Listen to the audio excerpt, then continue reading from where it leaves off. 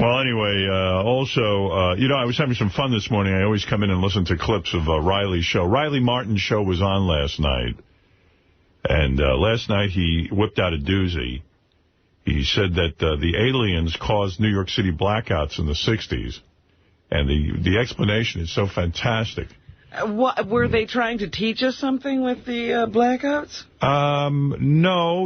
Well, why don't you listen to Riley? He'll explain it all. Riley, you say that you are convinced that these aliens mean us Earthlings no harm because if they wanted to, they could, you know, I guess, militarily take total control of this planet, and that they really haven't done so thus far.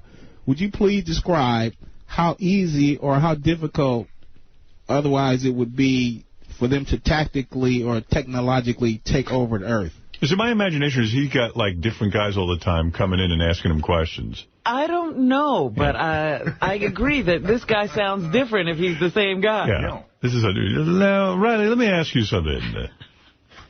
He always finds somebody. How does he find these people? You think there may be one or two people who are buying his BS. I like the format, though. I like that he has a guy there with him who, you know, kind of asks questions and moves things along. It's his show, but there's somebody there asking him the questions. Yeah, it's almost set up like an infomercial. Yeah. It's kind of cool, actually. I got to hand it to Riley. That's a good format. You know, there's a guy there who asks some very serious questions and takes them very seriously. Well, he knows no phone callers are going to be there, so he might as well set it up. Well, that guy's talking. Riley has time to piss in a bottle. Let me give you an example. In the early 60s, a Targisian ship had a came out of a quantum window and had a shaken fusion reaction core. They needed to offload a lot of electrons. And so instead of destroying the land or starting fires, they offloaded them into the high-tensity wires coming down from Canada into New York City. These high-tensity wires ran down the electromagnetic flux, knocked out the grids and the buffers and things like this, and blacked out New York City for a time. During the time that New York City was blacked out, over those many hours, people went totally ape-tookers, and crime went up, looting, anarchy, seem to have reigned somewhat supreme for a time. So, what if you knocked out the electricity around the planet? What if you wiped the memory of all of the computers? What if you disabled all of the satellites in communication? They wouldn't know where to deliver your lettuce, your foods, and things of this nature, and what have you. Thus, the planet would deteriorate, and we'd turn in on each other like ravenous dogs, and what have you, and they wouldn't even have to fire a shot initially in order to take over this planet. But they won't do that because it's against the celestial rules. Got you. Wow. See? But is there really a word, tinselty? A hot tinselty. What was he trying to say? High tensile? I think high tension wires. High tension wires. No, but there's a tensile. Is there? Which means high tension. But he was calling it tinselty. And I don't think the word is anarchy. It's anarchy. Anarchy. Anarchy. That's some sort of Italian dish. Anarchy. Made out of potato. So the temporary blackout that the Tarzicians made happen, is it against celestial rules? It's only if you have... No, that was because they had to do it. They had to offload. And they weren't hurting us. It was a momentary thing. But seeing the result, I guess they would never do that again. How come in every horseshit science fiction story, there's always some sort of rules that everyone abides by? Like celestial rules, yeah. You know, like the Prime Directive. Well, I guess... Otherwise, you'd have to say the aliens would come here and take us over because they're so much smarter. Yeah. But we do love our science fiction stories. I wish Gary Garver was on the phone. Hey, Gary, can you get Gary Garver on the phone? We're going to get him on right now. Get him on right now. Gary Garver up to? Well, because I'm thinking about science fiction, and this is so funny. We sent Gary Garver. He wants to plug that website is. He called the other day. He goes, my website's doing really well. I've got 2 subscribers. Oh, wow. He's got 2 subscribers. That's 2 more than we thought he'd get. Yeah, I was shocked. There's 2 people who are paying for that. Anyway, we sent Gary Garver to one of these Star Wars conventions, which I always think is fun. And it's great. Every guy like he interviews is wearing a mask. Let me see if I can find this. I don't even know where I put it. Hey, so, guy. Gary, preview page 1, and they're in orange. Why didn't I write that down? All right, so listen to this guy. You got him on the phone? I don't really need him on the phone, but I want to give him a plug. He's up. Oh, he is? All right. What line? 20? 20. Okay. Gary. Yes. Yeah, this is good. We were just talking about science fiction, and this kind of worked in nicely. Oh, the Star Wars? Yeah. Yeah, that was pretty wild. Unbelievable. Gary, you're pretty confrontational, actually, but it is kind of funny. So Gary goes to a Star Wars convention. He feels better about himself. These guys don't even take off their masks. They don't break character. They're so excited at the Star Wars convention. They don't even break character. They're all in their different outfits here. Check this out. Here's Gary talking to a guy wearing a helmet. It's funny. Hey, Matt. Hey, how you doing? Okay. Who are you? Gamorrean Guard. You're who? The Gamorrean Guard. The Gamorrean Guard? Yeah. How do you address the stereotype that all Star Wars fans are nerds? I can't hear you too good. How do you address the stereotype that all Star Wars fans are nerds? There's a lot of good fans out there. I enjoy them. They enjoy seeing figures. Have you ever picked up a chick by talking to her about Star Wars? Oh, yeah. Yeah, how many? I lost count. Yeah. And do you live with your mother still? No. All right. Thanks a lot, man. Yeah. How great is that? Oh, they hated me down there. Oh, they were pissed. Isn't that great? Oh, it's amazing. Right, here's another one. Gary almost gets in a fight with a guy. Takes offense at some of the questions. Who are you? I am Darth Nihilus. Do you still live at home with your mother? This guy doesn't have a mask, but he's taken on a character. He's Darth Nihilus. He's Darth Nihilus. Who's Darth Nihilus? He made that up, I'm sure. Is this kind of like Artie with Carlo? I mean, who is Darth Nihilus? I've seen all the Star Wars movies. Maybe, there's other books and cartoons. Maybe he's a character from there. Who are you? Darth Nihilus. You ever hear that come out of my mouth? One of the lesser Darths. Do you think he made that up like he's not Darth Vader, but he made up the name Nihilus? I'm hoping that's what's going on here. I'm Darth Nihilus. It's got to be a character. He was dressed up to the nines, too. I mean, this was the first guy I interviewed. And what did he look like? He was just Darth Nihilus. He had like a dark face with like red eyes or something. I don't know. Oh, maybe Darth Nihilus is that character. Remember when in the Star Wars there was a guy with like all kind of tiger paint on? Right. Did he have the tiger paint? Yeah, that's what he looked like. Oh, yeah, maybe he's that guy. all that. Yeah. Yes, I'm Darth Nihilus. Who are you? I am Darth Nihilus. Do you still live at home with your mother? No, do you? No, I don't. Oh, good. You kind of sound like you do. Really? Yeah. Do you feel gay for being so into Star Wars? No, do you? I'm not into Star Wars. Oh, that's too bad, then. Not really. Yeah. I wouldn't dress up like that, dude. Yeah, well, too bad. Is it? Yeah. Have you ever picked up a chick by talking to her about Star Wars? No. No? Have you? Have I? Yeah. Don't talk about it, dude. Okay. All right. You seem to be talking about it a lot today. Well, I'm asking people like you who are freaky looking. I see. Yeah. Why are you getting so offended, man? I'm not. When you act like an asshole, when people treat you like one, don't be surprised. Hey, what else you got to say to me? You're an asshole for fucking dressing like that. Jesus. Wow. Why are you being so mean to people? Well, it was the first one out of the gate. I mean, Yeah, but dude, you're confrontational. You're supposed to just be a reporter. First one out of the gate, you should be calm. Are you fucking out of your mind challenging Darth Nihilus to a fight? But I mean, why is he starting fights? I wasn't starting a fight. Okay, you ready? Darth Nihilus is a fictional character from the Star Wars expanded universe introduced in the video game Star Wars Knights of the Old Republic 2, The Sith Lords. If you were going to a convention, would you be a character from the video game? I'd be a character from the movie. No, that's showing that you're the true fan, because you're into everything.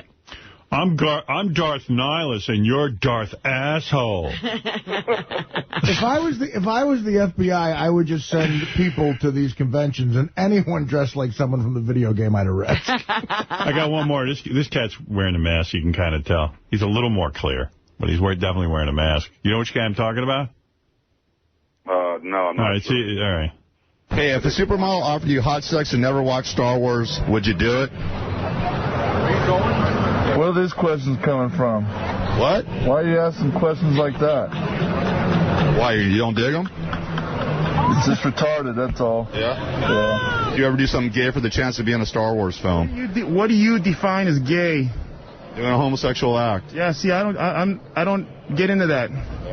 What's more important, George Lucas, the Pope, Jonas Salk, Gandhi, or Jesus? You know what? That's a loaded question. Have a nice day. Wow. Oh, yeah, I remember him now. What was he wearing? He was dressed as one of those, one of those, I forget. Like a soldier? Yeah, one of those soldiers. With a stormtrooper? A stormtrooper. Yeah. With the white helmet? Yeah, exactly. Yeah, the stormtroopers, yeah.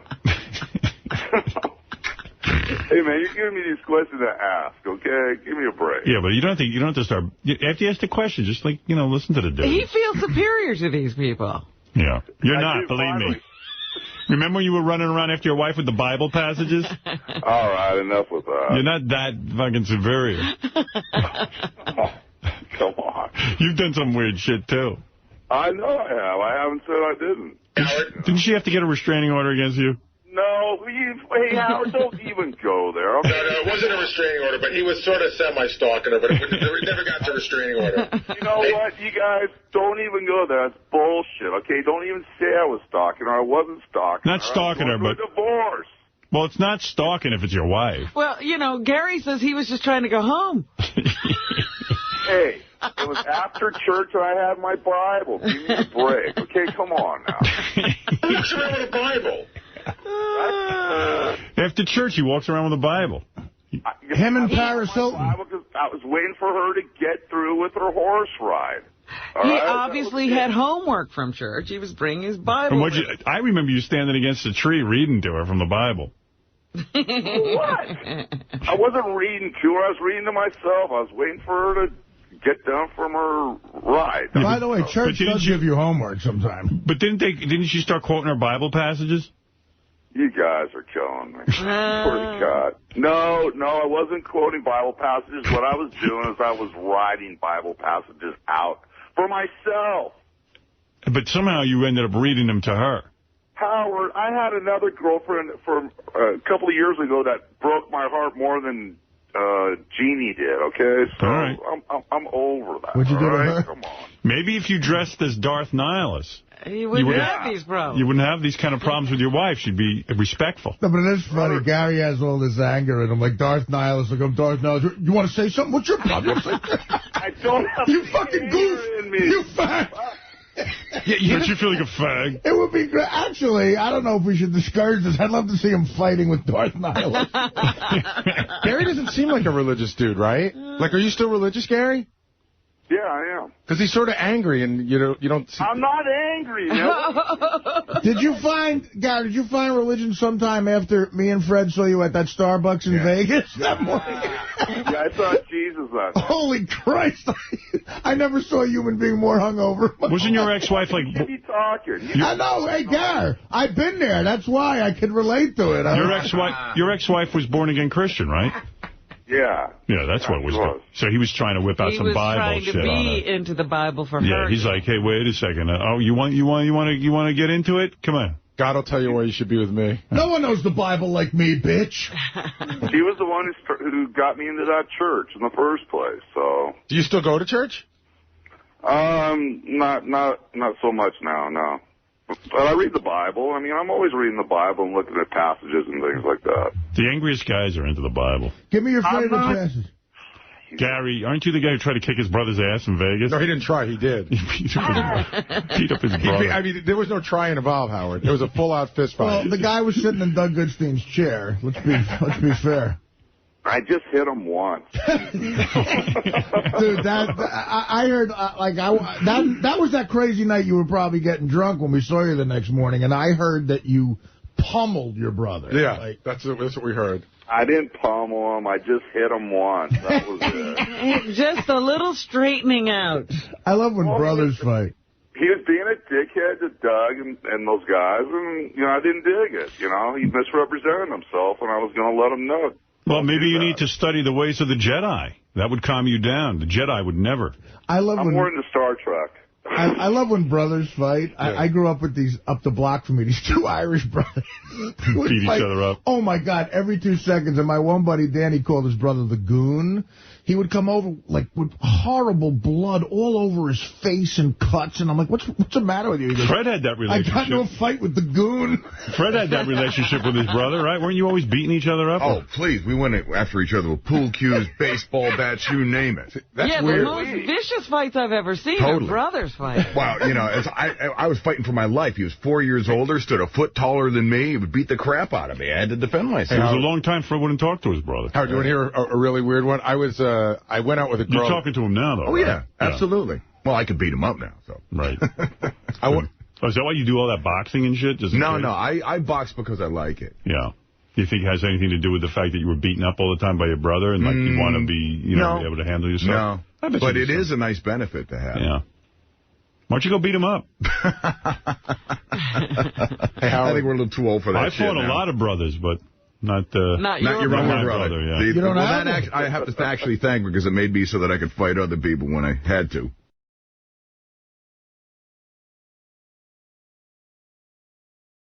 Wow. By the way, Riley will be our guest tomorrow here live in the studio. Isn't that right, Riley? Yeah. Yeah. Riley Martin is a host. They did a celebration of all of Riley's shows that I heard. I believe it was a 24-hour period, wasn't it, Riley? Otherwise. No, it was like 5 hours on Friday or something like that. Nonetheless. And it was a big hit. I listened for about a half hour or so. When you hear Riley back-to-back like that, you can't stop listening. It was a Riley fest, and it was great.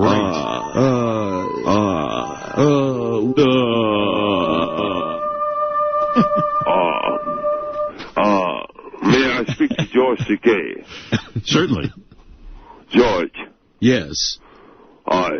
Wakarimasu, Kazu-san. もちろんわかります。日本語話しますが That's as far as I can. Heard every word out. Yeah, but I've always loved you. Well, thank you. It's mutual. And I feel for you because you're being subjected to the same kind of pranksterism that I am.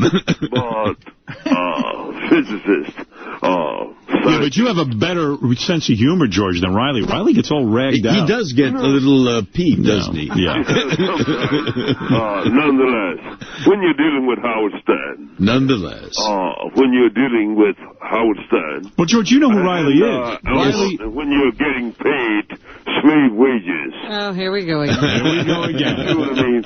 Otherwise, here we go again. With his $500 million, he's got to be the nicest man in Jewdom. You know what I mean? That's the capitalist system. It's really up to you to climb that ladder. Of course. It's going to be better. Of course nonetheless. Riley is a man who was captured by aliens at a very young... that so? No, I didn't know that. A number of abductions, yes. He was abducted many times. He was probed. He was... Didn't he go all around the universe to different planets and meet different kinds of... And did that happen in New York here? He met lizard people. Yeah. He was abducted from New York. He's got a line of bullshit like you never heard. Now, how did he get abducted and no one else saw that? Yeah, I've always loved Robin also. Nonetheless. He should have been a writer on Star Trek. He should have. No, he should not. On a boat, all I had to do was throw a watermelon overboard, and the bitch would drown with a teeth hung in it. No, we don't know what you're saying, Riley. What are you saying? What I'm saying is that I'm coming into the studio tomorrow. Tomorrow. You are? Yes. Yeah. Well, you'll meet George then. Yes. I'd like to meet you. I would be. It would be my honor. It would be mutual. All right. Well, we're looking forward to your appearance tomorrow, and Riley, can't wait to see you again. It's been too long. I cannot wait to see you again. I hope I don't have to walk back from New York. Look here. Wait a minute, Riley, you're not coming here without any money, are you? I make a request. Yeah. Okay. Artie will give you all the money you need. That's right. Artie's finance you home. Okay. I'm coming in, 8:30, 8:45, something like that. Yeah. Okay. When we come out of the studio, will you, with your $500 million ass, spring for a dinner for me and my guests? No. No. Why? Why should I? Why should you be inviting yourself as a guest to somebody else? You know, Riley, you're a weird guy. He's not even doing that. He's just saying pay for my dinner. Whatever. If you were paying me enough to pay rent... Riley, I'm going to explain this to you one last time. Sorry, bastard. Listen to me. Look at what we deal with. Riley, because Sirius pays me, whatever Sirius pays me has nothing to do with your situation. Why don't you take it out of your pocket? Why should I? I don't care what you make. Well... it really doesn't impact me at all. Peel off a couple of bills. Why? Why do I owe you any money? No, you don't owe me nothing. You're a capable man. Work. Peel off a couple of bills and do the right thing. Why? One time in your godforsaken... Why don't you do something for me? Why is the right thing giving Riley money? Do the right thing by giving Riley money. Bill sack ass. Don't you ever get tired of begging people for money? I don't No, beg apparently you for not. nothing, son. I don't beg you for nothing. Every minute you do. Riley, I'm going to explain to you. I withstand $100 dinner when I'm getting $47 a fucking month out of your cheap... Well, then don't work here. Why would you work here if you're so unhappy? Explain I that. did not say I was unhappy. I'm happy in my own world. Riley, listen to me. Listen to me. Regardless of you. And then, look here. Okay, now. Fuck you. All I'm saying is, very much. You're not listening to me. Quite a negotiator. You know what? You're not listening to me, and I'm trying to tell you something. Regardless of what I make in this, it's like if I walked around all day and I said, you know what? President Bush has $1 billion, therefore I should have $1 billion. You sound silly. I don't pay you for the last time. Go to Sirius and talk to them. If I had $1 billion, I would be a miserable urchin like you. All right. Riley, what you're not hearing is, because you don't listen, what I get paid for a living has zero impact on what you get paid. I don't pay you. Sirius pays you. I said to you, if you want to be on the channels, So you won't spring for a dinner? No, I'm not interested in buying you dinner. I don't want to buy you dinner. I don't want to be. I don't like every minute that you can. Every minute doing the right thing, doing the right thing. It breaks your heart that I have some popularity upon you. No, I'm thrilled that you have popularity. Do the right thing seems to be give Riley money. That's doing the right thing. I got nothing to do with your money.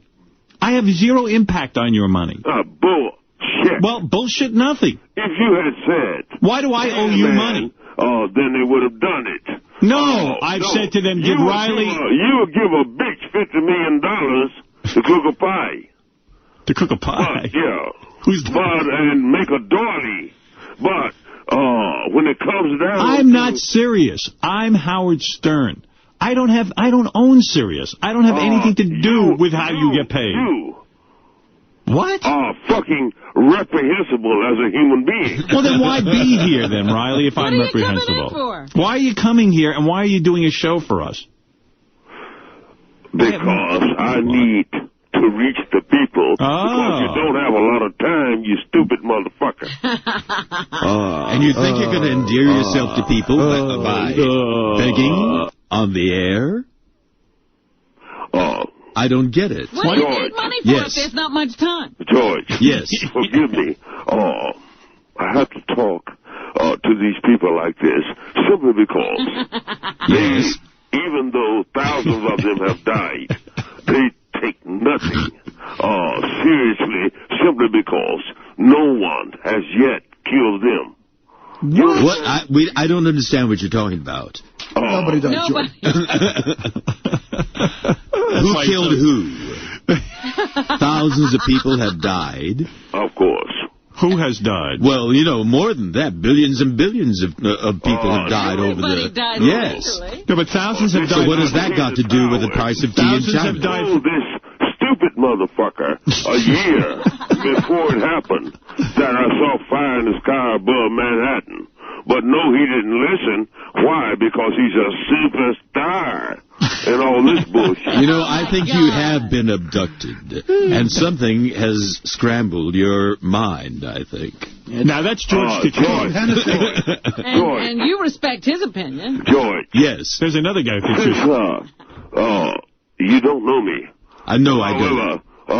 Nonetheless, since you made a movie and William Shatner with his itty-bitty penis probably fucked you in order for you to get the part. No. Now you have become so grievously biggie until you will insult Riley Martin. Oh, dear. Grievously insult you. Why should that be a grievous thing? Don't destroy. I have not insulted you. Two guys who speak weird. I'm listening intently. I can't wait for I don't even know what they're two saying alien anymore. creatures.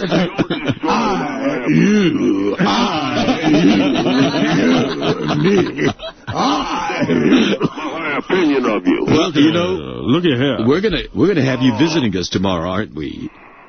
I don't know. Maybe he's not going to. Yes, there may be a change of thought. What do you think, Howard? Is the dinner thing a deal breaker with you, Riley? You're not going to come in tomorrow unless Howard buys you dinner? Well, no, he don't have to buy dinner. In fact, I can get a hot dog on the corner. That's fine. Which is all I can fucking afford on the salary I'm making. I don't even think you could afford a hot dog on the salary you're making. I wouldn't trust it either. Of course. And so this pleases you very much, doesn't it? Hot dog on it doesn't please me. I just think that, Riley, you're a guy who is on these you've managed to be on these channels. Okay. Manage my ass. And if I wasn't producing, I wouldn't be there. Who knows what you're producing? It's satellite. We have no clue what you're producing. We just think it's a funny show. And the fact of the matter is we're giving you an opportunity. After that, Sirius takes over and negotiates with people. I don't have anything to do with what they pay you. I don't have anything to do with what they pay Bubba the Love Sponge. I've said give Bubba as much money as you can give him. Have brains. You don't. But that's not, I don't hold that against you, son. How many beers have we had this morning? Yeah, that's a good question. Robin, how much collard greens have you eaten? How many? Answer my question and then I'll answer yours. I'll answer yours. Have you taken, bitch? Answer my question, then I'll answer yours. To get bulimic. You fucking travesty. I can't wait for tomorrow's appearance. There's too many. So pleasant. There's too many oxidants in collard greens. She doesn't need those anymore. Of course. Moreover. Yeah, of course. Nonetheless. If you throw the pig feet at the bitch, you jump over a boat. Right. You said that once with watermelon. No. With a pig feet and a watermelon, you will shoot to drown, you bitch. All I'm saying is that you people don't know what's coming down on your ass. But Riley, if something's coming, why do you need money?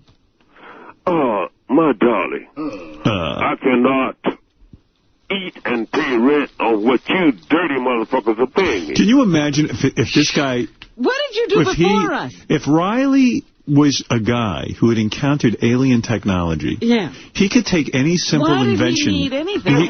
He should be a If I had the resources, I could run your house on $300. But Riley, you've had this information for years. They started abducting you when you were a child. I understand because you think you're immutable because you got some money. No, we don't. You won't listen to anything because you cannot see reason. Well, we're not saying reason. we're smart. You won't All right, listen, Riley, save some of this shit for tomorrow. Yeah, really. Yeah, save some of this for tomorrow. Too good. We'll look for... What I'm saying now is a speck of what may happen to your janky asses. All right, well, we look forward to speaking to you tomorrow. Riley Martin is a radio host here on Howard 101. He is a noted... Nut. And George, yes, you have broken my heart. Well, how's that? You're saying, well, there's a nigger. Who said that? I certainly did not. What? Did you call him a nigger? I did not. George, you did that. We have recordings of this. He is insignificant because I was on a paper and plastic piece of shit show for a long time. Therefore, I am greater than he. And you shouldn't think But you shouldn't say things that are unfactual. I did not say what you accuse me of saying. All I'm saying is that I've always had a very high opinion of you. Well, thank you very much. And what have I done to... in fact, I had a great love for you. And now you're going to say, should we invite him or not? Oh, I did not say that. You understand? Because you're buying into, look.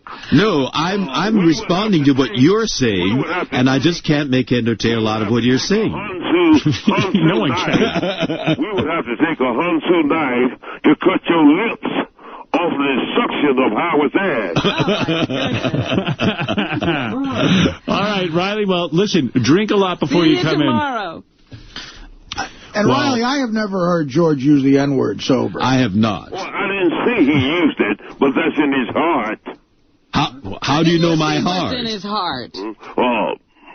Geez, unless some young black guy's banging you or something. You know, what you accuse me of, and of my heart, is the most despicable. Is that I spoke highly of you, and then you put me down. No. I'm trying to make some sense out of what you're saying, and I find it very difficult to get some rational... some scientific knowledge. What? Ask me any question you so desire tomorrow. And if I do not acquit myself well, then I am stupid. All right, well, that's a challenge. George, would you come up with a list of questions? I really didn't understand, because we were talking over each other. What did he say? I don't know. He said, blah, blah, blah, blah, blah, blah, blah. Moreover. Nonetheless. This is what he said. I really didn't understand you. What he said was this. I look like wagon. No, here's what he actually said. I played the wrong one. Here is what Riley said. I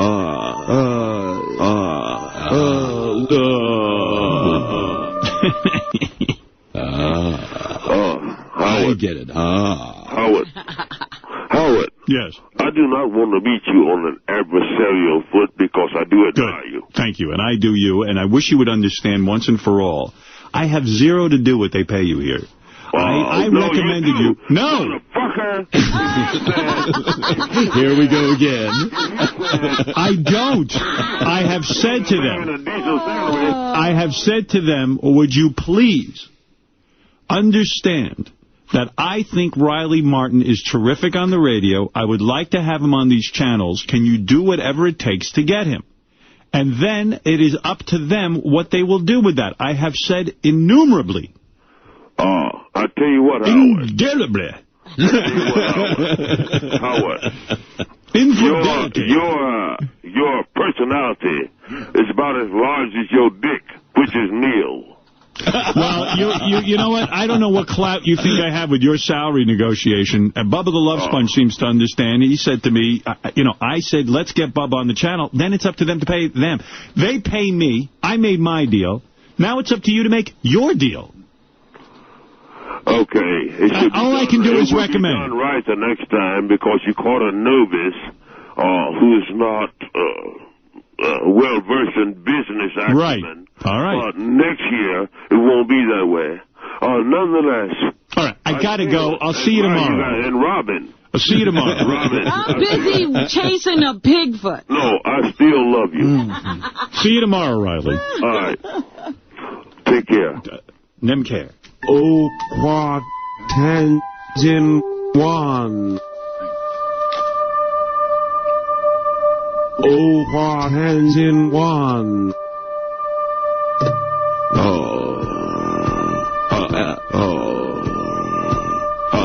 O quad tangent 1.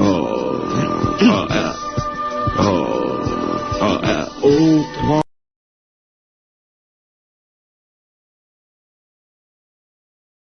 I got to take a little break. Riley Martin's going to stop by and visit us. He was a big fan of George's, but got angry with George yesterday. I know. Well, I hope I can make up with him.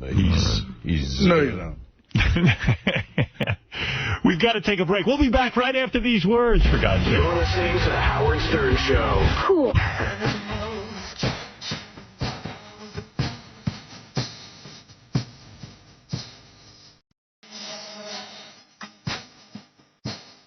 All right, Prince, thank you. George Takei, do you want to do an announce here? Or I'd be happy to. Here is our announcer, George Takei. Hello there, Satellite Radio Land. George Takei here. I have a weight loss tip for Artie. If you turn gay like me, your mouth would be full of penis all the time, and you won't have room for those cupcakes. Plus, sperm is low in carbohydrates.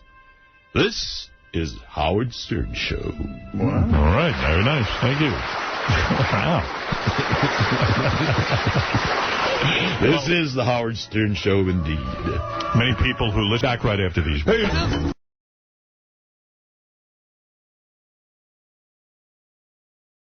Well, where to begin? I mean, there's so much to get to. Artie, of course, was on Conan. We're going to talk about that. We're going to talk about Rocklahoma.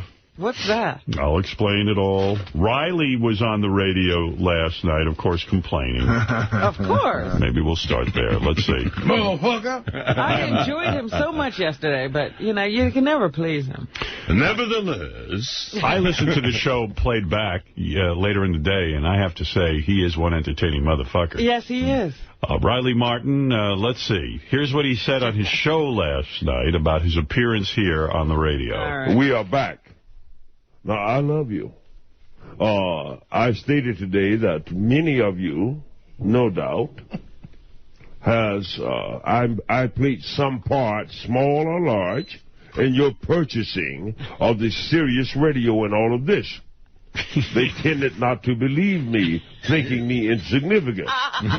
Nonetheless, I asked the listeners, I'm putting the word out now, before I leave this crazy group. I'm putting the word out. Send your emails in to let them know what Riley Martin means to you. Pro or con? You understand? Pro or con? Yeah, he wants them all. Forbid that I should bore you to distraction with my simple words. Welcome to the Riley Martin Show. Say hello, Iran. Hello. Hey, Riley, I forgive you for today, and I have to admit I had fun going into New York and messing around with those people, but I wanted to know, what is your general take on what happened today there? I think as far as rudimentary asinine radio goes, it was probably a classic. You understand? I really did have fun and everything like this. Right. So Howard said, I have told Sirius to give you a decent salary. Yeah, he said that. When he refused to buy me dinner when I called him yesterday. Yeah. You understand? Yeah. So therefore, he is blowing smoke up my chukas. You understand? Yeah. I'm supposed to buy that and stay broke and what have you. Nonetheless, I wish them well, and I do love those kids. Right. Well, there he is. He is too funny. I mean, he didn't get off it. You know, he could just do a whole hour of complaining. On his salary, yes. Yeah, because I would listen to that. This is Ryan from Missouri. You're on the Riley Martin Show. Hello, Ryan. Hey, Riley. How you doing, brother? Big fan. Thanks, man. Hey, I have two real quick questions. The second question is about technology of the aliens. But the first one is, I want to give you a comment on the way Howard pays Richard and Sal. You know, he helped negotiate those contracts. I don't care what anybody says. Those guys are assholes, and they did not negotiate with Sirius on their own. Howard was in there helping them out, and I find you much more entertaining than those dumbasses. And I just want to... This kid really knows how to get Riley going. Oh, he's gotten right there, to the spot. Of course. I tell you that if Sirius would not hire them on their own, Howard brought them to them, and I think that you deserve the same rights that those two assholes get. Well, of course. If you'll notice. Yes, sir. Go ahead. If you'll notice, this morning he was saying, I told them to give you a decent salary. Yeah, he said that. And then I said, Howard, you are Sirius Radio. That's right. Yeah, without you, it would be a mud-sucking, backwater, mediocre popcorn situation. You understand? Therefore, if you really said pay Riley, they would do it. Therefore, I'm not buying it. You understand? Right. He's great. He's the best. I love him. You got to listen to him. He is amazing. Mediocre popcorn. He's fun. Matt, you're on the air in Haverhill, Massachusetts. Oquat Tangent 1. Oquat Tangent 1. Lawajan Sayawan. Oquat Tangent 1. Akeem Olajuwon. Olajuwon. What is all this? Oni Sayawan. That is his talk that he learned, alien talk. I see. I want money, motherfucker. Exactly, Fred. I thought it sounded familiar. It's Bayavian. Bayavian. You've probably heard some of that on Star Trek. It's gibberish. Yeah, it's gibberish. Did you ever visit the planet Biave on Star Trek? No, we didn't visit that. But the planet bullshit. I thought it sounded like Native American language. I had to memorize a phrase. It goes like this. Yohei, yohei, mitakula na humpu, omnichi ni chopi. That's Japanese. No. I think Riley would understand what that means. We'll ask him. You think he's speaking Indian? Well, Matt, I take it you're a Riley fan. Oh, I wish he was on earlier than 12. I could listen to that guy for hours. Like, that marathon's the greatest thing. Yeah, it is. Yeah, well, I know they repeat the show earlier, according to Tim Sabian. On Sundays, I think. No, Saturday, I think it's at 7 o'clock. Right. More Riley, more Eric the Midget. And can I make a request? Could you play that guy that was calling about Oprah Winfrey, you know, the Oprah Winfrey Negro woman from the South? Yeah, we can. Play that tape at some point. All right, we will play that. Yeah, where is that guy? The whole tape. Thank you. That original whole tape when we first got that was hilarious. We played that like crazy. Yeah, we should probably bring that out of the... Winfrey Negro woman from the South. Ron, go ahead. You're on the air in Sacramento. Good morning, Howard. Morning. I've got to know where George slept last night. Good question. George, what happened last night with Brad, your lover of 20-something years? Well, a lot of time. You know, it's amazing what 24 hours can do. After the show, I went back and I asked him, were you listening? He said he was not. But I told him what you said at the end of the show. Yes. And I also said to him, Brad, you know I love you. And you know that I love the fact that you're upset, because that means that you care. Right. And he grabbed melted, me, yeah. and he kissed me on the lips. And last night, all right, and then we went for a long, sweaty walk through Central Park.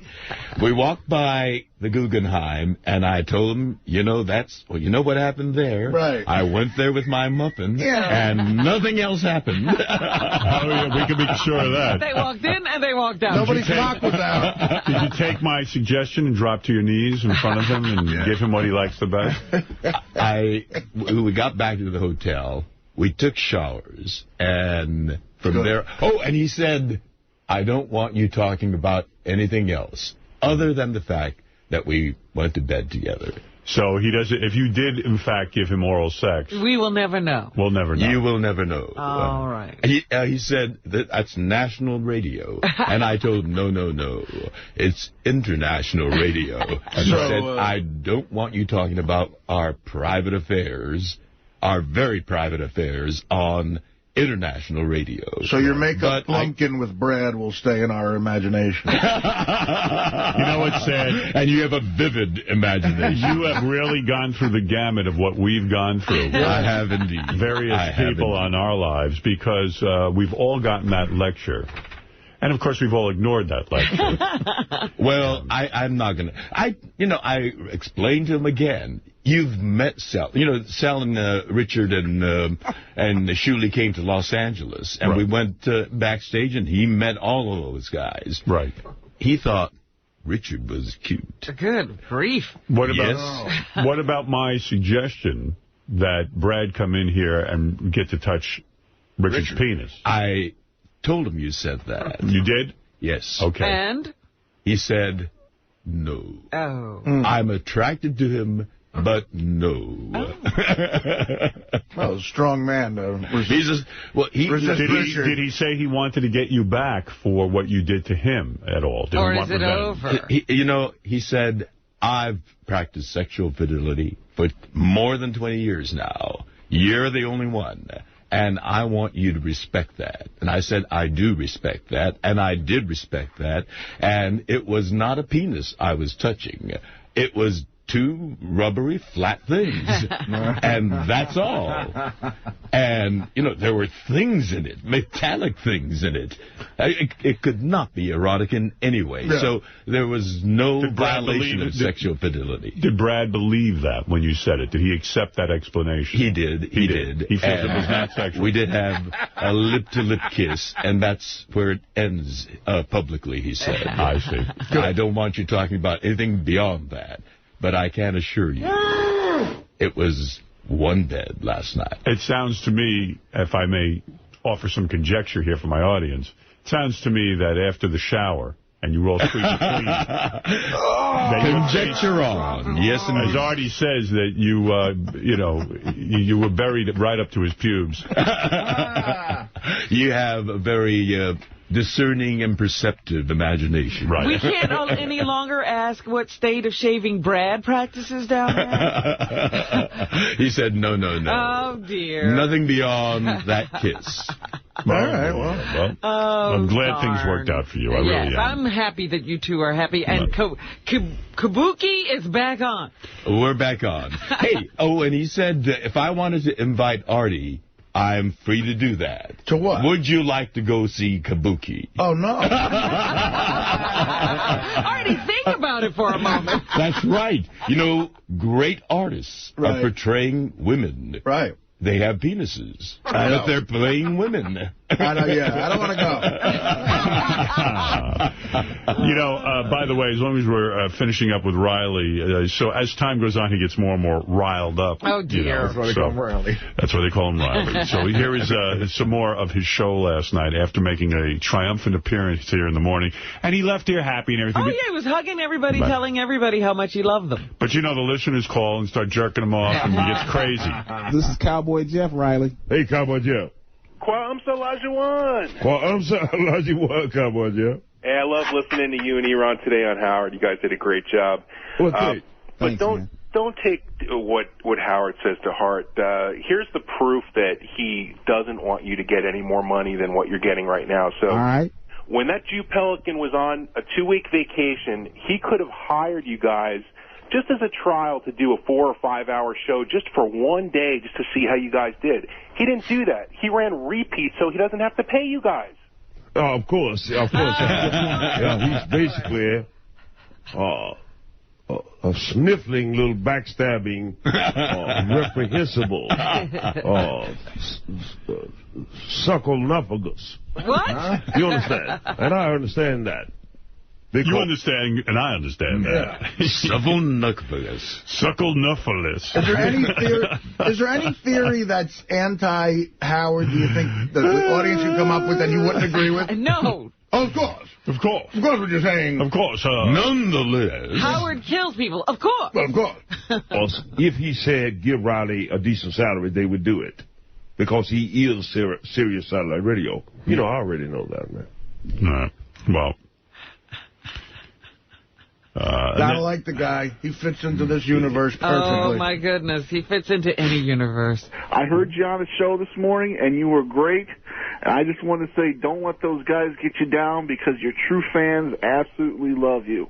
People like me and that bong-head guy who call in, we can't get enough of you, man. We wish we could hear you all day long. Well, thank you, Rob. I mean, it would be nice if they would give me like an extra hour a week and what have you, instead of shocking somebody's balls for 5 hours. You see what I'm talking about? Yeah, especially we're on vacation for 2 weeks. Why can't you fill in? Right. I mean, I wish I had a job like that. I'd rush up in there and work really hard for 3 days, take 2 week vacation. Right. You know what I mean? Then I come back and work real hard again about 3 days and take 2 week vacation. Yeah, it's like Arbor Day comes around, they got to take a week off. Yeah, and rerun puke shit, excuse my language, forever instead of putting Ryder Martin on. Wow. I think that Riley himself as an entertainer is perfect, but his subject matter might get a little tired. So yeah, that's my fear. That's the problem. What he likes to talk about, I wouldn't put on 5 days a week. Yeah, I mean, he got into his usual bullshit, where aliens split the continents. That was his big thing last night. So here's a little of that. Riley, I wanted to ask if the Biavians had any influence on the continents we now know today, maybe by cutting into Pangea at all.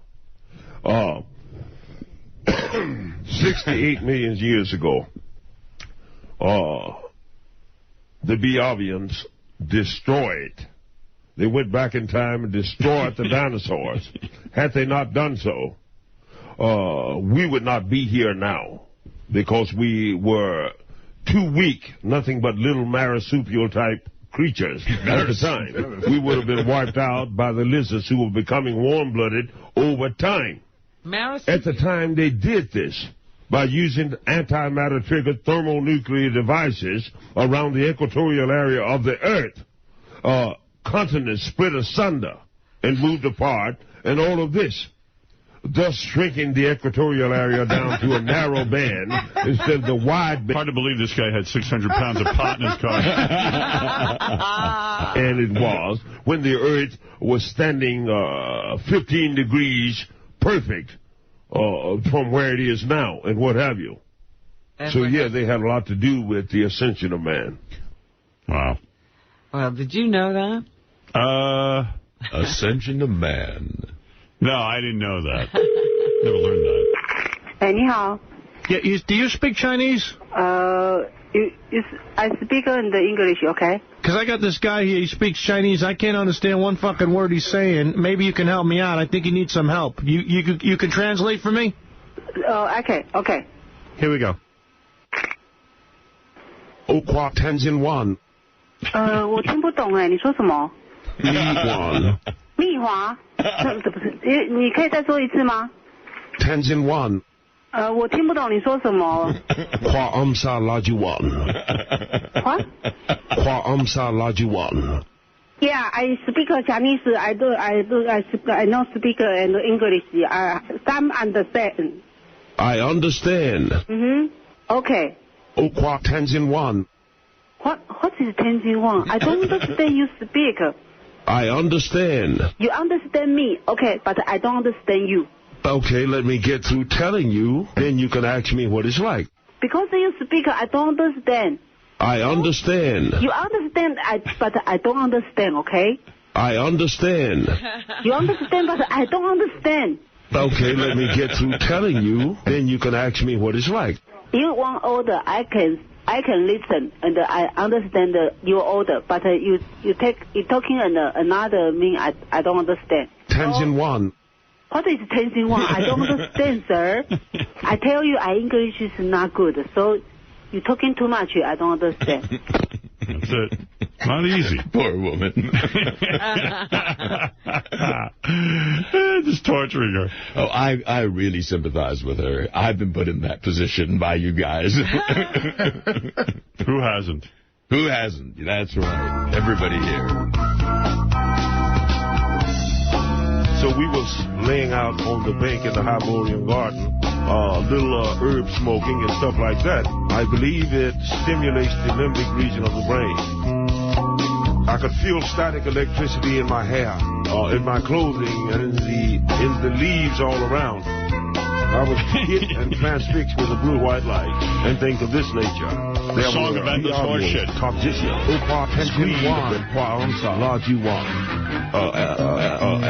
Only say one. Opa pension one. Only say one. Wow. Howard. Yes. Hey, also, your memory lane, Jason and Will did an awesome job on that. There was a lesbian dial-a-date. That was the hottest segment. Is that right? It went on for about 45 minutes. I don't know what year it was from, but damn, it was hot. All right, good. I'm glad you enjoyed it. Thank you. Thank you. Yes, Riley Martin is still angry at George Takei. What is it, Riley? Hey, this is bullshit, man. What is that? You fucking dork. And I have to listen to you motherfuckers around the clock 24 hours a day talking about somebody getting his ass licked, and that's all I've got to listen to. But you got no goddamn open air time to give me more time on radio. Riley, do you ever get unriled? I mean, you're... Jesus. You wake up this way. Now, if you cannot understand this, George, if you still think that I will work for starvation, nigger wages, while getting 20,000 calls a goddamn hour, then you are rudely mistaken. George, talk to this man. Take my chances on making it elsewhere. George. Yes. Please. Riley? Hello? Well, I tell you what. Yes. Riley, this is George Takei. Comes from. Riley? Yeah. This is George Takei. You fucking dork. Well, you know, we love you. Fuck you. You know, hatred is not going to do anything. That's bullshit. Oh, really? This is bullshit. Why? Fuck you. No, you know, your listeners love you. That's why they call in.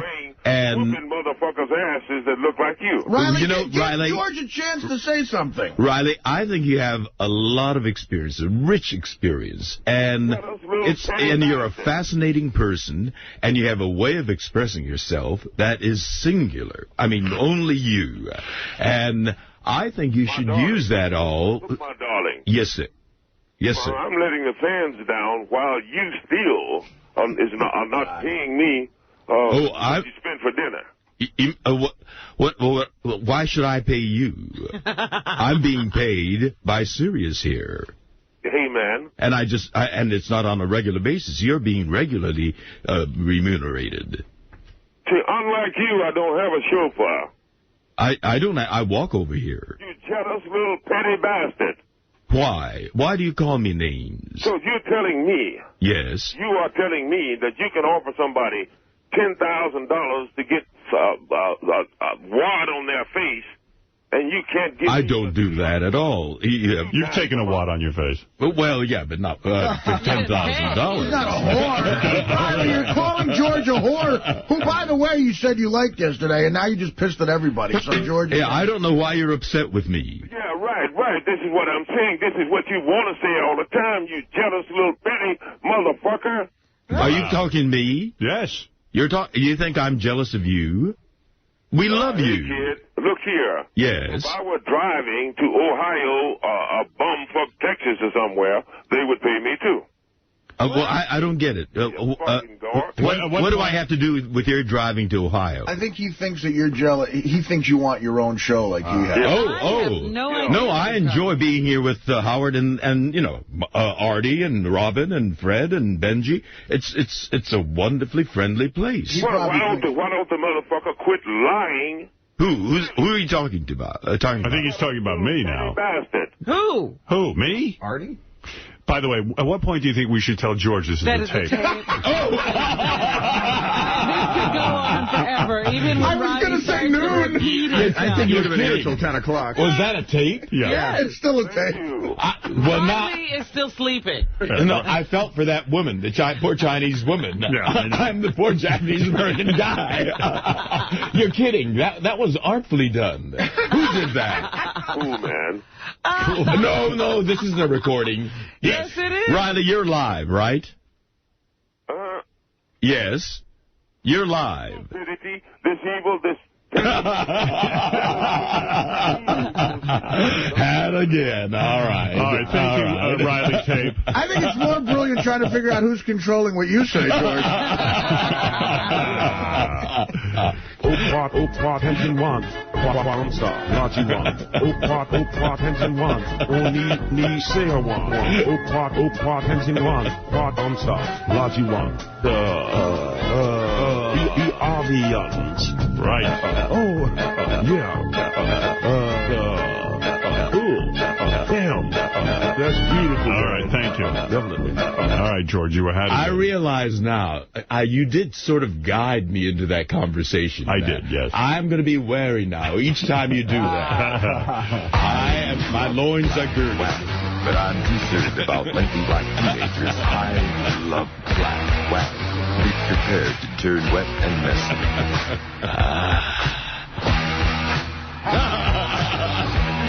$10,000. Very good.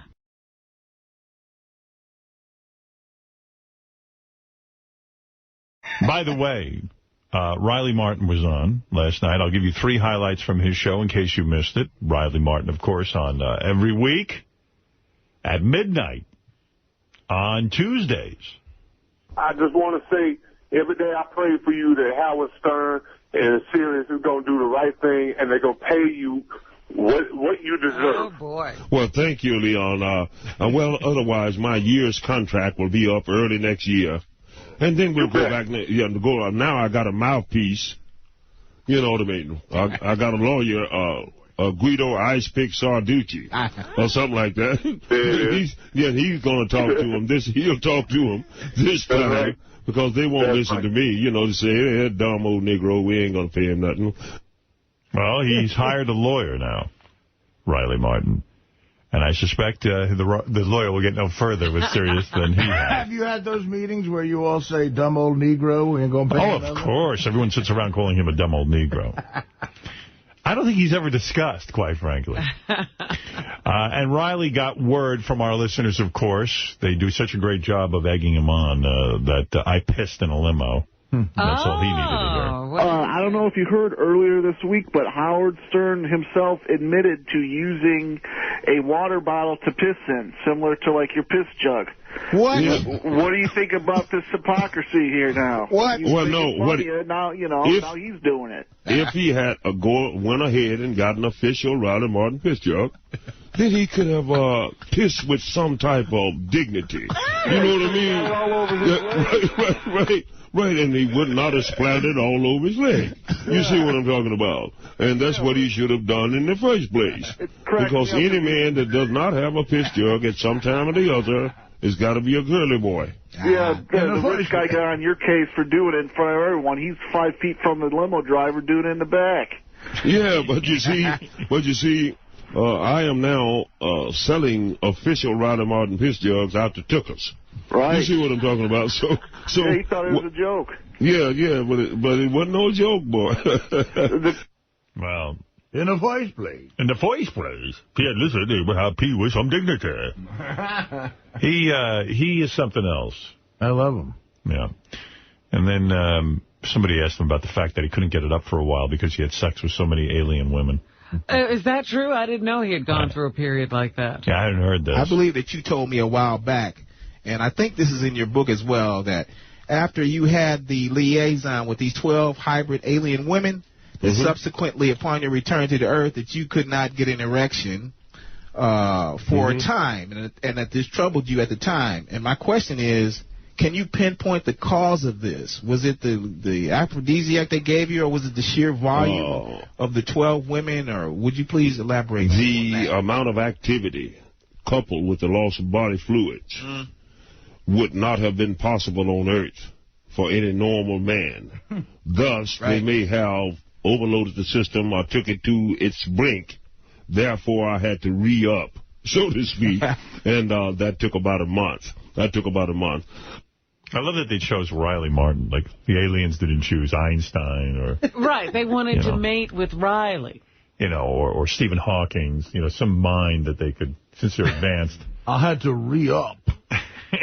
Well, that's always my question to him, is if they really were interested in getting this message out of the destruction of the Earth, they see Riley can't carry the message. Why wouldn't they go to somebody else? Yeah, like choose someone with a little more credibility.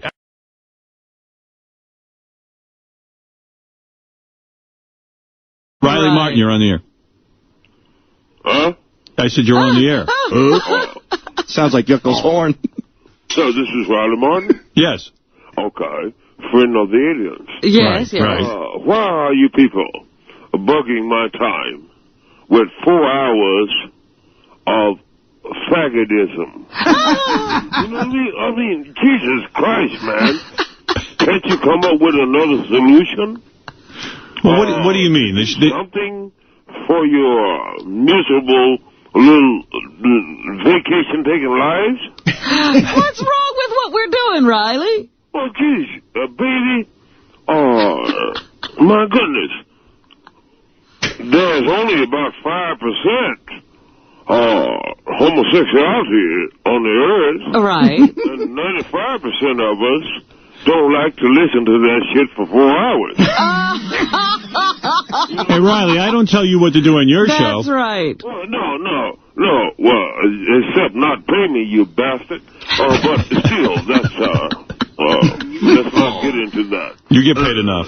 Yeah, right. What I'm saying is that, gentlemen, can you not keep your dick in your pants, quit flashing it in the park at little kids and stuff? Oh, kids.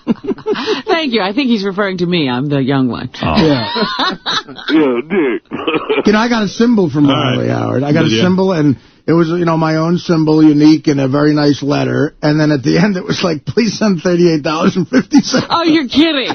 Yeah, well, and I as a donation. I sent you send him a check? I did, yeah. You know what? It's funny. There's a guy in the building. Artie. May you be blessed. Right. May you and your loved ones be blessed. Thank you. Yeah. All I know is there's some guy that Riley met here when he was up here, and they gave him one of those bracelets or with headbands. Yeah. And the guy claims his wife was cured of arthritis or something. Really? Yeah, that's what he's claiming. Are you serious? I was going to talk to that guy. Well, yeah, I was going to bring him up here, but it wasn't like it was just kind of matter of fact. He says his wife doesn't have any pain anymore. Maybe we should talk to his wife. Riley, I am cherishing the symbol. Whereupon, if you do what you do out of love, out of care, then your will shall be done. So, Riley, you've healed other people. My goodness, my darling. You said that I looked old. However, if you came over here and took your clothes off, I'll give you wet fur. Yeah. What fur? Go, Riley. Yes, Sal. Yeah, there you go. All right. Hey, thanks, Riley. And by the way, Riley's radio show is every Thursday night at midnight. Tuesday night, man. Oh, Why sorry. do you have Thursday down? I don't know. Okay, why don't you fake that off and lead people in the wrong direction, motherfucker? Thursday night's the shows that we pay people for. Tuesday's the free night. Hey, Riley, how's your son, the masseuse, doing? Oh, he's fine. Now, I know you need money and stuff. Would it be okay if he came in and massaged me and Richard? I mean, we'd give you some money. Yeah, he'd come in and massage you. However, don't be grabbing on his penis because it's big, almost as big as mine. You know what I mean? Good news. Yeah, right. How big is your penis, Riley? My penis is quite extraordinary, Howard. However, Beth will tell you. Getting dirty now. Why you got to do that? Where's the beef like that? And you hunching small shorty. You're getting dirty you know now. what? You know what, Riley? If I said that... if you didn't have some money, you'd be deep six, you motherfucker. If I said that about your wife, that she knows about my dick, you would fucking be crazy. Yeah. If you if you did a hunch on my wife, she'd come back laughing. Motherfucker. You know, if I said, you'll ask your wife. Doing the dozens. Ask your wife about my cock, you get all freaked out. Playing the dozens. No, really. I guarantee you, if I fuck your wife, I'll fuck her better than you do. If you gotta send to tap her, then she'd come back laughing and say, oh my God, how little can it be? You know what I mean? But I'm not holding it against you, kid. You're a $1 billion Jew. All right, Riley. And, that's commendable. All right. Well, Riley, how big is your wife's pussy? Let's get down to that. Yeah. Oh, no. It's, it squeezes up tightly. It's like a pink baseball glove? Oh, squeezes up tightly. All right, Riley, listen, we're all going to be listening. Yeah, right. Look, you said on the air, give Riley a raise. I ain't got no raise. Well, they don't listen to me. Well, I guess he was talking about the next contract, Riley. Next contract. Fucking freaking you motherfucker. Riley, does your wife toss your salad? Huh? Does your wife toss your salad? Does she lick your asshole? No, but your mother did.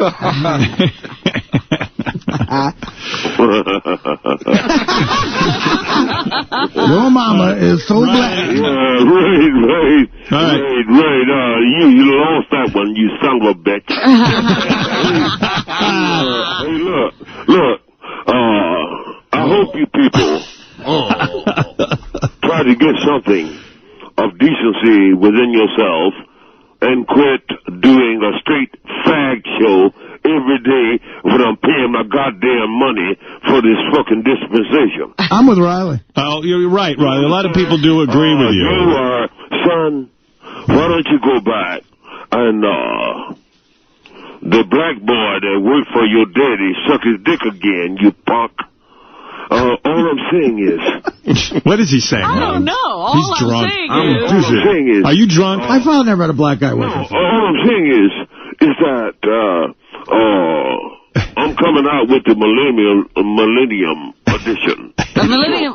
That happened already. I may come back to your doomed ass city for a short period of time. To do it again. But, Robin, yes, don't you buy into all of this mishmash. I thought you loved me. I do love you. Yeah, well, okay. Don't kowtow and bojangle to Howard's every wish. What are you talking about now? He's a fucking $1 billion loser. He can't tell if nobody loves him except to get his money with his little dick ass. Oh, gee. Wow, aren't we bitter He today? really is. That's all coming out here. Yeah. I mean, what's... Yeah, that's what I'm saying. No, Artie is a man of principle. Artie's a man of principle. Yes. Oh, because he sent you the $38. Yeah. And a generous man. I have seen him help people. Howard don't help nobody. You don't know what Howard does. Well, Howard helped me. Yeah, Howard helps a lot of people, and you don't know everything. I wouldn't be able to help anybody who wasn't for Howard. I have no record Well, of he it. doesn't have to register his good works with you. I don't have to go on the air and tell people what I give money to. Yeah, Riley's saying he has no record, like you have to register with him. Well, Riley, you can make the argument. It's why? Because the people in the sky is not satisfied with his prerogative. Oh, really? Riley, you can make the argument that Riley, it's actually classier not to tell anyone. You could get up this morning. You could get up and lie on me and then say he gonna give me money and give me shit and all this type of stuff. And try to say that he's my friend when perhaps he is not, and all this. I'm going to do you a favor. Well, I'm prepared to do a favor for you. Even though I love him. Wait a minute. Who's your best friend, Riley? Artie. Sent him $38. Who's your very best friend? R2-D2's your best friend? R2-D2 is my best friend. If Artie wants his money back, he can get it. I don't want my money back. But who is your best friend? Jabba is my bird whom I hate. My bird who has a hit on me. Oh, I can't even I'm going to do you a favor. My bird whom I hate. I'm going to do you a favor. I'm going to release you from your radio show. Some kind of poet. That way, you don't have to be tortured anymore. And you can go out and get a real job and really wake up every... Okay, motherfucker, release me. You're released. You're released. You're done. You understand? You don't have to do it anymore. Then see where your stock goes, you punk. Can't get any lower. Right. Where's it going to go? Where's it going to go? Riley, if you don't want to do the radio show, don't do it. You are not It's torturing you. It's torturing you. And it's ruining your friendship. That's you right. You are not a man of honor. You said, give this man a raise. That's right, and they didn't listen to me. I told you. You are serious. I'm very serious. Now he's saying you are serious. Serious radio. I am, huh? You mean you think I own it, huh? I own Sirius? You think I own Sirius? Is that what you're thinking? Without you, it don't work. Well, okay, so what do you want from me? I don't own it. I can't sit and tell Mel Karmazin to give you a raise. I have. He doesn't have to listen. I would help the motherfucker to get this thing he's trying to do through if he were a decent human being. You could help with the merger? He can't even help himself. He can't get a salary here. No, you don't even know who I know, bitch. But, Riley, then why are you always begging if you are so powerful? Riley, how would you get the merger through if you decided to help Sirius? Maybe if they knew your plan, they would respond with a raise. Would you testify to Congress? What would you do? I know people. Who do you know? Who do you know? Do you know Carl? People that you would never know. George Bush? Lou motherfucking Dobbs. Yeah, right. People that, people who smoke 5 cigarettes in a row. People who used to buy pot. Who do you think sells them the tobacco? What did you just say? Who do you know? People who would still be rendering Jews into dust if they could. And all this shit. But they are not my assignation. What? They are not my loved ones. I look to you motherfuckers to do the right thing. All right, here's the right thing. You don't have to show up for work here anymore. You can go get a real good job where they're going to pay you a lot of money. And you'll be appreciated. And you'll be appreciated. You can go find that job. So, you're free to go find it. Okay. Is that what you want? Are you saying that I'm fired? No, I'm saying if you don't want to do the job anymore, you don't have to do it. What do you mean? I didn't want to do the job. I didn't say I didn't want to do the job because I need to talk to the people as well. Now, you say that you are so chicken shit until you are jealous and petty, little punk, suck-ass motherfucker that is going to say, Riley, you fired. He didn't say you were fired. Legally, motherfucker. I didn't say you were fired. I said you don't have to do it anymore if you don't want to. You're free to do whatever you want. I don't understand that. But look, listen to me.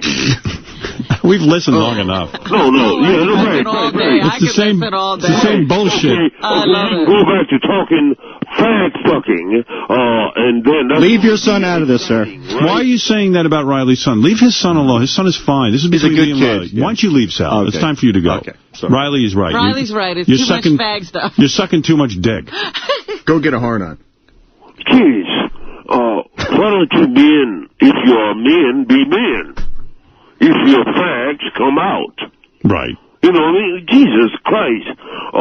You are wasting my valuable fucking time, and I'm burning up electrons listening to your stupid ass. Electrons. Look, Riley, you know what I mean? You know I care for you. Okay, Howard, since the first time I met you, I did love you. Always. You know what I mean? Yeah. As you say, you threw my symbols away, which is a blasphemy. I threw them right in the garbage. He drew these cartoons, and I threw them right in the garbage. Tell Artie to throw his away and get his money back. Oh, I framed mine. I'm holding mine in great honor. Yes, and esteem in my office. I threw mine out. Right. Hey, man, and there may be many blessings to you. Hey, Riley, guess what? I'm really, Riley, I'm really scared because when the aliens come, I threw out my symbols. I won't get to go on the mothership. Well, no. There's a place that you may be destined for. It's called Auschwitz. You see, everything's got to get anti-Semitic with you. Yeah, well, all I'm saying is, you're fucked up, man. Gotten so big until you cannot treat a decent man right. Your symbol is right next to my poster of Brian Trottier. Hey, Riley, I hope you'll send me another symbol because I'm afraid I won't get on the mothership. No, you can't get another one. Please. First one's away. Please. That means that you do not have any... When exactly can we turn these in for... Riley, please. I don't want to be left on Earth when the mothership comes. I would like to know when I'll be able to use my symbol. Matter of fact, fuck the end of the world. Can I get on the mothership now? If you were bona fide, they couldn't get the symbol from you with a fucking gun. So you're telling me you threw it away? I threw it. I threw it out the second you gave it to me. As soon as you left the studio, I put it right in the garbage. Did Beth throw hers away? I would probably guess so. Yes. Howard threw hers out for her. You're going to lie on her? I did a favor and threw it out for her. You're going to lie on her? I'm not lying on her. You're a piteous wretch of a man. Well, hey, think what you want. All I know is what you say. I threw it out. I threw those symbols right out. Some love in the world, and you motherfuckers... I threw them out. ...think that you got enough money... I think they're bullshit. When will I be able to use it? I've been hanging on and hanging on. I still haven't found it. Robin has hers. Oh, Robin threw hers out, too. She said to me, what is this bullshit? What if I shut your fucking city down again? Go ahead. Go ahead. Do it right now. Give me 12 hours. Okay. 12 hours? 7 p.m. All right, listen to me, Riley. We're going to listen to you tonight at midnight. That's the point. Riley is on the air. He will spin his story of alien woe. He has a message. He has a message for all of the world to hear. It's a very important message. Look, I love you motherfuckers. No, you don't. Yes, I do. No, you're an angry, bitter man who's got a, you're a reasonable guy, but you never really put anything together. You blame everyone for all your misfortune. Look. You know nothing on the mothership, apparently. Go broke. I'm asking you to make sure I don't starve. Listen, brother, I told you. I've said to them, I got to go. Hey, listen, Riley, tonight it's midnight. Yeah. All right. Well, listen in, okay? Hey, take care. Take care. God bless you all. God bless you, Riley. Mm-hmm. Sounds like he'll be in rare form tonight. Yeah, right. Robin, come over here. Yeah. I'll squeeze up on you, and I guarantee you will get foot fur. Right. Well, Riley's all man. I'll give you that. He is. All right. You can't take that away from him. All right, Riley, thank you. All right. All right, there he is. The great Riley Martin. He is a radio host here at Howard 101 at midnight. If you listen, you will learn. Something. What it is, I don't know. Yes, Jessica Hahn, what can I do for you? God, he's so precious.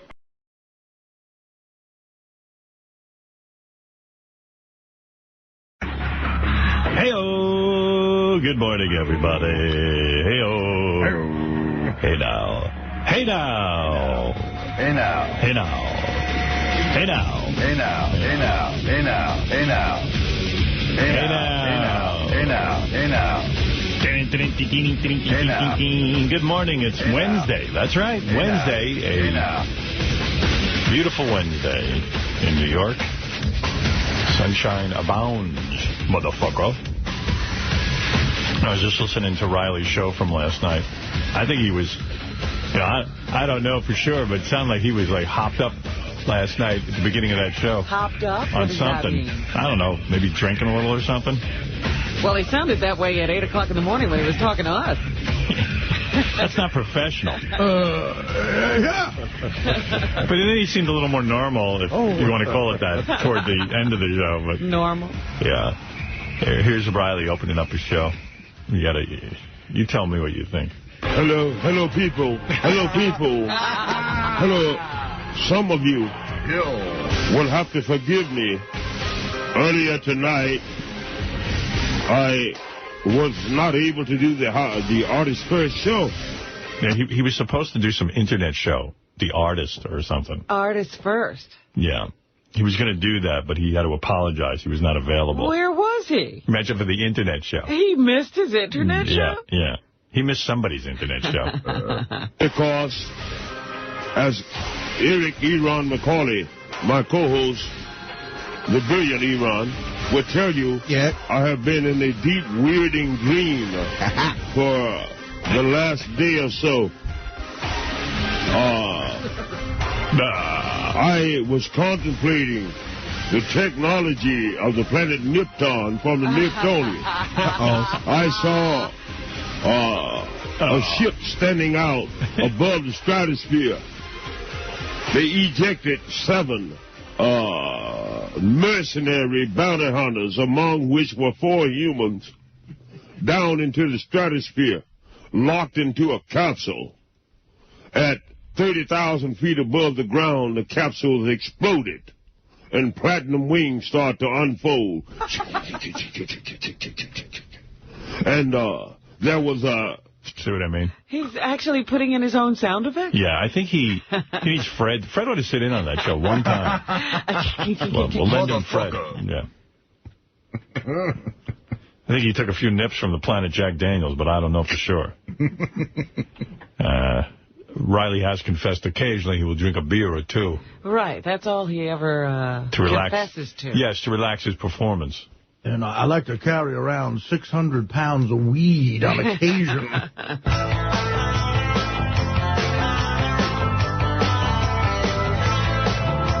I heard a voice say, "Over Tangent 1."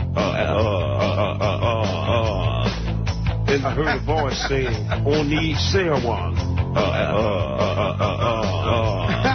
I was hit and transfixed with a blue-white light. We left the planet Earth, and they took me to their mothership. The toxicians are obviously reptilian and delusional. You see what I mean? Yeah. You know what I mean. Dan, the Song Party Man, checking in with yet another big hit from Riley. Yeah, I don't know. He sounded a little... He was like shot out of a cannon. I like it when he's all feisty. Yeah. Yeah, you'll like this.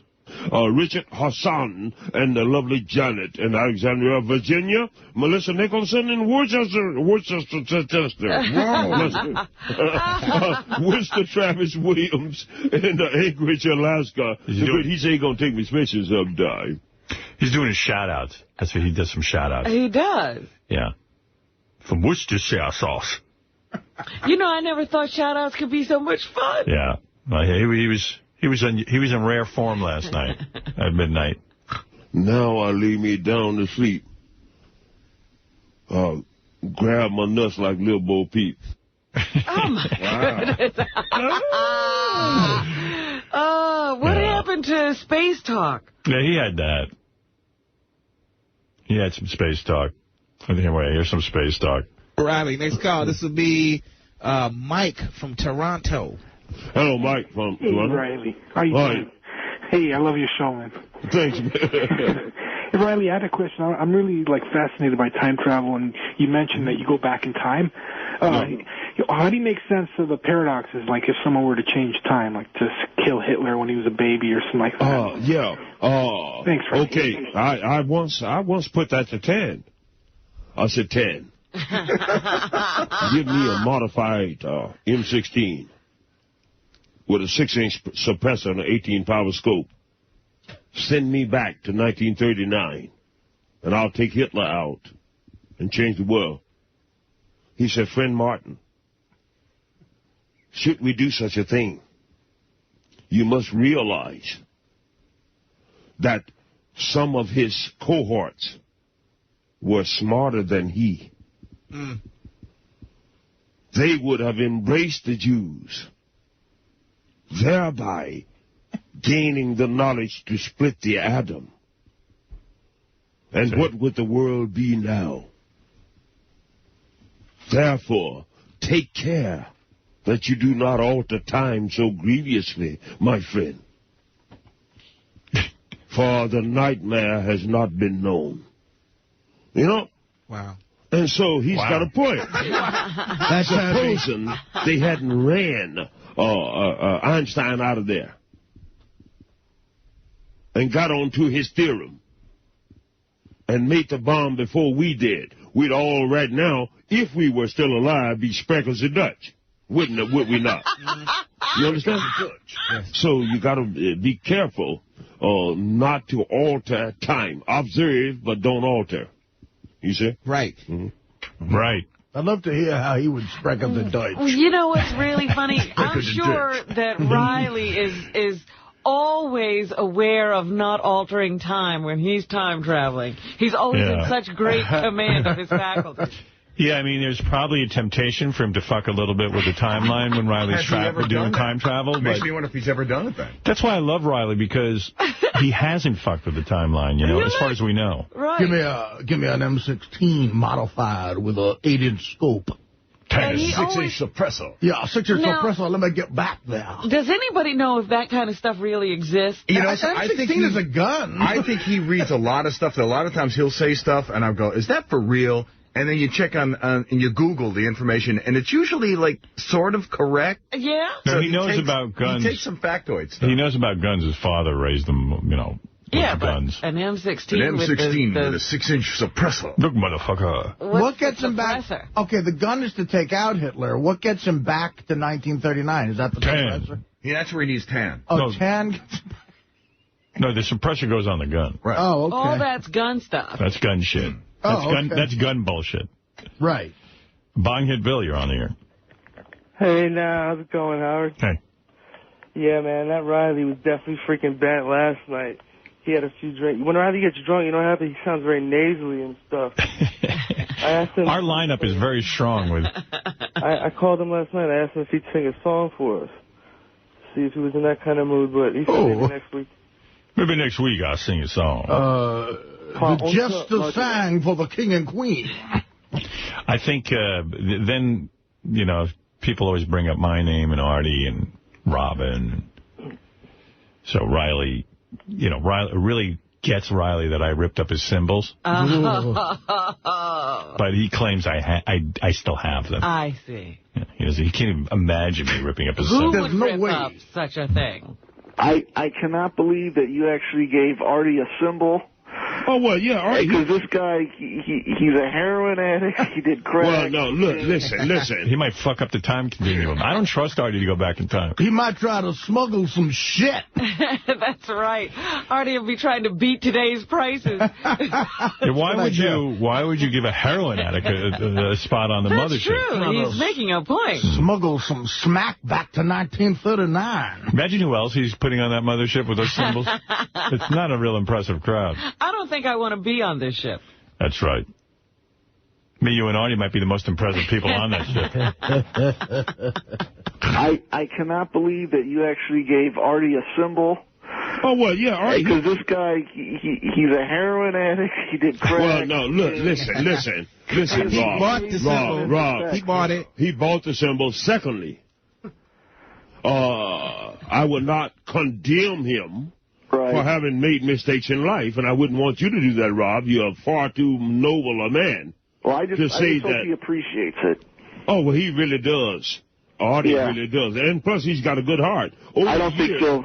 I don't think he's going to throw it out like Howard and Robin, you know. No, they didn't throw theirs out either. But over the years, I have seen him actually take money out of his pocket to help people.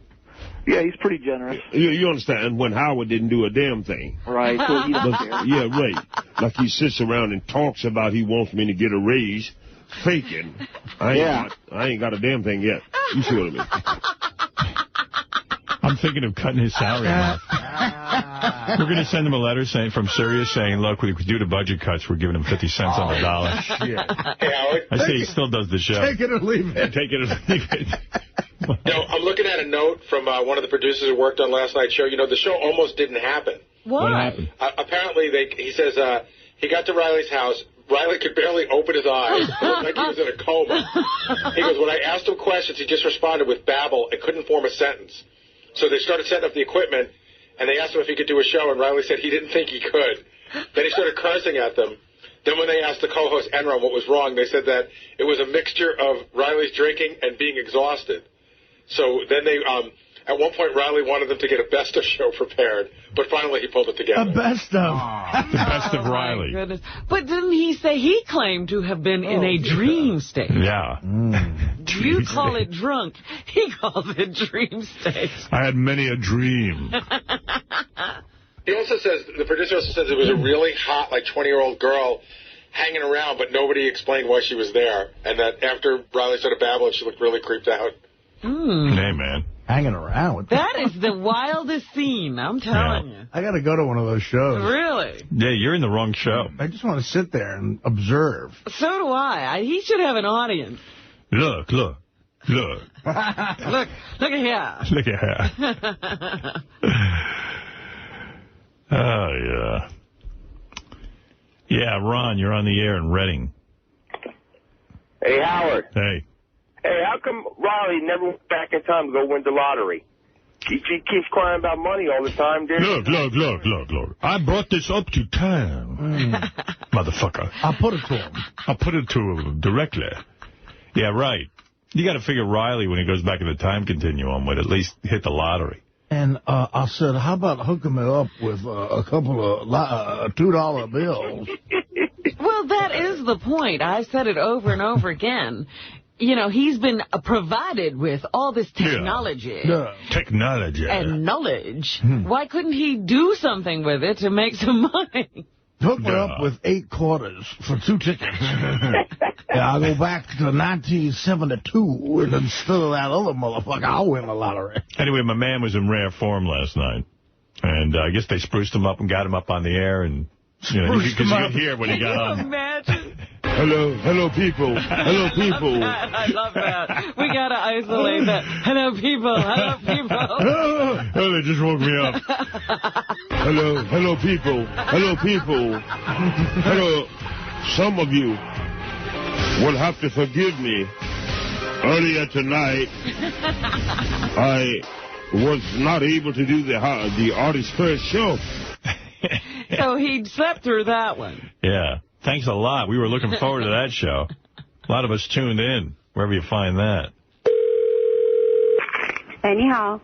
Yeah, do you speak Chinese? I speak in the English, okay? Because I got this guy here, he speaks Chinese. I can't understand one fucking word he's saying. Maybe you can help me out. I think he needs some help. You can translate for me? Okay. Here we go. Okwa Tenzin Wan. 我听不懂哎，你说什么？ Ni Wan. 蜜华？那不是，你可以再说一次吗？ Tenzin Wan. 我听不懂你说什么。 Kwa Amsa Lajiwan. What? Kwa Amsa Lajiwan. Yeah, I speak Chinese. I know speak and English. Some understand. I understand. Okay. Okwa Tenzin Wan. What is Tenzin Wan? I don't understand you speak. I understand. You understand me, okay, but I don't understand you. Okay, let me get through telling you, then you can ask me what it's like. Because you speak, I don't understand. I understand. You understand, but I don't understand, okay? I understand. You understand, but I don't understand. Okay, let me get through telling you, then you can ask me what it's like. In one order, I can listen and I understand your order, but you talking another mean I don't understand. Tenzin Wan. What is Tenzin Wan? I don't understand, sir. I tell you, our English is not good, so you're talking too much. I don't understand. Yeah, we don't either. Hello. Hello, Mike. How are you? Pretty good. How are you, Mike? Yeah. Cool. How you been? What do you need? First of all, the Biavians have a saying, Kwa Amsa Lajuan. Call somebody who gives a shit. Oh. Hello. Shout out to you, Mike. Who the fuck is this? This is Riley Martin. Get the fuck off my phone. Don't you remember us, friend Martin, from there, near the Tigris Euphrates in the Nile I don't River remember Valley? shit. I don't have anything to fucking say to you. Friend Martin, come out. We have need to speak with you. You don't need to speak to me. Get the fuck away from me. Only say one. Okra Tanzan one. What? Actually, Fuck you, stupid.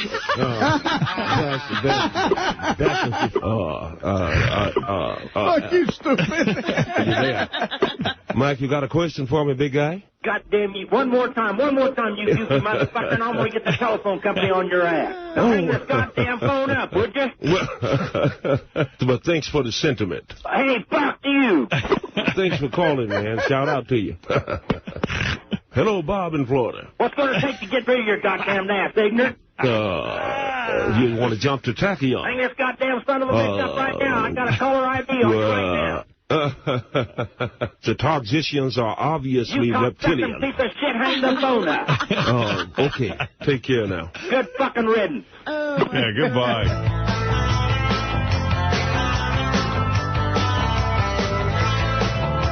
I heard a voice say, "Over Tanzan one." Then I heard a voice saying, "Only say one." I was hit and transfixed with a blue white light. We left the planet Earth, and they took me to their mothership. The Targisians are obviously reptilian and delusional. You see what I mean?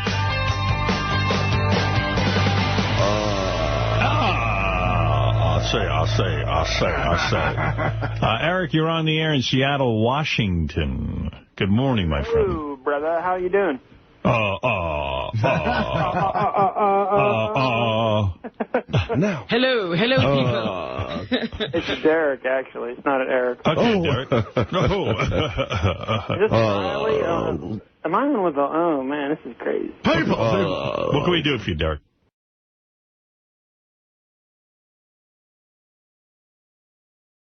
Hey, Riley, you're on the air. Just report what I see. Riley Martin, you're on the air. Hey, lady, I told you the check's in the mail. There was a mail heist near your house when I sent that check. Now, I'm going to make it good as soon as they catch the motherfuckers that mail heist that truck, but I hear that they are mastermind. What are we talking about, Robin? I don't know. Are you my ex-wife?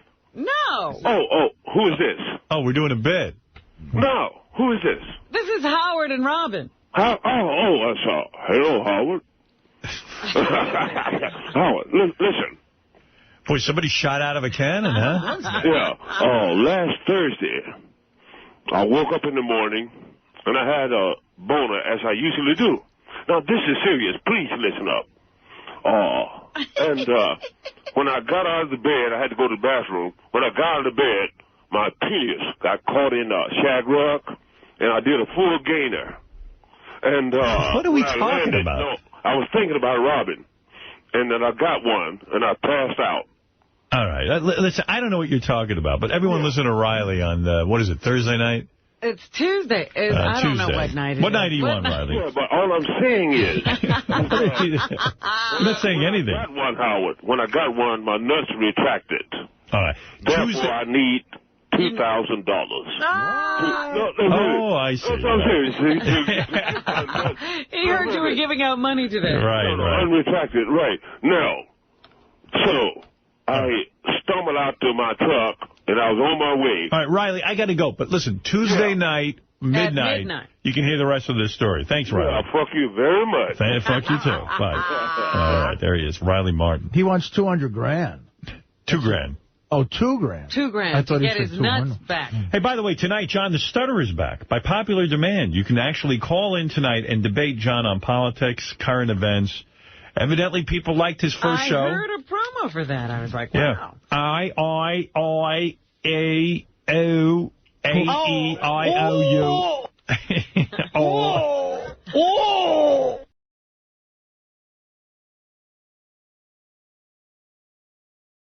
Riley Martin was on the air last night, evidently. I haven't heard these clips yet, but he I guess he didn't get his paycheck right away. Uh-oh. You know how that goes. Yeah, so I guess he was blaming me. Doesn't go over well with Riley when Nah. his paycheck is late. So a lot of the show is about how... And then, of course, the callers pile on. And Yeah, they just feed the fire. Yeah. Here with me in the studio tonight, of course, is my inimitable co-host, Eric Eron McCauley. Yeah. And the great Kevin Firehawk, producer, who actually has a job at Sirius. I'm sure he got paid around the 15th of the month, though I have not received my check yet. You understand? They say, wow, the Golden Jew makes $18,000 a minute, but he's going to rob the poor Negro from a few $100. Okay, I'm not mad. I have information to download to the people. I might be getting annoyed with him. I mean, he might have finally gotten under my skin. You really are going to take that personally? Yeah, I mean, come on. So we're going to go right to the calls. This will be Joel from Florida, Riley. Hello, Joel. Mr. Riley. Attention one, Joel. I just received your... When is someone going to explain to him that everyone's goofing on him? That quaternions in Why one. would you want to let Riley know what's happening? Symbol and my bumper sticker, and I was listening to Howard today, and he was making fun of people that have bumper stickers, and I kind of felt like shit, after that. So what do you think about that? Look, kid, if you have a Riley Martin bumper sticker, then you should be proud, since Howard has instructed them to withhold my check and not pay me on time, even though he makes $18,000 a minute. I have no respect for them, any of them, because whatever they say, son, they are reprehensible wormsuckers. You understand? Since he might be dangerous to me. I mean, maybe he's really believing that I actually orchestrated them not to get his paycheck. I don't think so. No. I think you're making way too much of this. Is he crazy? I mean, I know he's crazy. He's crazy, but he can't do anything. Like he can hardly get out of wherever he is. He cannot stand that I have some popularity. He's going to try to starve me even worse than he already was. So anything he said to you, disregard it. It's not worthy of your thought, okay? Sheesh. Next call, Riley. This will be Rob from Indiana. If you put a Riley Martin, of course that guy was yanking Riley's chain. No one's taken a symbol and put it on their car.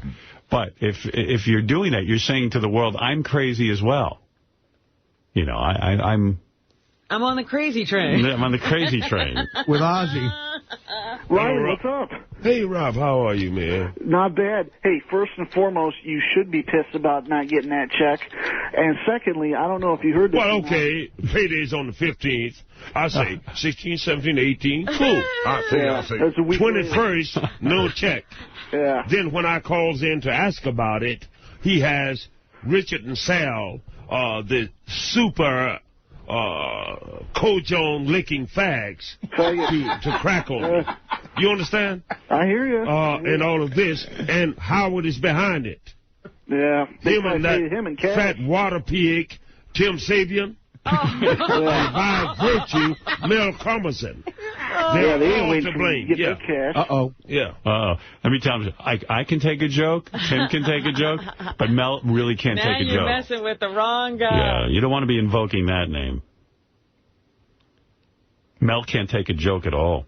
I remember when we were on the air at NBC, before I knew Mel, I wasn't working for Mel, and I brought up something about Mel that was negative, or said something negative. I never knew the guy. And I think Donna Fiducia, our helicopter girl, happened to say, yeah, I work for Mel, that's right.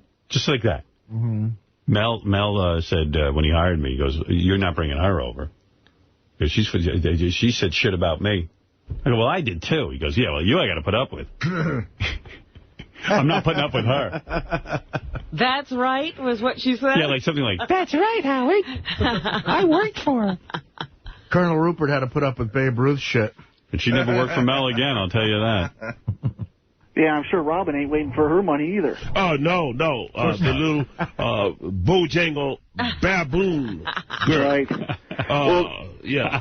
Secondly, Riley, I don't know if you heard... Bojangle baboon. He is a wordsmith. What was Tim? Water pig. Water pig. Golden Jew, water pig. Water pig. Bojangle baboon. Yeah. He's the smart one out of the group. He's teaching us all. Heard or not, but supposedly Bubba the Love Sponge is going to be gone next year. Here's a guy, supposedly he wants to work and he doesn't want to show up anymore. How about you taking that slot? Well, geez, man. They could have been using me to the best advantage that they could. Yeah. But you see, Howard Stern is such a little backstabbing, underhanded, mud-sucking worm until he cannot stand anyone having any popularity other than himself talking about flashing little boys in the park. You understand? Yeah, then to top it off, you're taking a vacation every other week. Yeah, right. Yeah, lazy. And he makes $18,000 a minute, even on vacation, but they're going to withhold Roddy Martin's check. Yeah, they can't hand any of it to you, you know? Yeah. You have a question, Rob? Yeah, the question I have, I didn't mean to get off. Thank you, Iran. Yes. Yeah, let's focus this man. To me, this show's the funniest when he's ragging on us. Oh, yeah. When he starts going into his alien bullshit, it's old. You can't buy that. No. This stuff is real. Yeah, this is real stuff. Now he's got something to talk about. Well, if I'm so worried about his popularity, why am I putting him on the air? Wouldn't I just keep him off because he's such a scary talent? Like, well, that's why you're irritating him by withholding his check, hoping he'll quit, I guess. But why would I want him to quit if I'm the one who put him on the air? I'm not going to try to explain Riley's logic to you. It makes you look like even more of a genius if you found a guy like this that no one else is putting on. And, you know, but to me, the show, this money stuff brings him so into reality that he might actually forget his bullshit. Right. He doesn't remember the aliens. Yeah. I like, listen, I just love that he really thinks... You know, we sit there and calculate how to screw him out of money. Yeah, he has directed them. And I love that, you know, That's his megalomania, that you wouldn't, and the top people in this organization are sitting around going, how can we fuck with Riley? And the best part of the show, let's be honest, is that the listeners all call him up and just egg him on the entire night. The guy just now, he was like all over it. Just that's pretty every good. Button. Riley, I bought one of your symbols, and I put it on my car, and Howard doesn't think that's good. I know. Robin isn't waiting for her check. Yeah, right. It's perfect. Goes on vacation, lazy. Oh, yeah. Lazy. We are back. People, we are back. You must forgive me if I seem a bit out of sorts. That's because I have not got paid. You're hotter than college. Yeah, right. Howard has instructed them to withhold the poor Negroes' money. You understand? And because they are so good about sucking up to him, you understand, then they think it's funny. But, you know, I'm trying to live over here. It's better to save the world. Right. What was he doing before we started sending him? I mean, he's only been doing this show for how long? I don't know, but this money seems to be like his entire life. Now it's a salary. Yeah. He was loading 600 pounds of pot into a truck. All right. Riley, next call. This is Darren from North Carolina. Let's see how Darren gets him into it. Hello, Darren. Hey, how are you, Riley? Hi. I have a pretty serious issue on your pay deal. How can they refuse to pay you? Well, I've jotted this down. They paid a transvestite $900 to pay her bills. They paid a washed-up wrestler $2,500. They paid the phone bill for Jeff the Drunk. I mean, they spent like $4,000 in the past just 2 weeks, but they can't pay you. Right. I am actually... Good one. That guy Darren's smart. Yeah. He added it all up. Yeah. This is a thing that Howard Stern cannot stand. In his heart of hearts, he's a petty little weasel. A underhanded, backstabbing, golden Jew sucker-muckagus.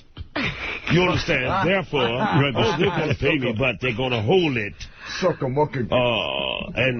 see if they can starve me out or something like this. He has given the word, and the rest of them snuffle us behind him and try to smell his pants and do what he say. You understand? You understand? I'm not impressed. The world will know. Thanks, man. The world will know. He just ran out of steam. Smucka-uckagus. Smucka-luckagus. He has given the... Sucka-muckagus. Sucka-muckagus. Give him a word. Sucka-muckagus. He just made up a new word. Sucka-muckagus. No, he didn't.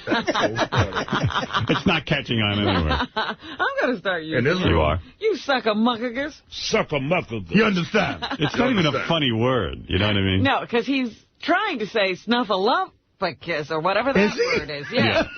Snuffleupagus. He did spend some time talking about alien horse shit. Last week, Riley, you mentioned Tan did not permit you to go back in time to assassinate Hitler. If you can't go back in time to kill or save people because it will alter history, isn't saving the planet considered tampering with the Earth's future history? No. There have been humans, cowboy. There have been humans that tried to save you since the time of Gautama Buddha, Yahshua Hosanna, whom you call Jesus, Muhammad, Martin Luther King, Mahatma Gandhi. They have always, we can do it ourselves. There's no wrong with that. You know what I mean? I'm here just to give you information. I cannot make you not kill yourself. All I can say is that by virtue of the universal creator, we can turn this thing around and not have to... I like that there were rules. Hitler, he can't go back. Riley can't go back and kill Hitler because it will mess up the time continuum. Friend Riley. Yeah, but, you know, he's all angry. Somebody better send him a check. And accept Halliburton's money to be beat across the ass with a wet towel in some motel and pedophile little boys to our heart's desire in order to rob the world and kill our neighbors and things like this in order to live upon the earth. We can do it. No, they won't do it, but we can. You see? I depend upon you to help me save this thing. Okay? Okay. Yeah. And by the way, Riley, we did send you that check. Unfortunately, we sent it back to 1954. You have to go back in time to get it, where it was worth more. Sucker-muckagus. Yeah. You can find that check floating on the Euphrates River. Wow, he got pissed. Yeah, don't ask him any stupid questions. Well, what the fuck? What the fuckagus? Sucker-muckagus. Riley, bear with me on this question. I've been wondering about this. In terms of the alien genes and chromosomes, you have said that the aliens sometimes manipulate circumstances where a certain person with the gene is surreptitiously influenced to meet and procreate with another person carrying the gene, and that this could create a future great person. You also said this process generally takes about 14 generations, and I would assume that this is what they did to bring forth Riley Martin at this time. Is that correct?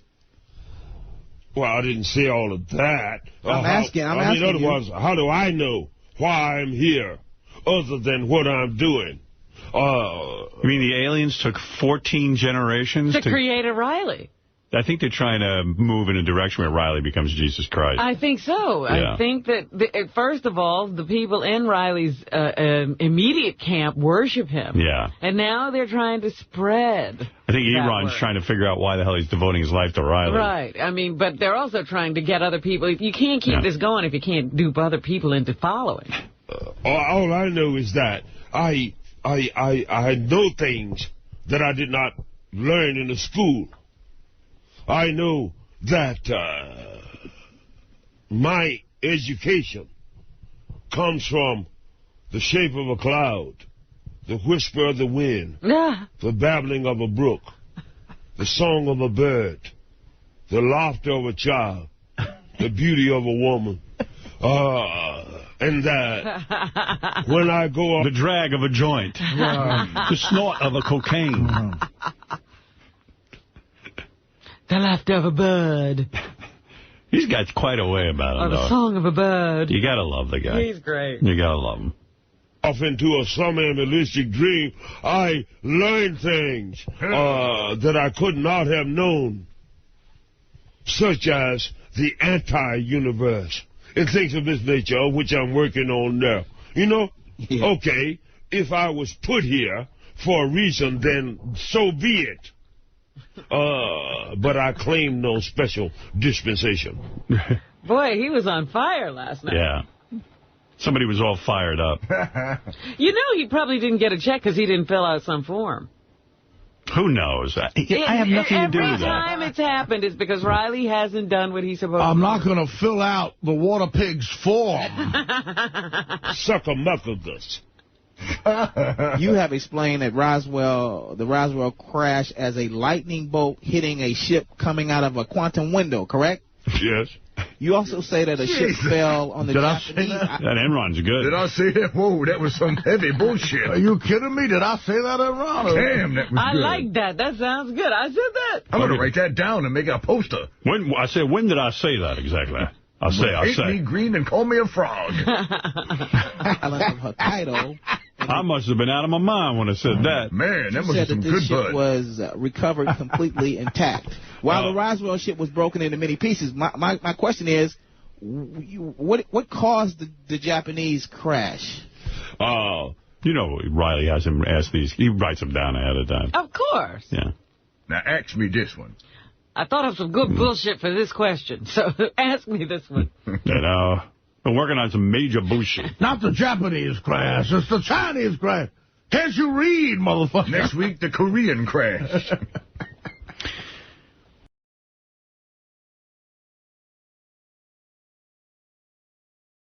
Okay, let's go to Riley Martin. He wants to stop by and promote his show. Riley Martin Show tonight at midnight on Howard 101. I'm sure there's going to be some groundbreaking news. The reason you should tune in tonight. I don't know. I'm sure he's heard from Tan and has something to say. Nah, it's usually Riley's same bullshit. He's usually whining about money. Yeah. And I hope he doesn't start negotiating here. I told him I don't want to hear about it. Here he is, Riley Martin, host of the Riley Martin Show. Ah, big cowboy hat. What the hell kind of hat is that? Some kind of Indian shaman hat he's wearing. Riley's I'm glad he can't hear me yet. Hello, gentle soul. How are you? Hello, gentle soul.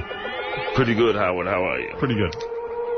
I see you're really walking with a cane now. Something's going on like there, a walking stick. Like a hip problem or something? No, I keep the cane with me because, as you know, ever since I've known you, I told you when I first met you that I have a kind of a gimp leg. Yeah. You know, and what have you. And I was hoping that ultimately I would make enough money with the great Sirius satellite radio. Oh, here we go, man. Don't stop. No, to fix the leg. But that's okay. Fuck it. You ain't going to make enough money here to fix that leg. At this rate, yeah, you can fix my grandkid's leg. It certainly won't be mine. Right. You know, but why that's okay. Why are you wearing women's jewelry? Yeah, why are you wearing a woman's necklace? However, why don't you step outside and let's decide the, you understand, the sex of the necklace. Okay? And you too, baby. Riley, honestly, is that really a masculine necklace? Honestly. My grandmother wears things like that. Yeah, well, this is it. It's like if your grandmother was with me, we'd wear it together, wouldn't we? Does anyone else say to you that it's a feminine necklace? Not if they want to live. Right. You understand? It's a big insult to you. Yes. Did you design that yourself? Is that what's going on? Yeah, I have relatives. Let me ask you about You have relatives? Let me get into this a little bit, Riley, because you're here, you're celebrating your show tonight at midnight on Howard 101. I respect Among other things, Howard. Yes, I understand. And you, and also Riley is promoting the Millennium Edition of his audiobook, The Coming of Tan. Yes, this is the Millennium Edition of the audiobook. I have a freebie for you and one for Robin. I will listen to it. Wait, now, really? I will listen to it. Have you ever heard the next time I see you, I'm going to question you. All right. If you have not listened to it, you're getting downed. All right. Whatever that and means. Sexed up. Oh, sexed up. Yeah. Did you ever hear Riley's audiobook? I'll play you a little clip from it. No, I've never. Here's Riley talking about how when he fucks a woman, they grow visibly younger after banging him. Oh, my goodness. Yeah, I mean, you really do need to hear this. Here you go, Robin. If I perchanced to make love to a certain lady several times, this lady seemed to grow visibly younger. Really? This is Riley trying to pass himself off almost like a Jesus Christ type figure where he fucks a broad and something in his semen makes him younger. Here's Riley saying wrinkles disappear on women after he bangs them. I've had a number of women show and tell me the disappearance of facial lines, wrinkles, and the renewal of youthful skin texture, as well as the inner knowledge of past youth, etc. Riley, isn't that the oldest scam in the world to tell a woman? Otherwise, you'd have to ask the women that, Howard. Yeah. Why don't you understand? have the women? Robin, I would suggest that you partake yourself, yes, and then ultimately you can understand the truth or negativity of my words. Explain to Robin because she's a woman. Maybe she's considering having sex with you now that she's single. Do you come inside them and they get younger, or do you they come splatter all over do you them? Splatter on their face? No, inside, Howard. Inside. It's like I do not try to emulate XXX movies like you all do. Yeah, but you realize you don't think you're doing anything unless you're shooting something on somebody's quilt. I think you're getting angry because even amateurish. If you're not going to get the feeling, should have stayed your ass at home. I think you're getting angry. No, I'm not angry. You're getting angry because you realize even how ridiculous this statement You're listening to it, and now you can hear how silly it is. My goodness. It's silly. A woman in love automatically feels younger. The juices within her flows. But wait a minute, so I got to fall in love with you? So I'm not claiming anything. I'm just saying the phenomena exists. You're claiming that your semen has some sort of power. The phenomena exists. That your semen specifically makes a woman younger. Well, Howard, I can only attest to my own semen. I've not sampled others like you all have. But do you think it's because of your travels into outer space or something they did to you? I would think that I have, to some small extent, gained something that I necessarily did not learn in school. How come it doesn't do you any good? Yeah, why are you not younger? Well, nothing has done me any good, Howard, including the salary you pay me. So, otherwise, I'm going to grow old and shrivel, simply because I have no one to love me as I love you all. By the way, Riley announces that anal sex with Riley makes a woman smarter. If he puts it in your ass. He's been told. I never said that, but that's an idea. Yeah. You understand? Yes. He's going to incorporate that. Riley, you realize you lose credibility with the audience. Well, I understand that. Unless you can go to those ladies and observe for yourself. Who are these ladies? Can you give us some Even my names? own lady. They're all in jail. Yeah, even my own lady. Really? And observe How that. old is she? And then, decide for yourself. Let me ask you a question, and if this seems unusual to you or embarrassing to you, don't answer. Okay. But I am getting some of these, what they call laugh lines. Could you give me some of that Riley come right on my face right now? Well, no, Howard, actually, does it not work for men? Actually, Howard, I would suggest you go back to the bathroom at the airport where you were the last time and pat your foot and look over the stall like that, and you'll get some action over there. I can't help you, son. I am so fascinated by your fashion, Riley. Now, you're wearing suspenders and a belt. Yeah.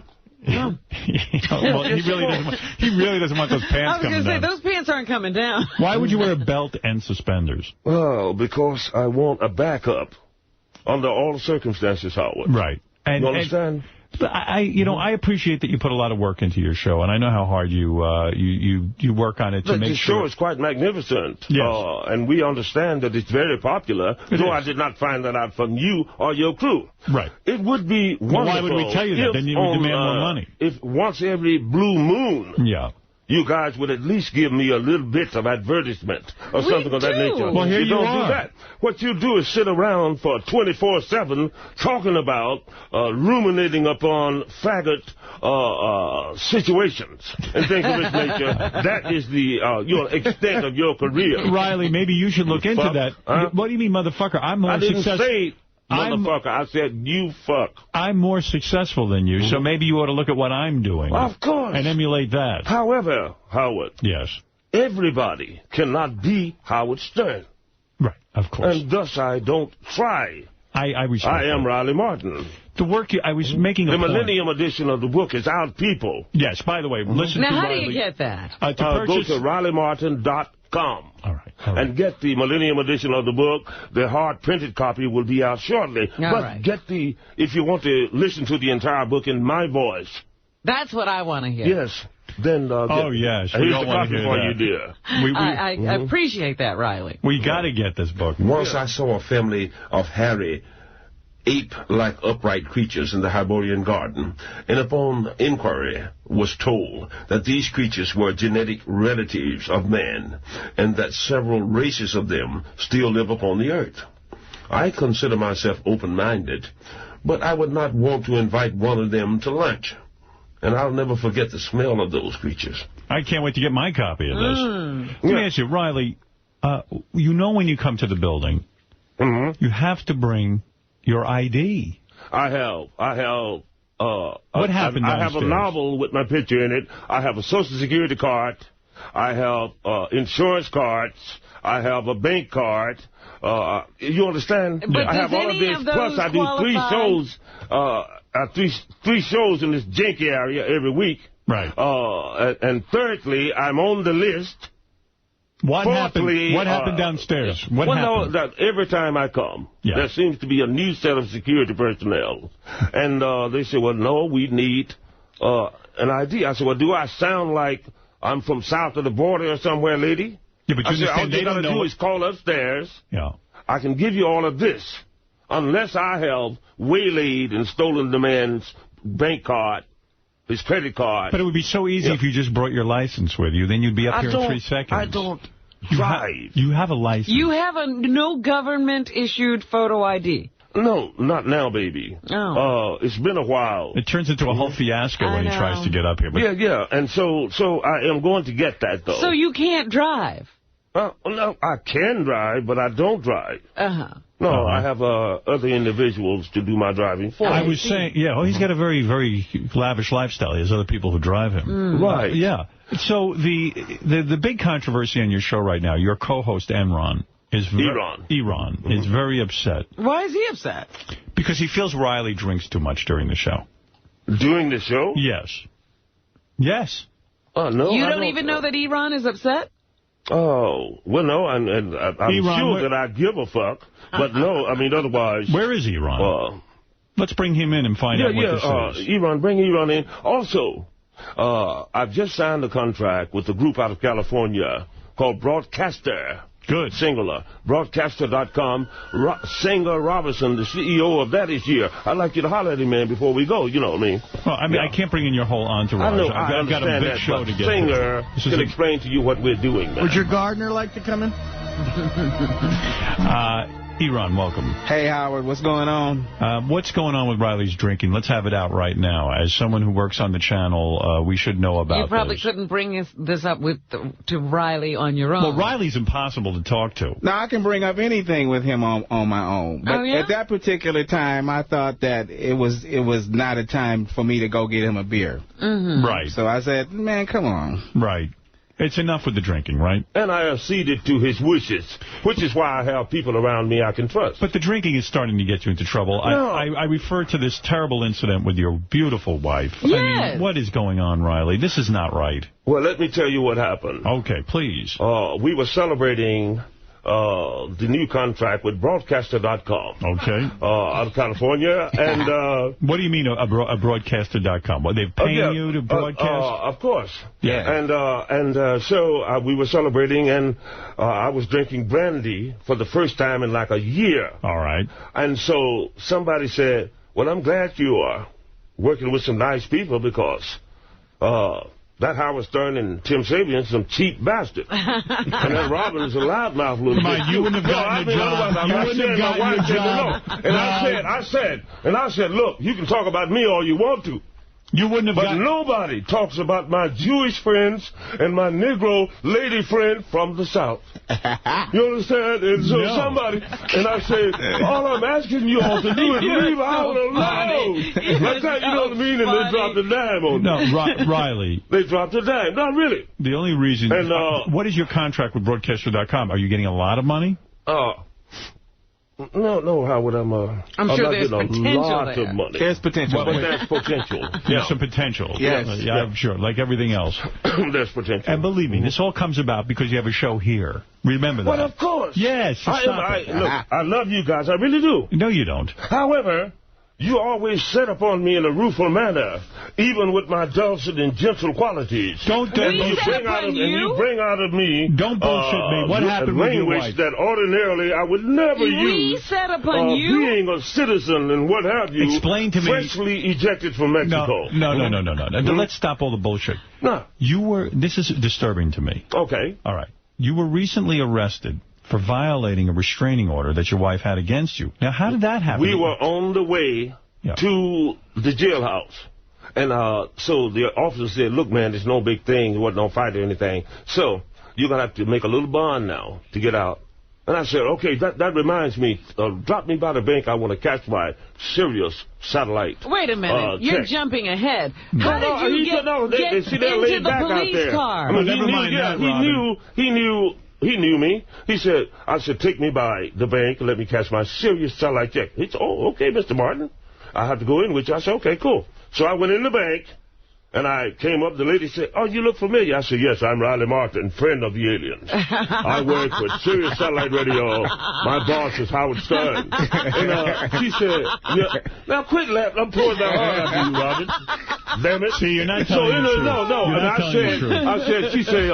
I said, I want to cash a check here to make my bond. And so she said, okay.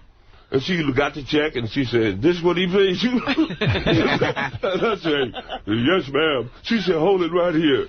And she went and showed it to all the rest of them. You know what I mean?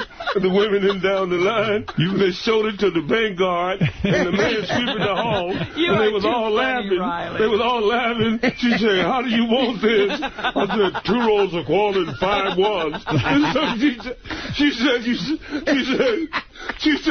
here's your money, son. Like that, okay, like that, here's your money, son. So, and I was actually embarrassed and miffed. And, you know what I mean? I'm serious. You were embarrassed for me. Yeah, right. And I said, well, what is this, lady? She said, that's an application for food stamps. So I left the bank in a huff. Well, you're funny, I'm telling you the truth. I left in a huff. No. How does his wife have a restraining order, Howard? Why? So I got back in the police car, and he was laughing. And he said, let me see your check stub. I showed it to him. He said, get out the car. I said, no, man, take me to jail. People will not besmirch my Jewish friends and my black Negro friend girl from the South. They will not do this. He said, get out the car. Riley, you're filibustering. You're not answering the question. He said, get out the car. He said, you don't make enough money to be a criminal. Get the fuck out the car.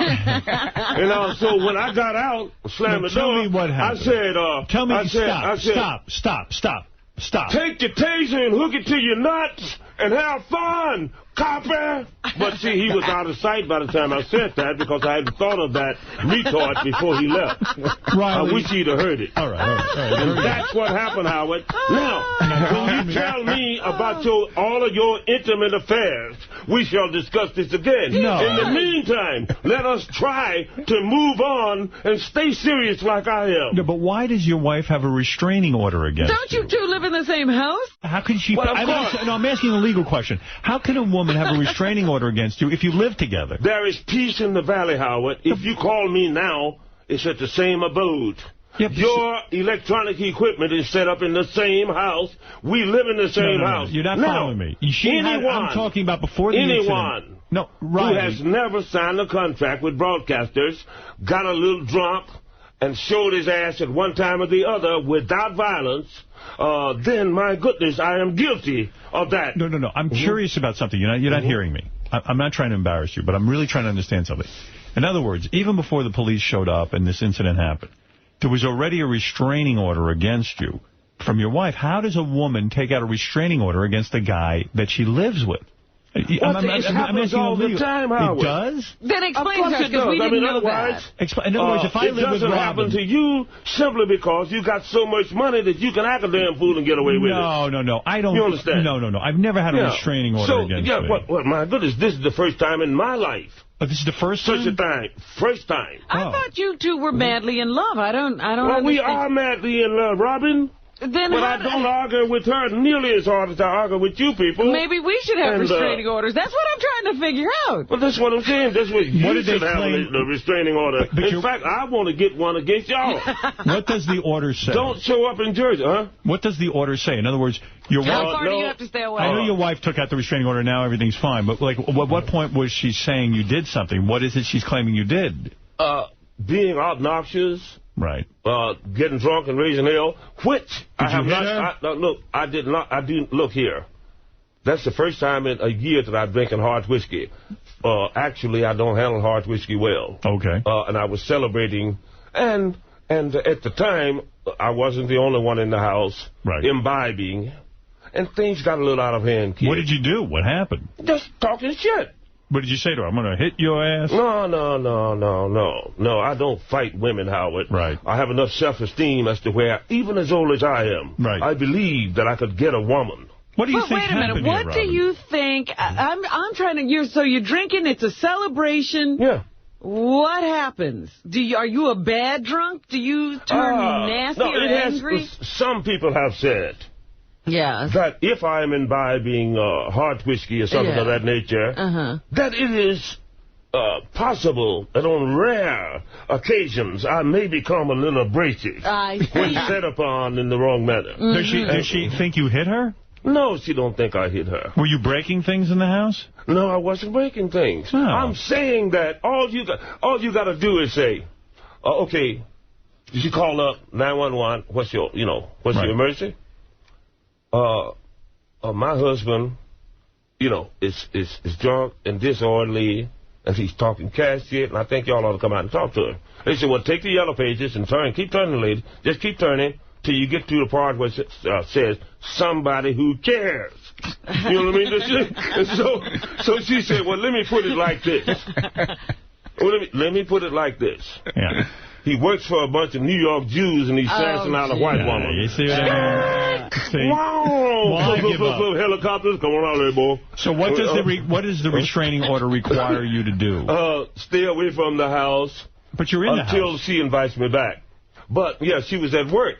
I was coming over to get materials and what have you, and I don't think she's the one dropped the dime on that.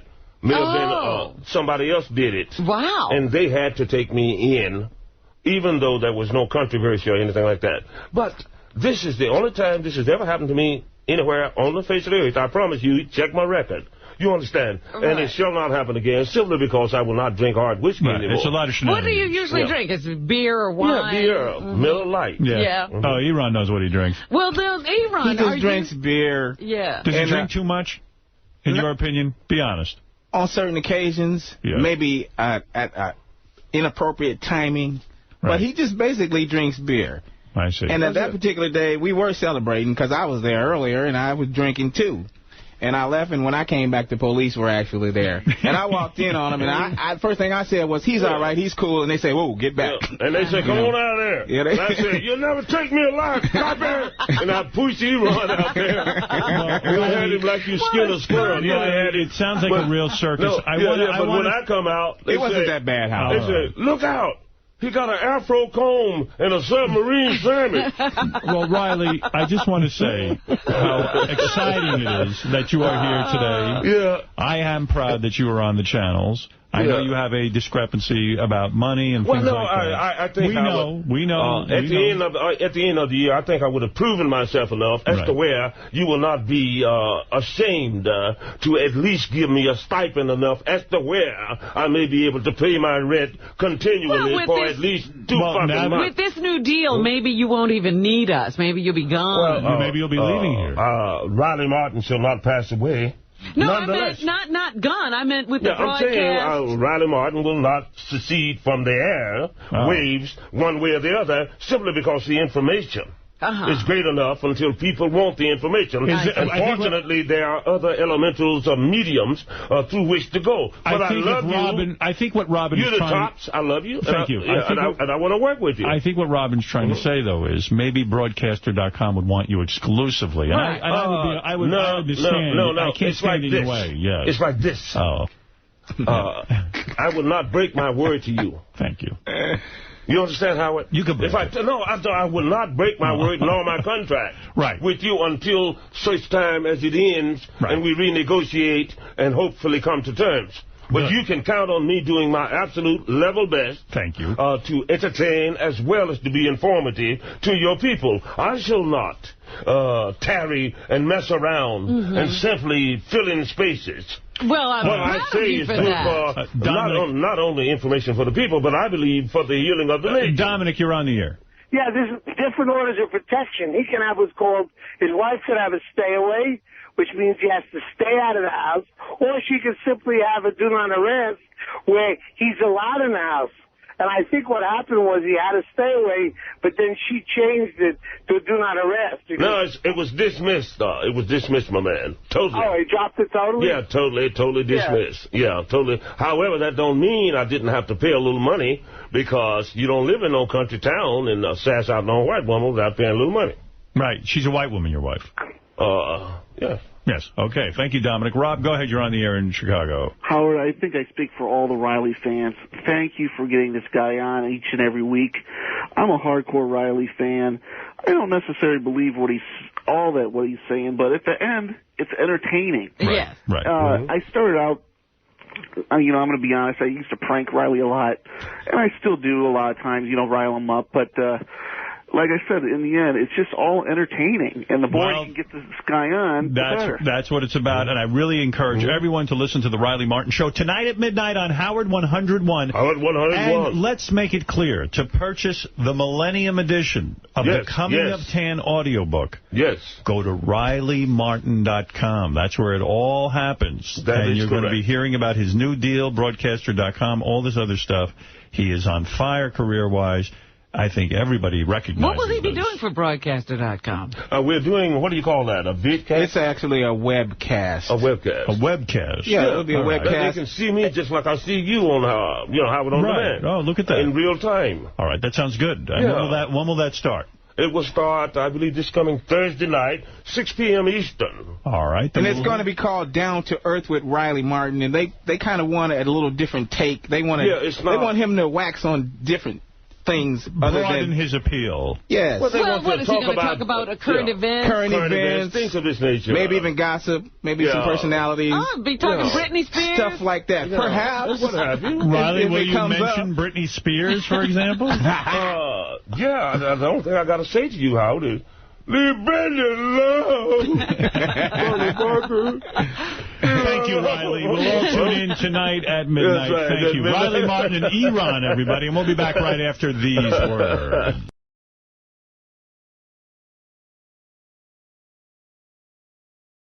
Unbelievable. Riley Martin's on the phone. Let's say hi to Riley. Riley, you can hear him once a week here on Howard 101. Riley's on Tuesday nights at midnight. Am I right, Riley? That is correct. Whenever, for some reason, show before last, I didn't get on the air at all because of technical difficulties back in the studio. Oh. Yeah, I heard something about that. Yes. About 13 minutes of it was dropped because of technical problems back in the studio. I'm beginning to think there's a fly in the buttermilk. Story of your fucking life is pulling out early. Or something. Well, let's find out. Is Tim here? What is going on with Riley's show? Well, Riley won't come into the studio to do his show, so we have We have a problem. Remote hookup. Yeah, but it shouldn't be that hard. I mean, they have it down to a science. What is going on? Let's get an official explanation. Well, it could be on Riley's end. They're created by man. We can solve them by man. Right. Where is Tim? Is he here? I'm calling him now, Howard. I don't think he's in yet. Oh, he's not in? Oh, wait, here he comes. He's running down the hall. All right, here we go, Riley. You'll have your explanation in about 3 seconds. One, Right, I mean, I two, understand the show is very 3. And what is the explanation? Have they gotten word from above to pull the plug on my shit? No, from, like, the president or something? Riley, you can't be no, serious. I'm talking about I wouldn't illustrious Jew. I wouldn't get paranoid. You mean Howard's pulling the plug on you? Well, no, well, who else? They don't pull the plug on him, do they? Riley, do you realize I spend 0 time thinking about you? And that you have this fantasy that I'm somehow conspiring? And now you're dumping 13 minutes of the show? Do you think I really go home and go, you know what I'm going to do tonight? I'm going to dump 13 minutes of Riley's show? No, you said 14 minutes. Right. Do you really think I go home at night and say I'm going to dump 13 minutes of your show? Do you really think I think about you that way? Somebody is sabotaging my show. Riley, it was real simple. There's an ISDN problem. Period. End of story. What's the ISDN problem? What does that mean? There was the line problem coming in. It was just dropping out, and it was from the phone company to us. I see. So there's your explanation. So is it going to be fixed? Yeah. Yeah. Yep. It will be fixed. As simple as that, Riley. No conspiracy. Well, I mean, otherwise, I should like to think that in these, the holiday season and all this, that you guys would not do anything to put a damper on my love for you, and especially George and Artie and the rest of the crew, whom I love. All right, we Riley. didn't. Oh, this is silly. All right, thank you, Riley. We look forward to your show next week. I know it's silly to you, son, but people are listening to hear me. Fix the shit.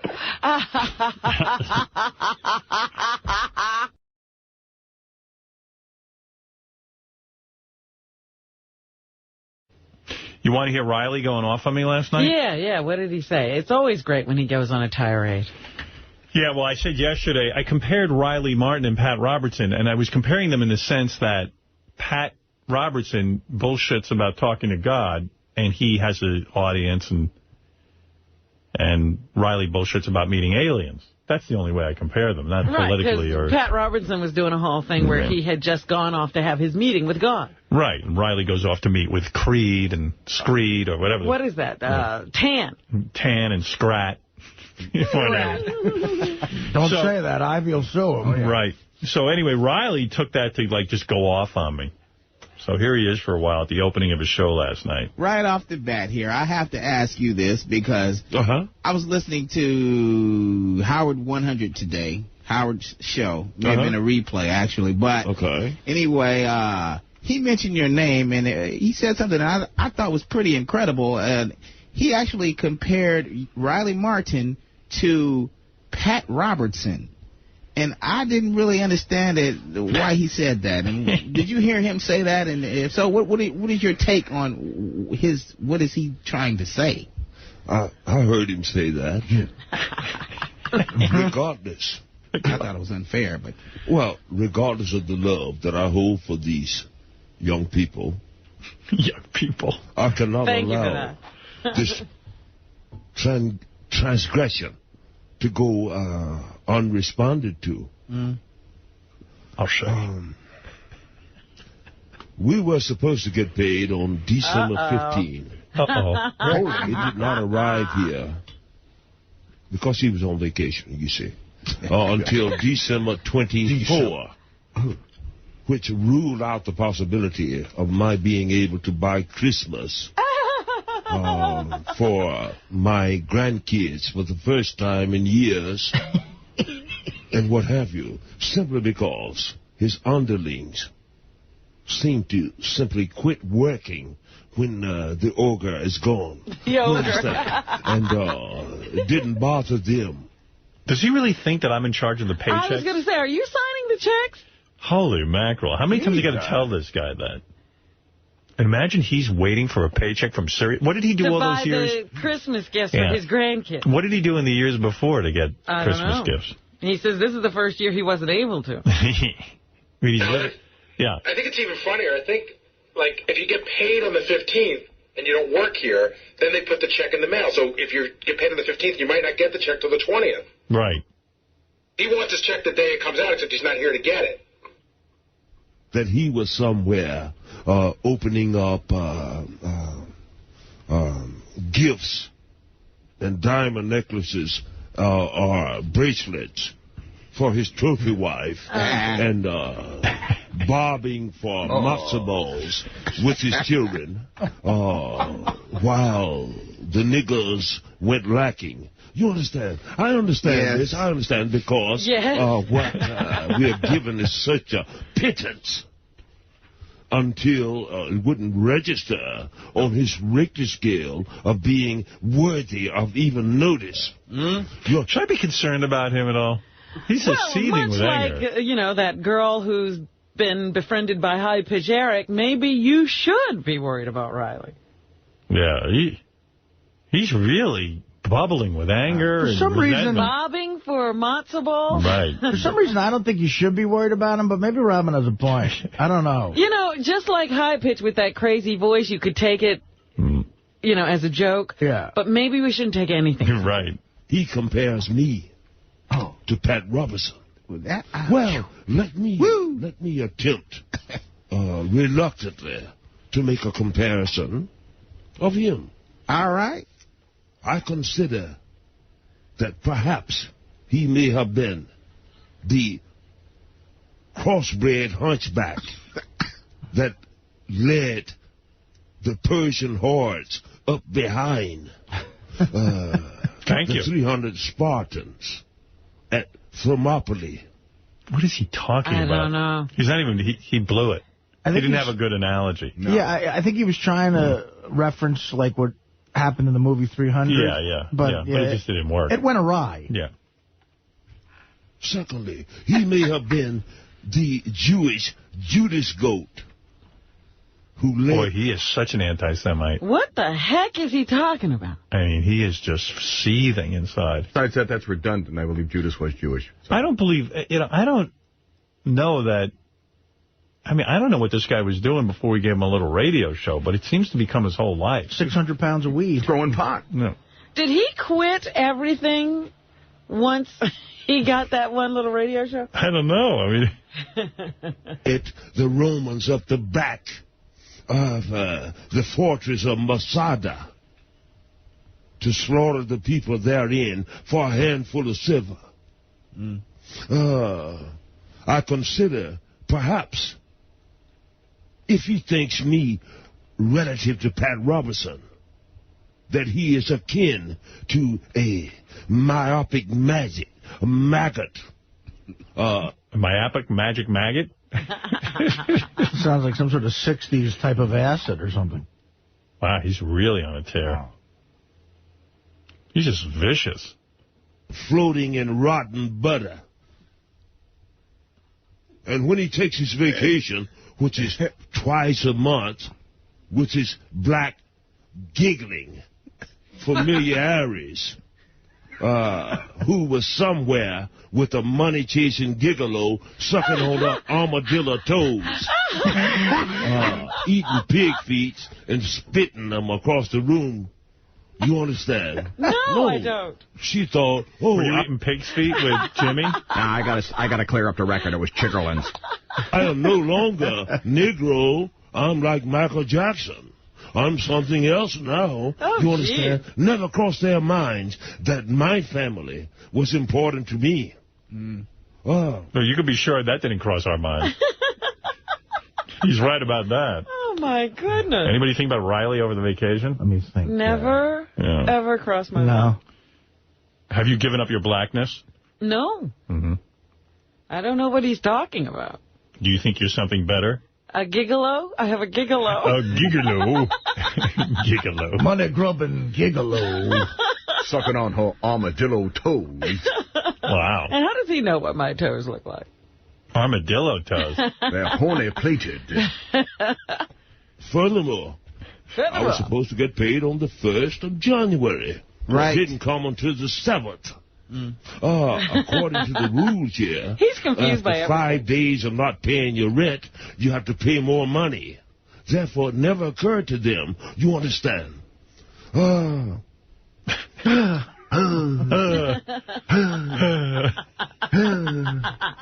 It seems that his underlings stops working when he's gone, have 5 martini lunches and feed their sucklings. And they were opening Chinese toys to give to their children, even while we were trying to wait on our sustenance, which is a pittance. Yes. You understand? Indeed. In the meantime, I was that little friend of his. Yeah, that sidekick is not helping us at all. Indeed. Yes, indeed. Sitting here, hoping my grandkids would not hate me for disappointing them, he was plopping down a $4+ million check to buy extra living quarters and toilets to puke in for his trophy wife, so that she would not have to be in his orbit to gaze upon his diseased ass 24/7 while he sat looking at pedophile snuff films, playing with himself and giggling. Pedophile snuff films? You're sick? You do that? I don't know. I according to Riley, I do. I've never seen a snuff film or a pedophile film. Wow. Pedophile. You understand? Yes, I understand. This is the guy I gave a job to. Yeah. And he compares me with Pat Robertson. Yeah. Now, I don't want to pursue this further. Yeah, I think you've pursued it for most of the show. But I'm saying to you, I've executed my duties. And these are reprehensible, we're always reprehensible. Demonic. Well, who's he ever helped? No one. Himself. Right.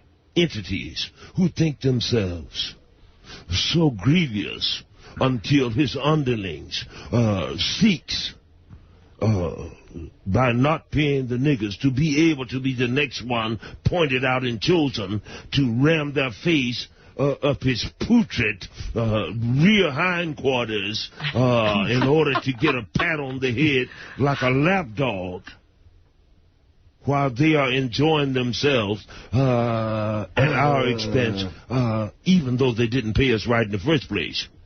You understand? He hasn't figured out yet that we don't even need him on this channel. And not only that, as Gary said, his check comes in the mail. They're not pre-mailing his check. The check is cut on the 1st and sent out. He hasn't figured out that, like, it makes no difference whether he's here or not. But, you know, I love it. That everybody here is supposed to be thinking about Riley's rent and how it's due on the 1st, and he can't wait until the 7th. He should get a different job.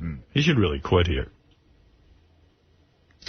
Yes. This is the very highest acclaim I can give to this beast. The beast. Okay, so let's move on. There it is, people. Yes, sir. I don't know if you care about the minutiae of it, but the guys were just telling me, you know, he's supposed to get paid within 30 days of doing a show. Right. Generally, he gets paid in half that time. Right. The 15th fell on a Saturday this year, so the 17th was Monday. That's when the checks were cut. Takes 2 days to cut. Get put in the mail, Christmas mail. But no one he runs a very efficient business organization. I can't imagine that if he would you worked for him. Yeah, if you worked for him, you'd get that check. Your check would come on the day it was supposed to be cut. He expects the check to arrive on the 15th. Yeah. Right. Well, that's when he wants it. He left me a bunch of voicemails that sort of echo this. Oh, yeah. Well, he should really quit. It's been nothing but an aggravation to him the whole time. How did he pay for those Christmas gifts last year? Well, that's what we were wondering. He got his check on time. Which but check was that? how about before there was a serious show? Oh, he found a way. Right. We're the ones screwing him up. He should really leave. I mean, he's miserable. He hates us. Right. Thank God, though. What would the show be if he didn't? Now, wait a minute. Riley said what about me? Isn't his wife white? Yes, she is. Oh, yeah, he has a white wife. So I'm not black. No, you're not. Well, he's not black either. He's Martian. You're black, but you have armadillo toes. Yeah. No, he said I'm Michael Jacksoning. Is he Michael Jacksoning? Oh, yeah, he likes the white women. Bill, go ahead. Hey, now, Hart. Hey. I love Riley's bullshit. I don't... Oh, yeah, he's great. I don't get to stay up late enough to listen to them. I was just wondering maybe one of these Saturday or Sundays you could run a couple-hour special. Well, every once in a while they'll put a bunch of Riley shows together and do a marathon. I haven't heard it. I've heard that a couple of times. No, we always feature Riley. But, you know, Howard, you're right. Thank God he rails against you, because that's what he uses when the other bullshit runs dry. And it gives him an agenda, at least. Right. One other thing, Howard. I got to tell you, I love Howard TV. Oh, good. I love Thank you. Howard TV, man. Yes, I think you'll like the evaluation that we just shot today, too. Oh, yeah? Yep. Artie's Yule log was hilarious. Oh, yes. the Yule logs, yes. Yeah, the guys at Howard TV do a great job. We got a lot of good programming on there. I do recommend it to all the fans. I don't talk enough about it. Listen, I can't spend the whole show talking about Howard TV, but you guys know it's there, and it's there for your enjoyment. I did get a lot of good feedback on my eating in fast motion. I heard from a lot of people they actually kept it on all Christmas morning. It was the Artie Yule log. Thank you. Thanks for taking my call, Howard. All right, there it is. You just had it on the TV. Is that funny or what? It's the greatest. Oh, my God. It really is watching an ogre. And we're back with Health Tuesday on the Jack and Rod Show. And today's special guest, Rod, is Joyce Graff, and she's going to reveal what you need to tell your doctor so you're not a victim of malpractice. How you doing, Joyce? I'm doing great. And, Joyce, we have a victim of malpractice right here in the studio. He was a jackhammer operator and suffered major hearing loss. Let's hear it for Riley the janitor. Riley, hi, it's Joyce. Huh? Hi. Can you hear me okay? Huh? You want to tell me a little bit about what's going on? Huh? Jack and Rod, this is not working real well. You just have to speak up a little bit. He's hard of hearing. I'm sorry. Yeah. First thing you have to do is get a proper diagnosis of exactly what's going on. Huh? What diagnosis did they give you? Huh? What diagnosis did they give you? Huh? What diagnosis did they give you? Huh? What diagnosis did they give you? Huh? What diagnosis did they give you? Huh? Well, coming back to the sorts of things that you need to do, you need to make sure that you understand the diagnosis that was given to you. You're talking over him. He's trying to listen to you. Well, Rod, I'm not making much progress here, so if you can repeat the question, it might be helpful. What was the question again? What diagnosis was he given? Huh? What diagnosis were you given? Huh? Riley, what did the doctor tell you? Huh? What did the doctor tell you? Huh? Riley, talk to me. Huh? Rod, unless you can get the question through to him, I'm going to have to hang up. He started to answer. Can you ask him, Joyce? Riley, talk to me. What did the doctor say? Huh? Riley, can you hear me? Huh? Riley, can you hear me? Huh? Yeah, that's the greatest. Riley. I love when she just goes, Rod. Rod, can you help me? Rod, we need a hand over here. Rod, if you can't get the question through to him. Titicaca. Suckamuckagus. Right. That's Riley. Let's go to Iceberg. Yes, Iceberg. Good morning, Al. How you doing, baby? Good.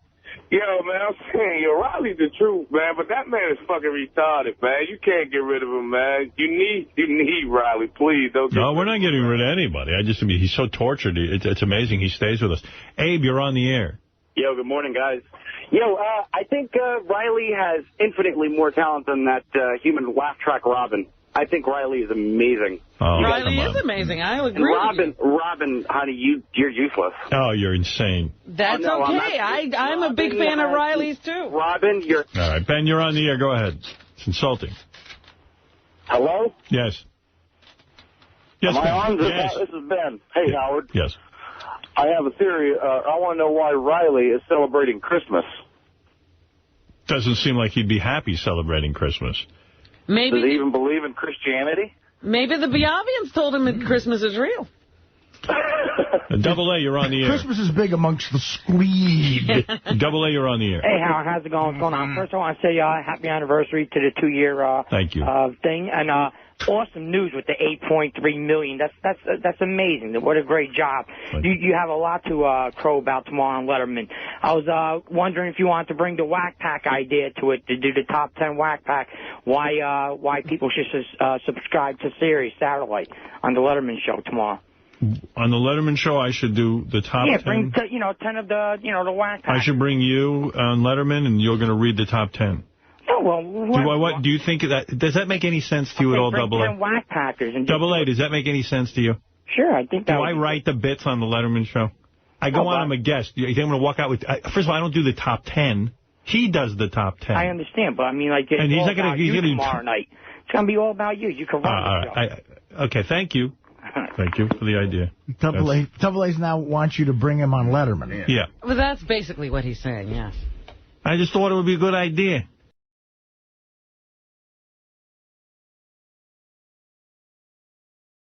Speaking of voicemails, Riley Martin again got his check late, which he thinks is late. They mail out the check, They mail out the check on, like, let's say the 25th. Right. So it probably takes 3 days to get there, or 4 days. And he thinks it should come on the day he's due the check. Yeah. In other words, the day they write the check. Not that it should be mailed on that day. And I'm just wondering, before we gave him a radio show, like, how did he make any money? What check was he yelling about then? Yeah, because he appears to, like, sort of rely on our check to live. People who buy weed pay you that day. It's a cash business. And here's Riley again going after me. Hello, Sal.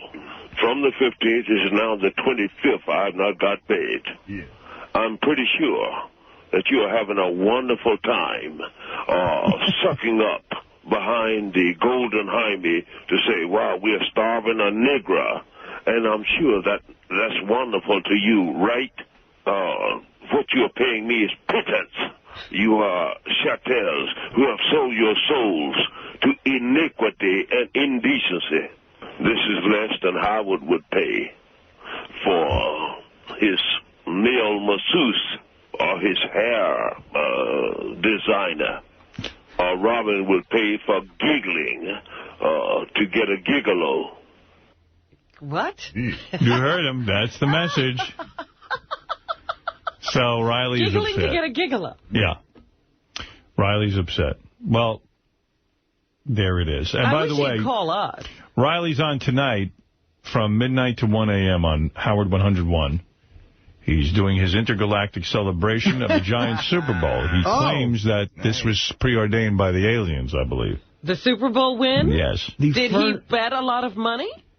I don't know.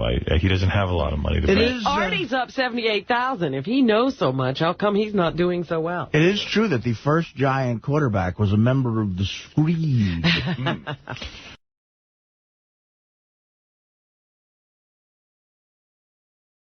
Riley Martin, you're on the air in Washington, New Jersey. Go ahead, Riley. Good morning, Howard. Good morning. Hey, I figured you'd eventually, let me through on the air. Since you've called everybody else in America, you've let them through. You know what I mean? What, have you been kept off the air, Riley? I mean, I was calling in yesterday. He never punched me up.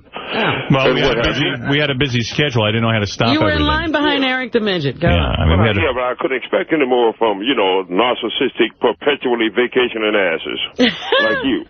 Anyway, this weekend I'm opening up. Bob Levy's Comedy Club over in... Really? They gave you the keys?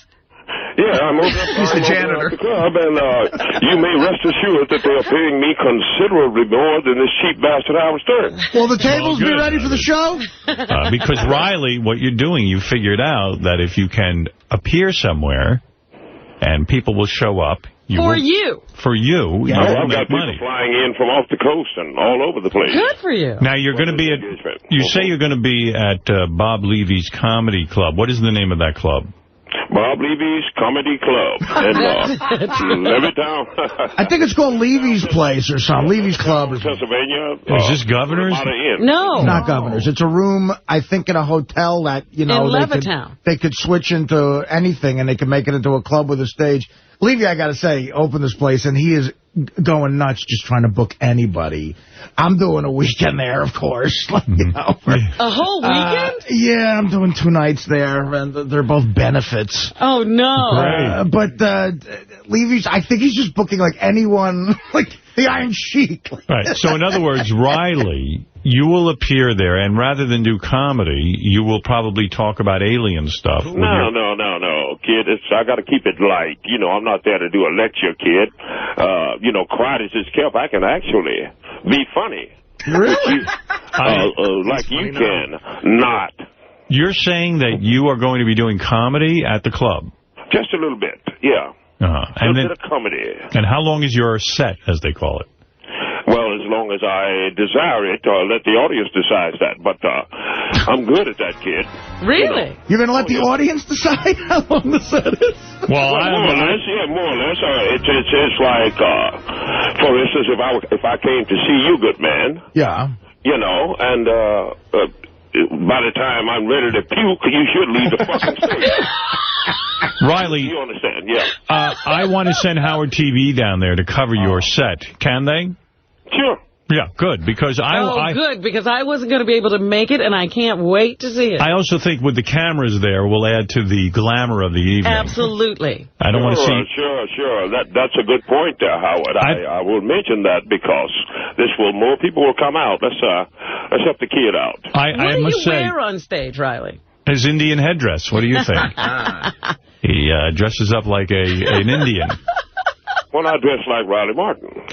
Well, Riley, good for you. Congratulations. I think everyone will be looking forward to seeing your act. I think it's wonderful. And what is the date of that? Yeah, and that's great if you, and maybe someday you guys can get out to see me, providing you're not down in Pismo or somewhere on another vacation. What day is your appearance? This Friday night, the 29th, and Saturday night, the 1st of March. Bob Levy's Comedy Club, Levittown, Pennsylvania. What is it, J.D.? I was wondering if Riley will do karaoke, too, because Bob Levy, on the flyers, it promotes that you can do karaoke with the comedians. Oh, what is that about? Will you do karaoke, Riley? Well, I hadn't, he hadn't mentioned that. Nonetheless, if you have heard my musical album, Last Man Standing, you know that I can sing my ass off. How much you getting paid, Riley? Can you tell us? More than what Stern is paying me. Well, of course. I mean, because you're going there, and they're probably saying if as many people as you bring in, you will get paid. Yes, sir, yes. In other words, you're earning your keep. I'm bringing a lot of people to Sirius Satellite, but I'm still not fucking get paid, am I? No, what you're doing is I am giving you an opportunity to become a person who can go out and make appearances and make money. Guess what? That's how you got this gig. That's how you got the gig through me. You understand? Oh, well, I basically understand that, Howard. Oh, you do? Well, then where's the thank you? That doesn't mean that you have Where's the thank you, fuckhead? Starve a motherfucker. I don't starve you. Then quit.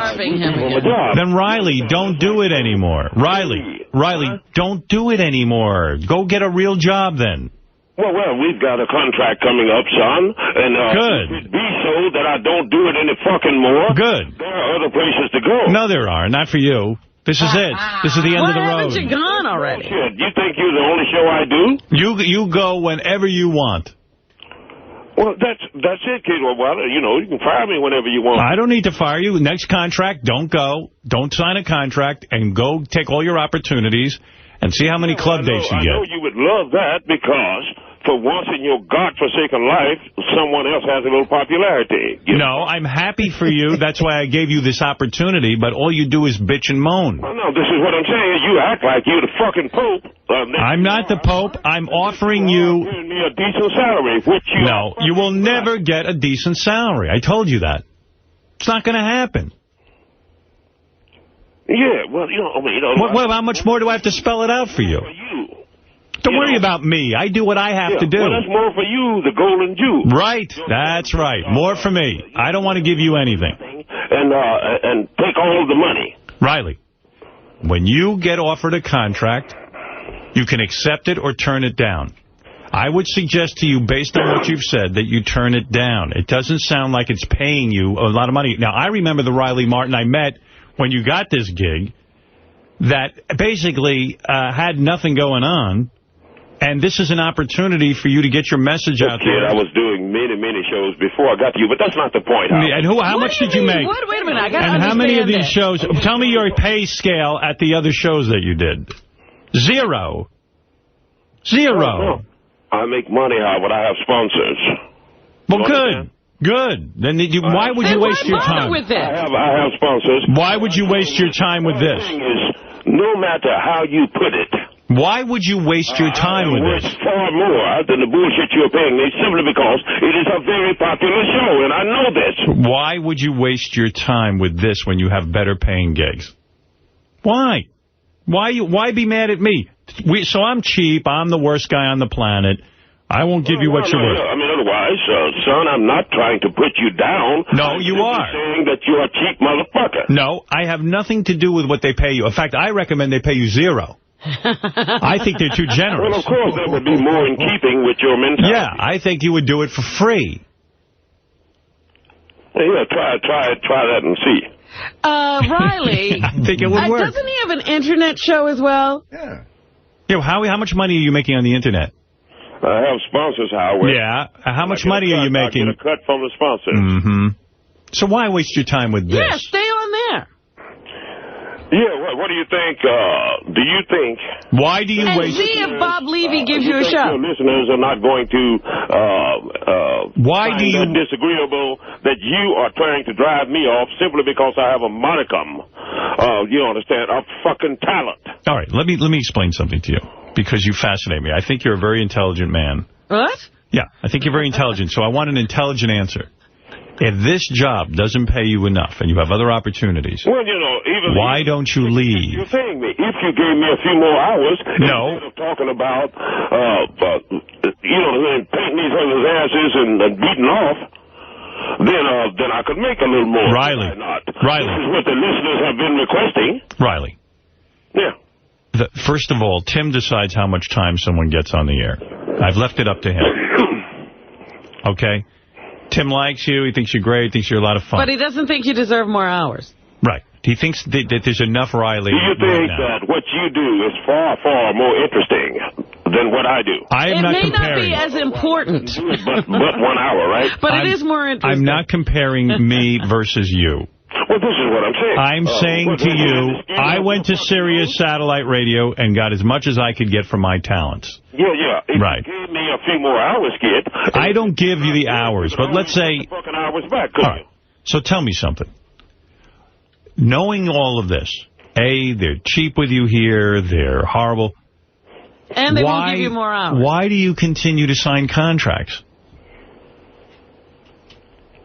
You're an intelligent guy. Why do you continue to sign contracts? I said, okay, we'll sign a contract for a year. Good. In a year, I would have proven to these people that I'm a viable and sellable entity, and that I am good for Sirius Satellite. You don't seem to be proving that. I hope. You understand. I see. Let me say something to Riley. By this time that I have. So when is your contract up? When is it up? A couple of months. Okay, in a couple of months, if they come to you... One second, Robin. In a couple of months, if they come to you and they say, Riley, look, you've done a year now.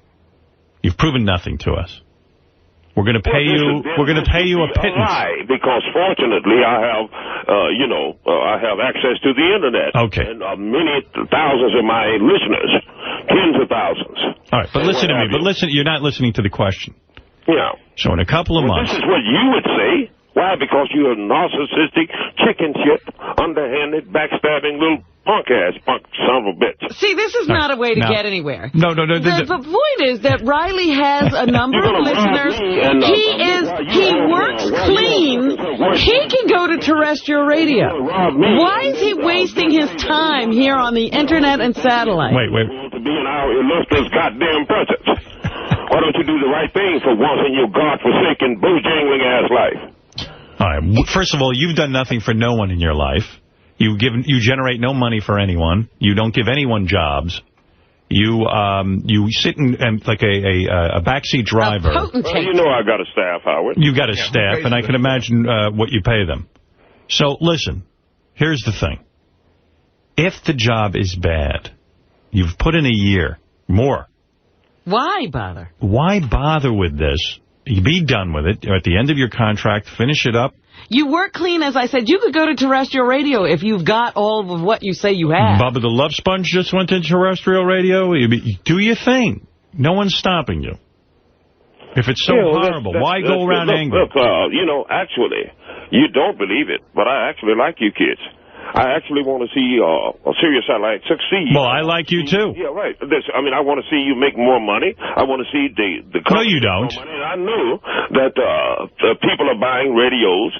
Some people are buying radios because of Riley Martin. And so all I'm saying is, it's no skin off your fucking nose. Pay me what you pay Riley. Boy masseuse. Riley, well, you know what's best? Really, because I like you so much, I don't want you to harbor anger and resentment toward me. I think at the end of your contract... Don't even offer him. Let's not even get into a negotiation. Let's forget it. Because really, let's remain friends. If the listeners agrees with you, fine. Okay, so I think that you ought to get off of Sirius Satellite Radio. You can go anywhere. Agree with why? Because I'm not up there sucking your dick every day. Well, that's part of it. You're only becoming increasingly angry with me, and I thought this was a cute idea to put you on and have you, the listeners... Otherwise, you're going to patronize me by telling me, hey, wow, you're doing great, and all of this, and motherfucker, I got to pay the rent. All right, well, go pay the rent. And get off Sirius Satellite Radio. There's a real job probably right now in the government for you.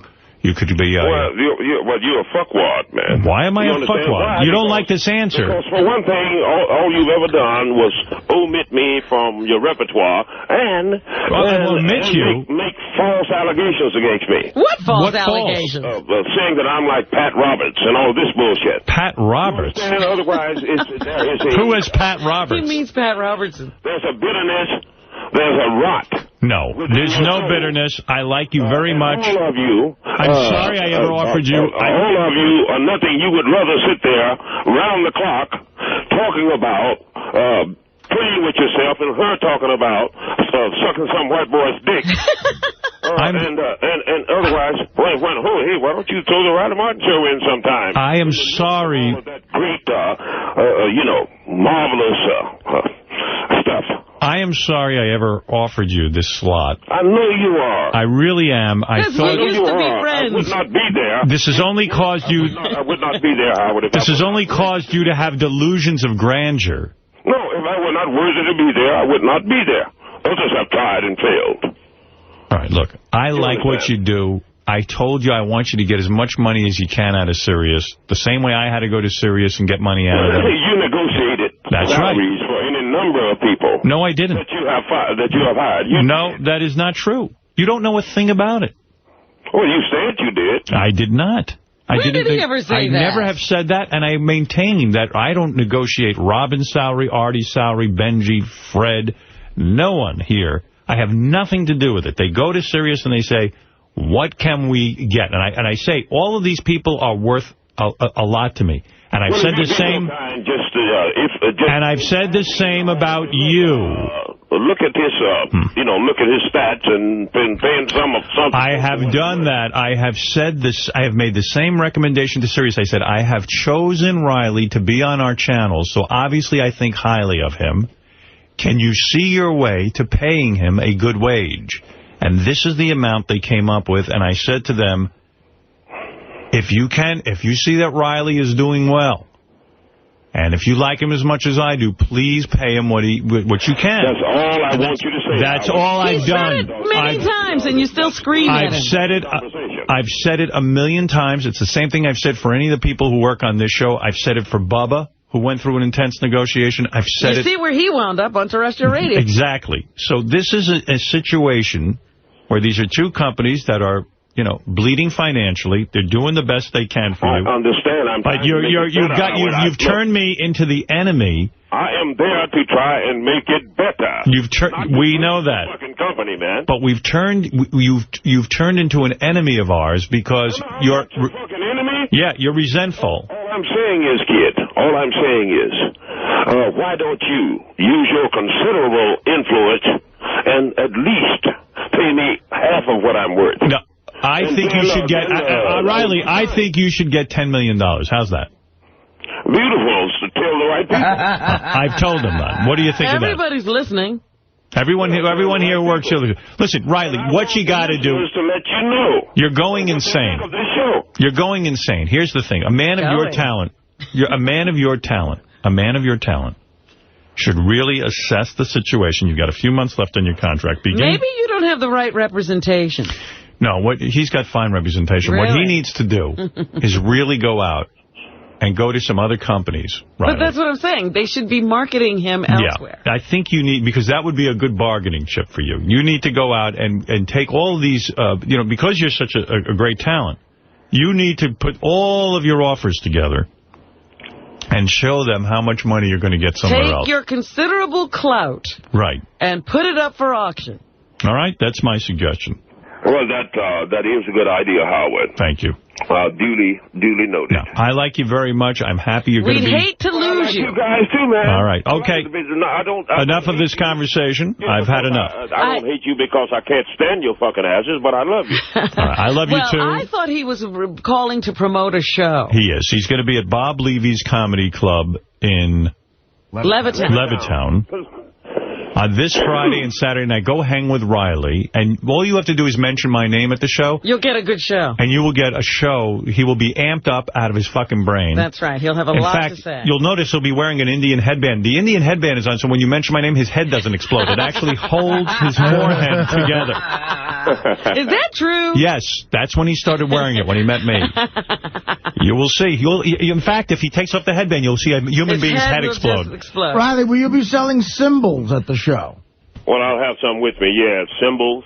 Yeah, cool. Symbols, the talking book, headbands, etc. Oh, he has merchandise. Will you sell them yourselves, or will there be someone working the concession booth? Well, I'll have Elon with me, my dear wife, and Nino Del Padre will be there also. Now, what color is your wife? She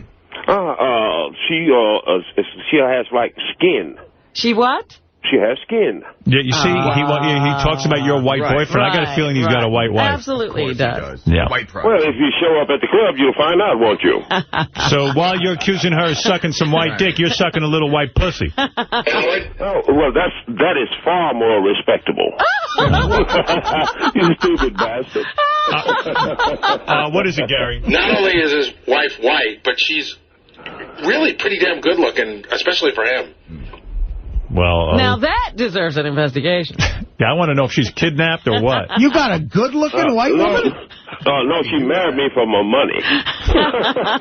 All right, Riley, good luck with your appearance, and we will send a TV channel down there to watch. Okay, take care, big guy. All right, thank you. Lots of luck now. Lots of luck. I can't believe how we go through these conversations. Something tells me that Riley got his wife when he was dealing 600 pounds of weed. We'll be back right after these words.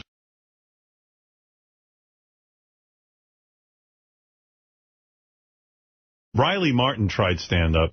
I should play you a little... Yes, I want to hear this. I guess. Thank you. All right, guys. All right, Artie, you ready to play Fred, or should I do Eric the Midget press conference? I'm ready, man. I'd like to see who wins.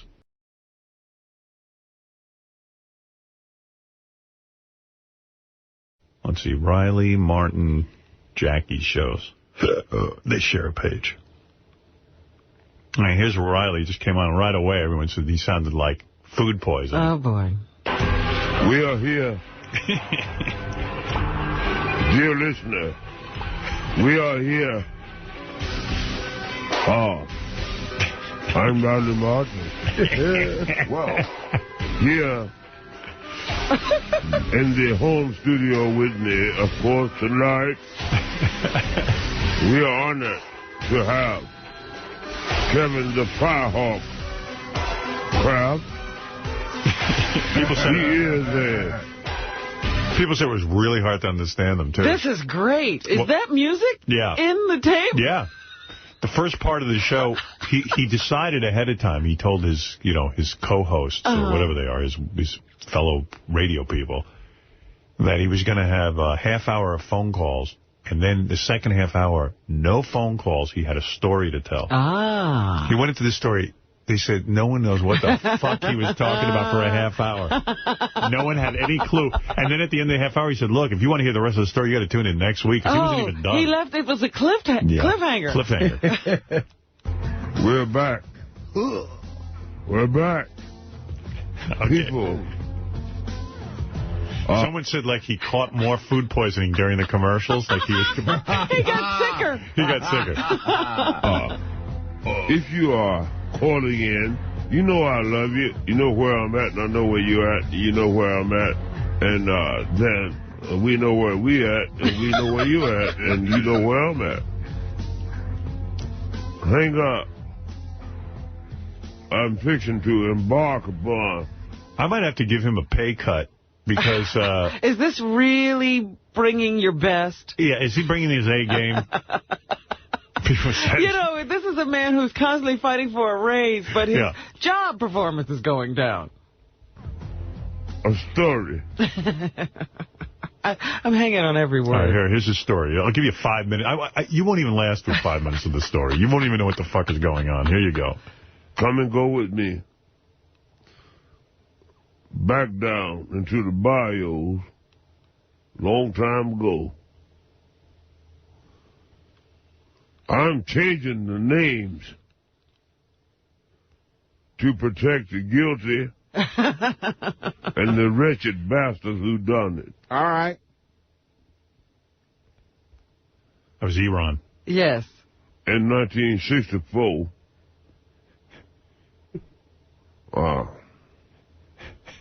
there was, articles in the papers and stuff. Actresses, dancers, singers, performers want that, like that. Free trip to South America and all that. There was a man, a rich man, who had a daughter, quite beautiful she was, who took up one of their ads, and he couldn't stop her. What? She took up she what? She had money. Sneaking off. That's what I told you. You can't get... I think he said she took it up the ass. I don't know what the fuck he's talking about. Sounds like he had multiple food poisonings. I think, he kept eating whatever was bad. Yeah. I've been going to interview, and she ended up down in the Central American country. At which time, she was. See, you can't, that's 30 seconds. I think he's falling asleep. Here he requests a commercial break. Let's listen to this. He requests a commercial break. He needs a break? Yeah. He said, boy, I'm going to tell you something. I ain't never saw nobody shoot as good as you. Up through the years, I'd be mighty pleasured for you to use my wares. 50 cal, 500 grade, steel jacket, downhill, 6-inch baffle. How'd it do? Thank you, sir.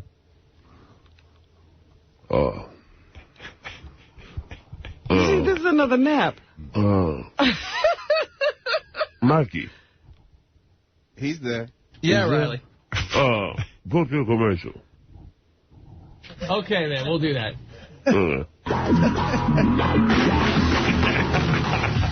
That is funny. And now for a half hour he's talking like this. He is some storyteller. Yeah, and then he goes, we're out of time. We got to finish the story next week. And nobody knows what the fuck this Maybe there's only one sentence left. You I don't know what y'all going to do. But if it's evilness, don't do it. Howsomever. If you're going to do God's work, then bless your heart. I said, yes, sir, because I don't do evilness, sir. And it said, go on now. And you don't know me.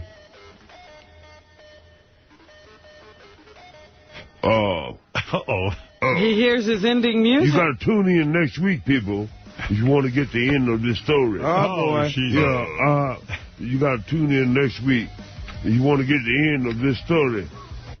I'll be in rehab.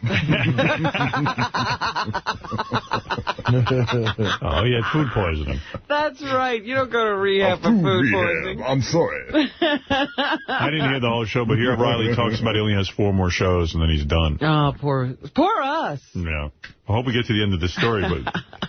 All right, Riley, next call moving along. This is Rob from Indiana. Go. Hey, Robs. Riley, what's up, fella? How you doing, big guy? Not bad. Rob, I love you. I'm going to tell you right off, man. I love you, I love you, man, because you're so cool and shit, man. Hey, and I get you all your CDs and your DVDs. I just copied you a couple of the episodes of Howard when you were on there. Yeah, so I'll get those out to you soon. Thanks, Rob. Yeah, no problem. I'm pretty upset because last Friday, you know, Howard, this guy on, all of a sudden, this Jay Thomas, out of the blue. Yeah. And he said, we'll see if he wants to do a show. You know, it's like no big deal. Right. Yeah. And they put him on, I don't know, 4 hours or whatever. But the guy could really care less about doing it. He didn't even want to do it. You know, and we hear you every week, you know, let's get Riley some more time here. You know, you wanted to do this. This is good because they're going to rile him up. Oh, yeah, just stoking the fires. This guy, Rob is his name. He really knows how to rile Riley up. And on a whim, they just give it to this guy. And no one cared. This guy played in Cheers like 20 years ago. No one cares. No one even listened to it. You know what I mean? I understand. Yeah. Rob. See? I have 4 more shows beyond this one to do. Right. Then I am out of here. Yeah, it's a lot of BS. Yeah, I'm out of here simply because I'm making them money. Right. And I'm trying to Can't imagine how much money. To the quote. Can't imagine how much money we're making off He doesn't want the money he's making for us. Right. Yeah. However, 4 more shows, I'm out of here if the listeners do not chime in to keep me here. And I know I love them. Yeah. If they don't chime in to keep me here, then you can listen to some more flatulence contest and reruns. Men with titties. Reruns. And Richard's growing up. People sticking stuff up their orifice. I love when he gets in a drag. I do. Any chance he'll really leave? No. Yeah, I know. We offer him, he's asking for a grassroots protest. if we take him down 50%, all right, let's do a thing. A test? Yeah, let's say when he's up, we tell Tim, you got to do us a favor. Cut Riley's salary in half. We want to bet on whether or not he stays.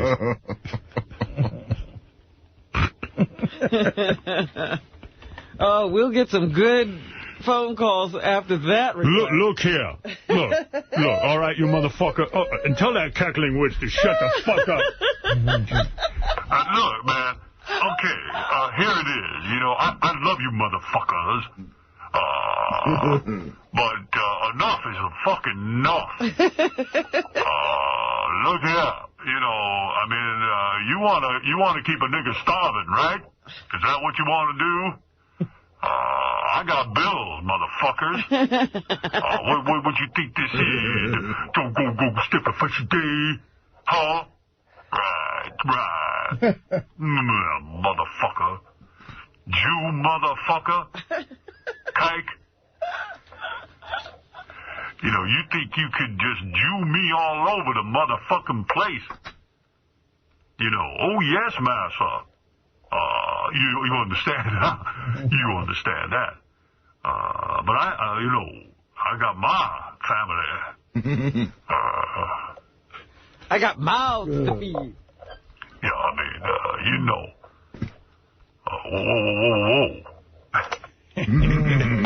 whoa. Come in and take your shit out of my house. Yeah. Could I ask the line? Come here and take all this shit out of my house. Oh, he's great. The water supply. They say that the Earth's water supply in many cities now is tainted with small amounts of like pharmaceuticals and Viagra and all this other crap. And it's no wonder I'm so hard. Hey, here's a guy who... we got a guy who's visiting us. I got to take a break. We'll come back right after these words.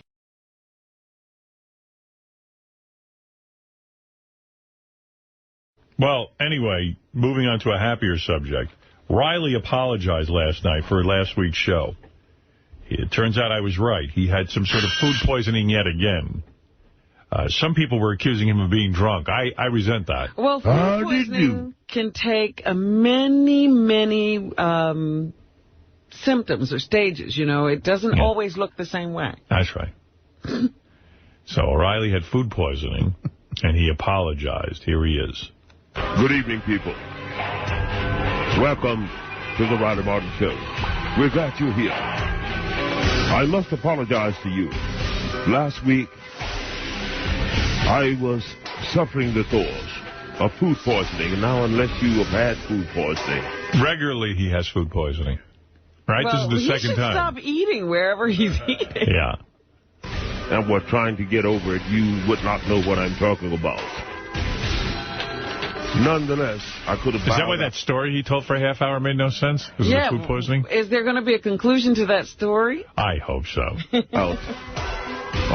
And in the future, should I ever suffer anything of such nature, then I will bow out instead of bothering you.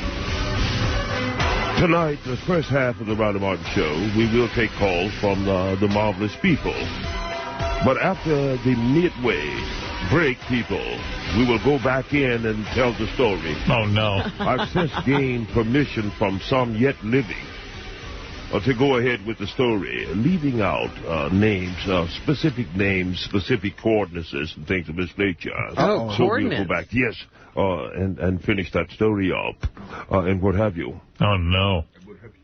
There are coordinates involved. Yeah, coordinates. Remember Foster Brooks used to do that character that always had food poisoning? Yes. I remember that legendary bit. I wish I still had some of that tape from the first story you told. So great. Yeah, because we don't... Where did it end? I don't remember. I don't know. You still have tape of that, JD? Yeah, it's right next to it. I left it there, so... Oh. And I did pull the rest of his story. I pulled the full 13 minutes. Was it any more coherent? No. I didn't think so. So the food poisoning doesn't matter? No. He said, boy, I'm going to tell you something. Listen to the ravages of food poisoning. Saw nobody shoot as good as you up through the years. I'd be my pleasure for you to... You could go up to any street corner in Harlem on a given night and hear these similar stories. You can sit around the trash can fire. Around the jug.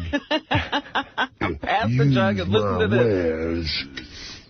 50 cal, 500 grain, steel jacket, downhill, 6-inch baffle. How'd it do?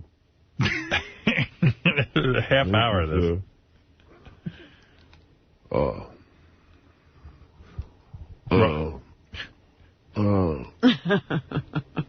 Mikey. He's there. Yeah, Riley. Go to the commercial. Okay, man, we'll do that. That food poisoning is horrible. Oh, it's terrible. He can hardly get through the story. No. I've had food poisoning. I don't sound quite like that when I have it, but... I don't know what y'all going to do. But if it's evilness, don't do it. Howsoever. Howsomever. If you're going to do God's work, then bless your heart. I said, yes, sir, because I don't do evilness, sir. I could smell the food poisoning through the microphone. You know, I once, and this is really sad because to me it's police brutality, I got arrested for having food poisoning while I was driving. Really? They're arresting people for that? I said, I have food poisoning, and they said, no, we have to arrest you. You can't drive with food poisoning. Isn't that DUFP, driving under food poisoning? Yes. Yeah, I've heard of that. And they said, go on now. And you don't know me. The grain. You got to tune in next week, people, if you want to get the end of this story. Oh, boy. Yeah, you got to tune in next week if you want to get the end of this. You had everyone on the edge of their seats. Now that we know where it ended, we can hear the end of the story. He took another half hour to get to the end? He did. And that's without food poisoning. Wow. So that's what the apology... Did I play the whole apology? I guess I did. Yeah. Good evening, people. Welcome to the Ryder Martin Show. We're glad you're here. I must apologize to you. Last week, I was suffering the thorns of food poisoning. The Thor? Unless you have had food poisoning and were trying to get over it. He was suffering the Thors? The Thors, he says. Thors. I don't know that word. I think I was in the throes. Yeah, that's what I think. That's what I think he means. Maybe there is a word called Thors. Now, let's see. Riley addresses Barack Obama. Oh. Barack Obama's pastor. Okay. All right, Riley. Next call. This is John from Maryland. Hello, John. Hello, Mr. Martin. How are you? Oh, just fine, John. I just wanted to, if I could get your thoughts on the controversy that you're trying to swirl Obama up into. I believe there are issues there that should be talked about, just like your pay. Howard should talk about your pay, my friend. And peace to you always. Peace and I to hope you, I can call you friend. Yes, you can. Okay. Yes, you can. I'm very honored. And how about the Obama stuff? Okay. This is the way I see it. Uh-oh. You understand? I noticed I was looking at one of the things on Fox tonight. They spent in fact, since sunrise, they have spent every hour devoting 99% of it almost to the Obama controversy, so to speak. Yep. You understand? Okay. I like that other guy. Name me a politician. The ones that ain't chasing whores or pedophiling and stealing. Name me one that hasn't hooked up with some either black-hating entity, et cetera, in order to get those votes and all of this. That is totally, absolutely immaterial. What we should be worrying about is, I want you to go and try to find a shoe, an appliance, a TV, a computer, and pretty soon a car that's made in America anymore. I want you to think about the foreclosed... Riley's out of his mind. You know what I mean? He misses the point on everything. Of course he's out of his mind. What are you talking about? Why are you saying that? That's obvious. I got to disagree with his political stance. It's obvious from his apology that he's out of his mind. I shouldn't even bother arguing with that. No. All right. We are back. Here's the end of Riley's story. All right. It's 13 minutes long. I'm not playing that, obviously. Well, let's see how far we get. Okay. We are back, people. Last week, I started to tell you a story about an operation that transpired back in the early 60s involving a Central American location to attempt the rescue of the daughter of a very wealthy man from out west. There were 9 of us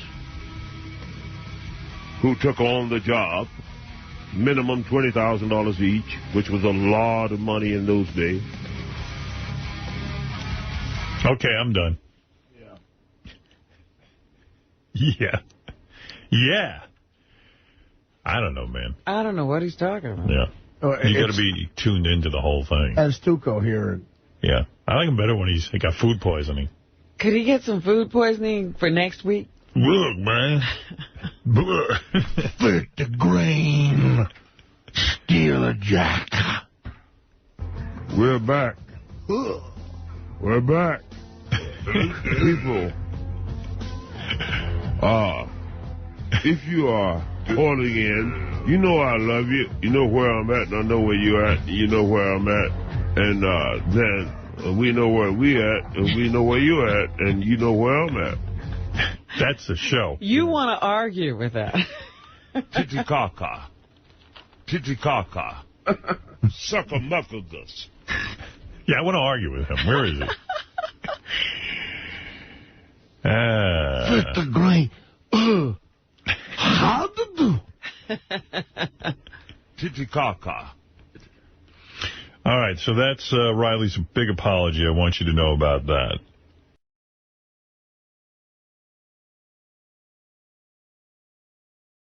Riley Martin is on the phone. Let me say hi to Riley. The reason I've asked Riley to come on, I just learned of this. Hi, Riley.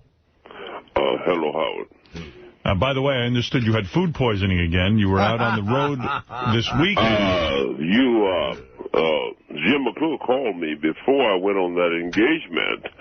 So therefore, did you instruct them, the Flotsam, on the tennis maggots to set me up and try and diminish me or something like that? Oh, my God. You're thinking... You must have known about it up front. Known about what? You're thinking we set you up? You are going into that conversation. What conversation? I heard you were ill. I heard you were ill this weekend. On the operation. I said I heard you were ill this weekend. You're saying we poisoned your food? No, I'm saying that you poisoned the maggots that work for you. And what did they do to you? What did they do to you? They did nothing, son, but... what are you talking about? Be themselves and represented you very much. What is he talking about? What happened, Riley? Riley, I swear I don't know what you're talking about. So, what is this conversation about? No, Why don't you ask them... Wait a minute, Riley. ...to you like I'm sure they did when you sorry motherfuckers set me up. Didn't even have water in the room, let alone food. What? You understand? And now we're torturing him. Sal, what is he talking about? I was with this asshole all weekend in Atlantic City. Yeah. He thinks that you are putting us up to breaking his balls. All the time. He thinks that we're spying on him, that we're taking notes. Before it happened. No. He thinks it's because a big... Jim McClure called me and say, hey, we want to talk to you Monday morning. That was before the show. Therefore, you put him up to it, you dirty, filthy Jew bastard. Then what happened? Whoa, wait a second. Whoa. Hey, first of all, asshole, I don't know what you're talking about. Okay, my goodness, motherfucker. If you don't want to keep Riley Martin on the air, then say so instead. What are you talking about? Why do you have to call me names? Why do you have to call me names and accuse me of things? Nobody's calling. You just called me a fucking Jew.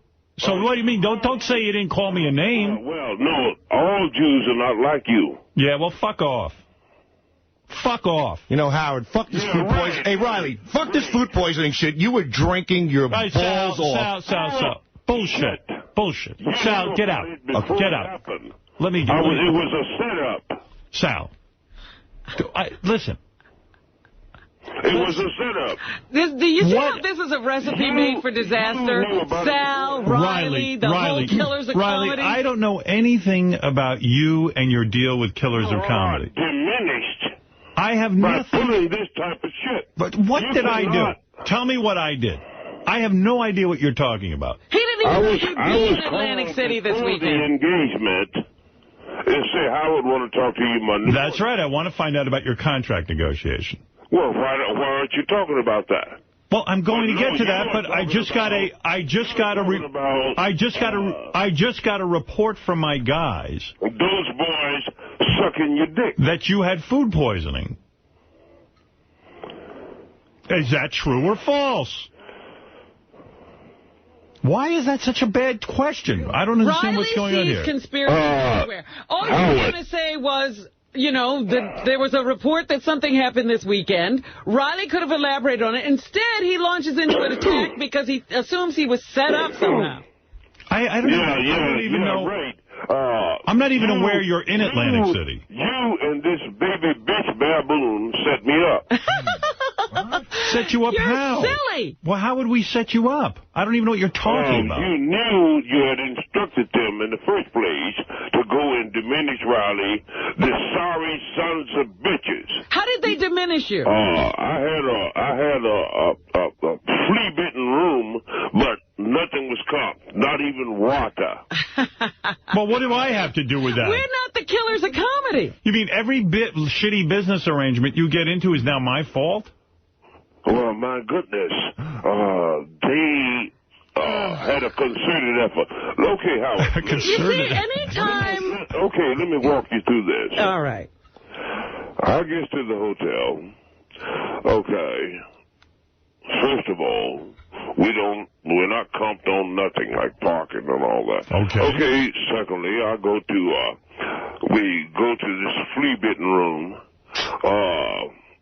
and I don't find nothing. I mean, before I at least had water in the room or something, you know what I mean? No, none of that's there. So we are resting, and I call down, and I say, can we get a snack up here? Yes, sir. That'd be cash. I said, well, we're with the killers of comedy. And wow. That'll be more cash. Yeah, right.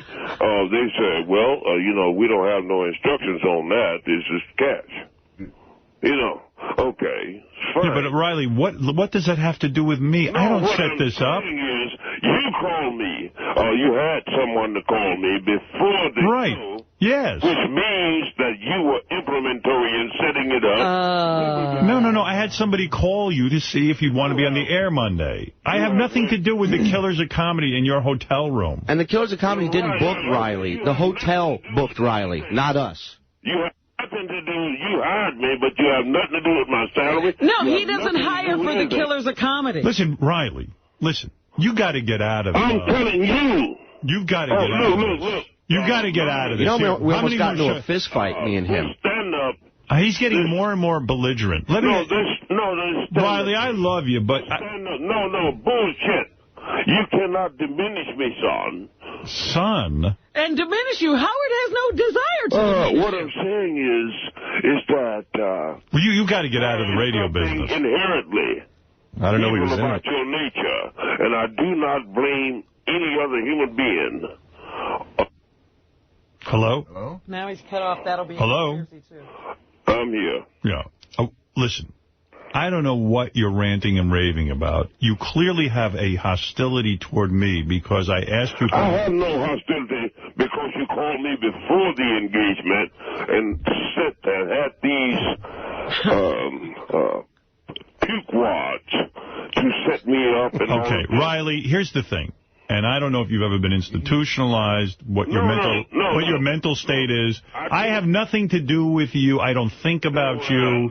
I don't ever put 10 seconds worth of thought into you. There were 30 people. I don't have anything to do with you having water in your room. I don't have anything to do with me on the Killers of Comedy tour. You don't have anything to do with him having a room. The only thing I have to do with is I said, hey, you want to do a radio show at night? We've got these channels.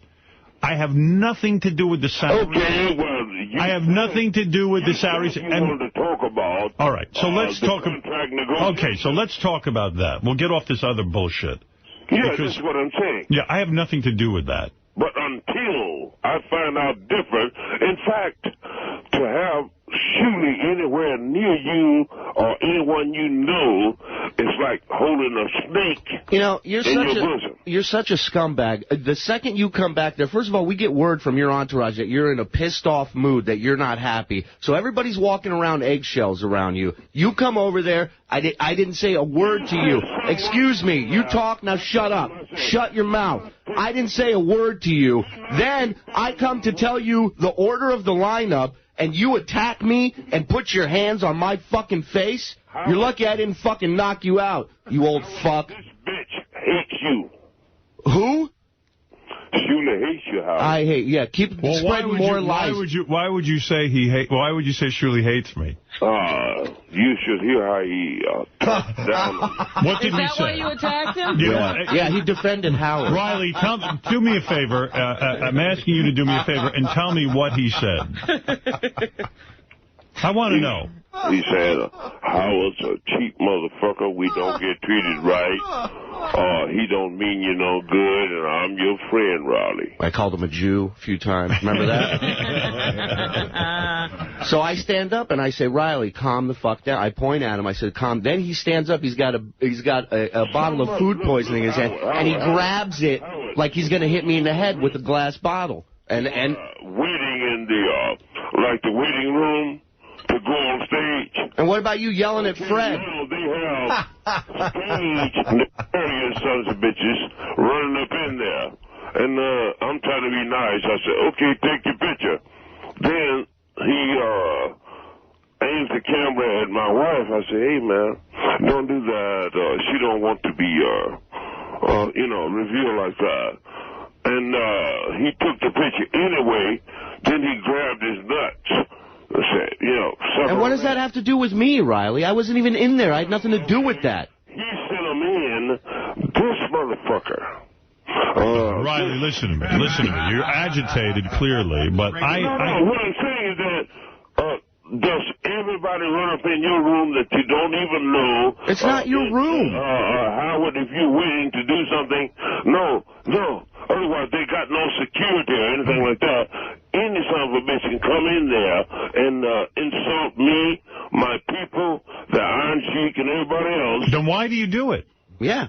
Why do you? Well, that was the last time. Yeah, good. He got that right. You know, Howard, he said there's no security. We needed security to protect us from him. Howard, I'm not kidding. We had security drag Riley off stage. What comedy shows? Two security guards came out. He was so drunk. That's funny. It was hilarious. This big Samoan guy comes out. He's grabbing Riley, and Riley's like, "Get your hands off me, motherfucker!" And then another man. Well, that's good theater. With a suit.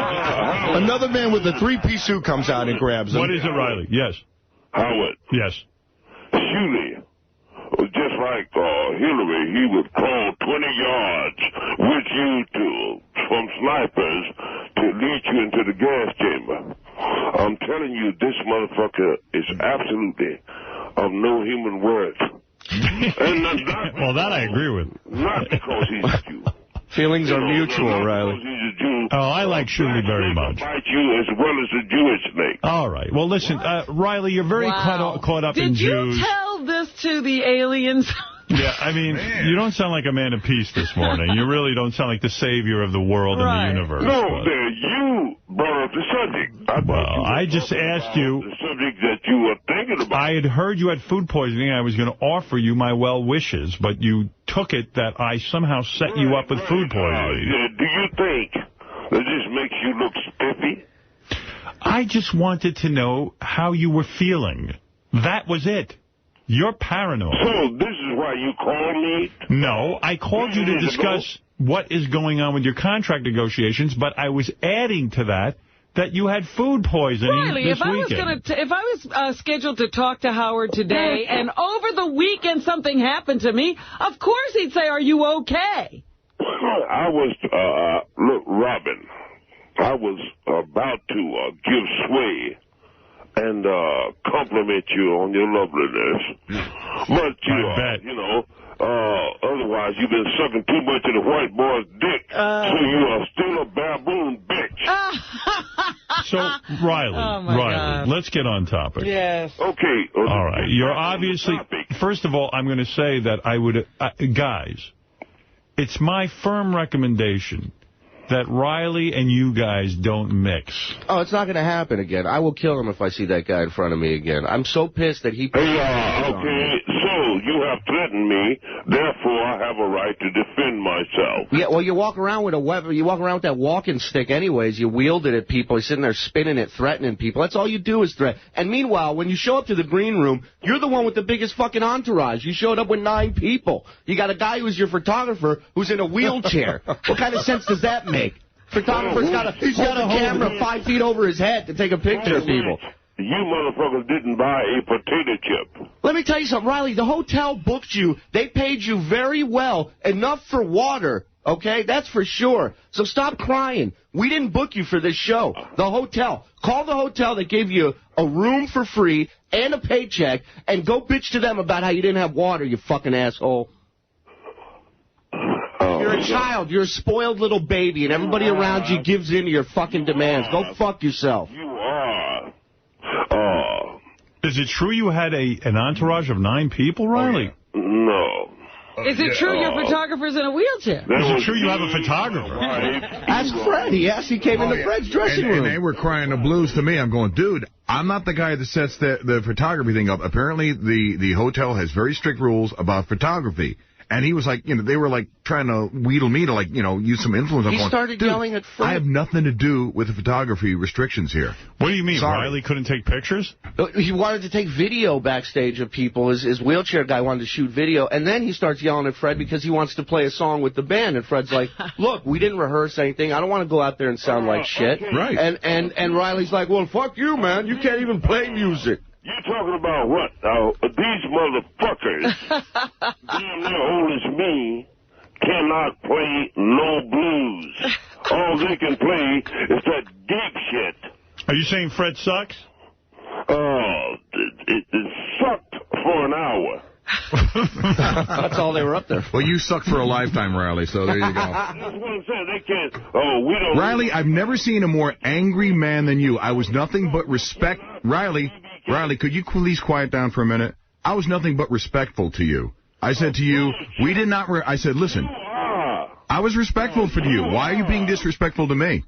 You are the suck ass that turned in the little girl. Look at you. What? You son of a bitch. What did I do? What did I allegedly do, Riley? If you had looked out the windows before Auschwitz, you would have seen that motherfucker. Auschwitz? I believe you, Riley. What is he talking about? I believe Riley's right on that. What? He let Anne Frank get it, is what he said. You would have marched Anne Frank into Auschwitz. No, that's not true, right? You do have that Latvian blood. Yeah, well, there you go. Well, that's very, you know what Riley, did anything... Wait, can I say one thing? Absolutely. Riley, I could say that's a very racist comment. Of course. How's that? Of course. You are the biggest racist on the planet, Riley. Riley, did anything good happen? Did anyone treat you right on the whole weekend? The only person... Okay, good. ...that was a decent and noble man was the Sheik. Iron Sheik. Okay. Iron Sheik. Because you didn't want anything from him, Riley. Other than that, there's no redeemable qualities about him. The real is a sellout, suck-ass, underhanded, coke snorting. Who is this? The Reverend Bob Levy. Reverend Bob. Stop listing his credits, Riley. Well, everyone knows that. By the way, the Sheik really loved Riley. And as soon as Riley walks out of the room, she goes, what the fuck is he talking about? Even the Sheik didn't understand this asshole. The Sheik's passed out in the corner. Well, Riley, and guys... I have a serious question for Riley. Have you ever been on medication? Because you should really get on some. I've never seen anybody angrier than you over nothing. You're angry at air. Right. You sorry bitches. And on top of that, so Howard is attempting to back you up. Cannot diminish me, son, whether we part company or not. All right. And that's the only reason I was nice to you, Riley, because you have an affiliation with Sirius Radio, and I don't want to screw that up. But had you not had that affiliation, it would have been a different story that night. Trust me, my friend. No, Howard, you think that these... Listen, I want to get on topic. Sounds, these pukes... These pukes. The pukes. That's what they are, the pukes. Are on your side. I do believe they are on my They side. hate your fucking guts. Really? Did they talk to you secretly about this before you all started fighting? Who was it? That Sal? It's funny that they would all confess this hatred to him. To you, Riley. Riley, I hope your photographer got this all on videotape. All you're going to see are nostrils, Howard. Riley. Yeah, okay, they love you. Riley, why do you travel with a photographer? What photographer? A videographer. You had two. You had a guy in a wheelchair and another guy with glasses. The Wiz has got more brains in his little finger. And he's named The Wiz? His name is The Wiz. He's got more intelligence in his little finger than all of you motherfuckers put together. All right, listen to me. That's why he hangs out with you. Well, look, Riley, I don't know what's going on with any of this. I know you think there's some big conspiracy led by me to sabotage your life. You didn't even know there was a weekend conflagration. Right, so you brought it up, didn't you? I brought up the fact that the guys told me you were sick this weekend, and I was asking how you were. Because they're going to tell you, Howard, we love you, and all that, and the motherfucker will stick a knife in your nuts if they had a chance. Unlike you. Yeah, you would never do that, right? By the way, Howard, after all this, yes, Sal. I kid you not, 9 o'clock in the morning, I see Riley engaging in food poisoning at the bar. The very next day after the show. So 9 in the morning. Which one of these guys, Riley, hates me the most? Sal, Shuley, Fred? Richard was there. Which one should I really watch out for? Bob Levy? Shuley really hates you. Shuley. He's a product I'm the head of his sister and his uncle. His what? He's the spawn of his, say, uncle and grandmother, father or something. I mean, his uncle and grandfather had sex and Shuley came out? Yeah, right, and spawned him. Thanks for explaining that. All right. And that's saying wonderful things about him. Can you imagine Shuley's uncle and grandfather had sex? He wasn't even born of woman, is what he said. That's right. Amazing. You were born of man. Came out of an ass. Came out of an ass. Well, makes sense. Let me tell you something, Riley. I'm going to tell you what I'm hearing this morning. Before we even open up. Well, no, you set me up. Well, I told you I don't have anything to do with this. This is a gig you booked. This is a gig that you had. Yeah, you didn't I did not call these motherfuckers. I didn't tell them to call you. I don't have anything to do with the killers of comedy. I wish they'd all go away. Those They're pukes. killing Howard. I wish those pukes. Yeah, well, you call me. They're the killers of Howard. I am not a fan of killers of comedy. I like when the guys are doing their comedy here. Hallelujah. That's it. I don't know why you think... Look at the message. Comedy, if Shuley could ever say something funny in the world, I will release him from the purgatory that he lives. I did say something funny. I said, give a round of applause for Riley Martin, everybody. And everybody sat there and booed you. Riley got booed off the stage? Oh, my God. He lost him in 30 seconds. Sal, what did he do when he walks out on stage? First of all, he wants to say stand up. Yeah. And he wants the audience to rise, and he's holding his cane up. He looks like a black Moses with that fucking cane. So he stumbles out on stage, and he's so caught up in food poisoning. Food poisoning. He can't say stand up, so he gets to the stage, he grabs the mic, he holds up the thing, he goes, Dander. Dander? Yeah. Dander. He goes, Dander. And everybody starts looking around like they're being punked. They're looking for cameras. And then he goes, I said Dander, motherfuckers. And they start booing. Now they're booing, and we're panicking, and the sound man looks at me and goes, what the fuck should we do? I go, keep the mic up. That's what you should do. Hold on, wait. So then he picks up his cane, he starts stomping it on the stage. He goes, hey, doo-da, doo-da, never do-dee-ba-do-ho, doo-da, doo-da, day. Now they're really booing. Now Shuley runs out as damage control. He's still singing doo-da, doo-da, day. Then the big fat Samoan security guard grabs him by the other arm. He's like, get your hands off me, motherfucker. Doo-da, doo-da. Audience is booing, and then the fat man with the suit comes out, and all three of them drag him off. Yeah, now what do I have to do with that? Did I put the That was his whole... You set him up. You set him up. No, apparently you did, Howard. Oh, I did. This nuts of an inchworm. Sal, you mean? They had it all planned. How did they had it all planned. How did they plan you sucking like that? Look, baby, if Okay, fine. But these sons of bitches had worked up to it by disrespect, exclusion, cheapiness. Stinginess. You understand? Stinginess. Up until that time, they played it like a fiddle. And you fell into it. Does Camptown Races normally get a better reaction when you do it? His whole staff was like apologizing to me, saying his buddy Nino's like, I'm so sorry. He says, I don't know what to do with this nut. I'm ready to jump out a window. He says, I can't control him. Nino and Iran, they have sucked dicks because they thought you people were human beings, and they were trying to make apologies and stuff like this. Why? Because they're sellouts. When you would flush them all down the toilet, as well as Howard, if you could, you filthy son of a bitch. But that's what you do. All right. Listen. This is going around in circles. Yeah, I'm just and I don't think the negotiation is going to be any better. I'm going to... Good luck, what? Tim.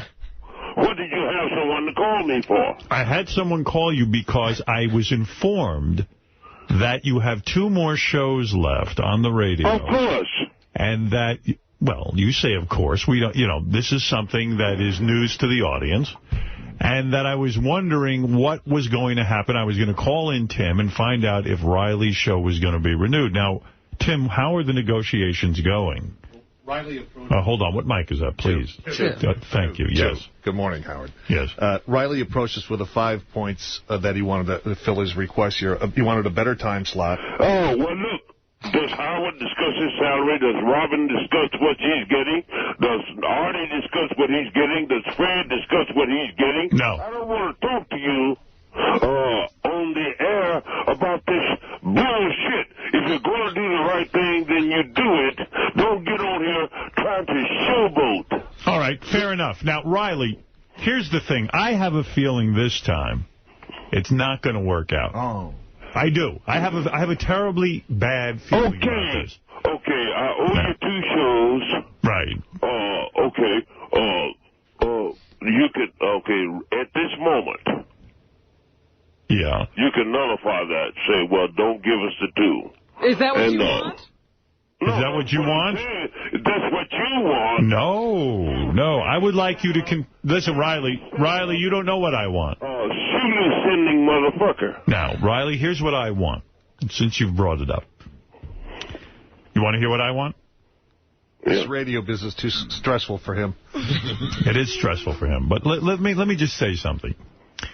You know, when I came to... why don't you do another man-titty show like Who Up on the Earth would find that interesting? All right. Well, maybe somebody. Well, we have to program to more than you, Riley. What was that show? A man-titty show? Yeah, he just didn't like that. Oh, okay. Well, how could I, in my wildest dreams, want to look at a man's titties? And you did it 4 hours. All right. Riley, let me say that... Diminishing of your character. Okay. That's a good point. all Well, I'm saying is that... You watched that man boobs thing on TV, and you tell me if you don't think it was worthy of my character. I was diminished. I was diminished, but it was worthy of my character. All right, Riley, let me wrap this up and tell you what I want, since you seem to think you know what I want. I'm going to explain this to you once. You will not understand it, but I will explain it to you anyway. My intention with you was to say to you, Riley, it was one of the times you were a guest on my show. I said, Riley, why don't you go on Howard 101 and do an hour show? And you did it, and I like the way you do it. I like your show.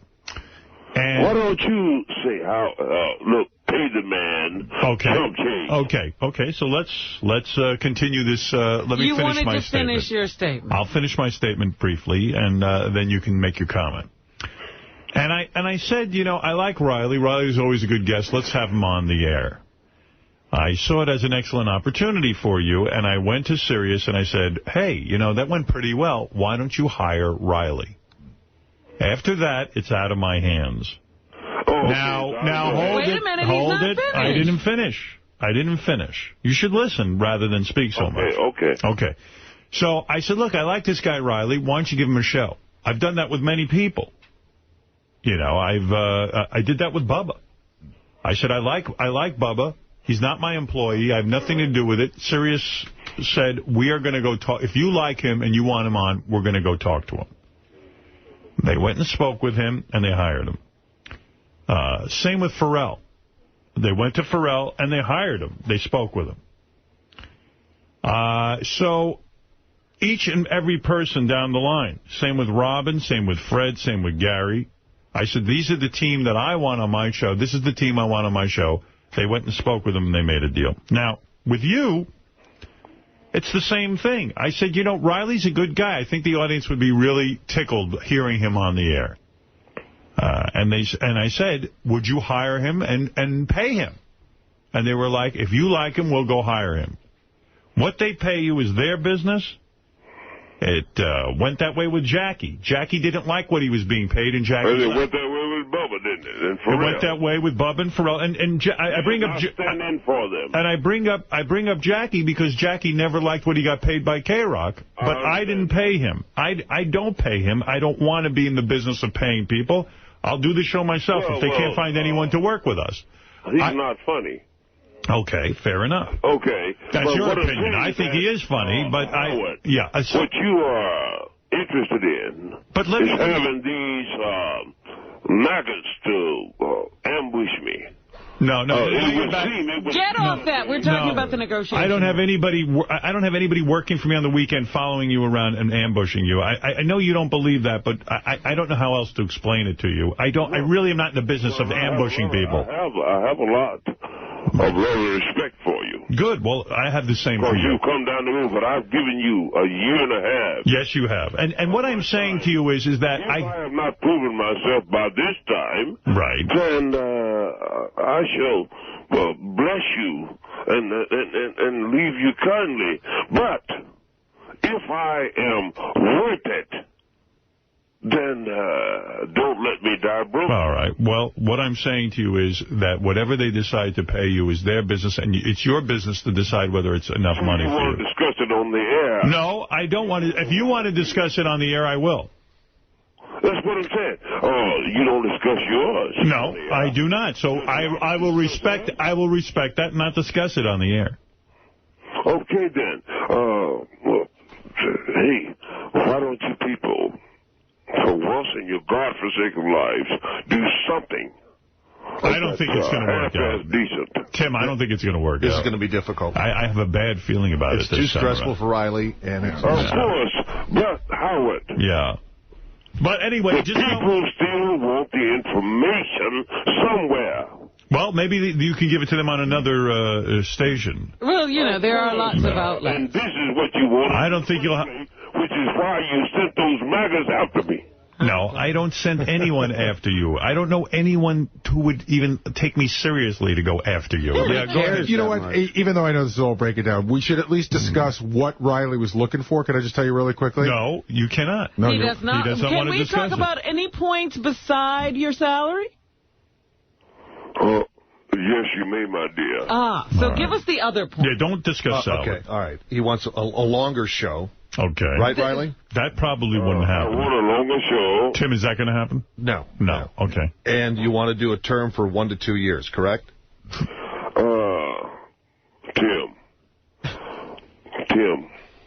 why don't you go back and play with your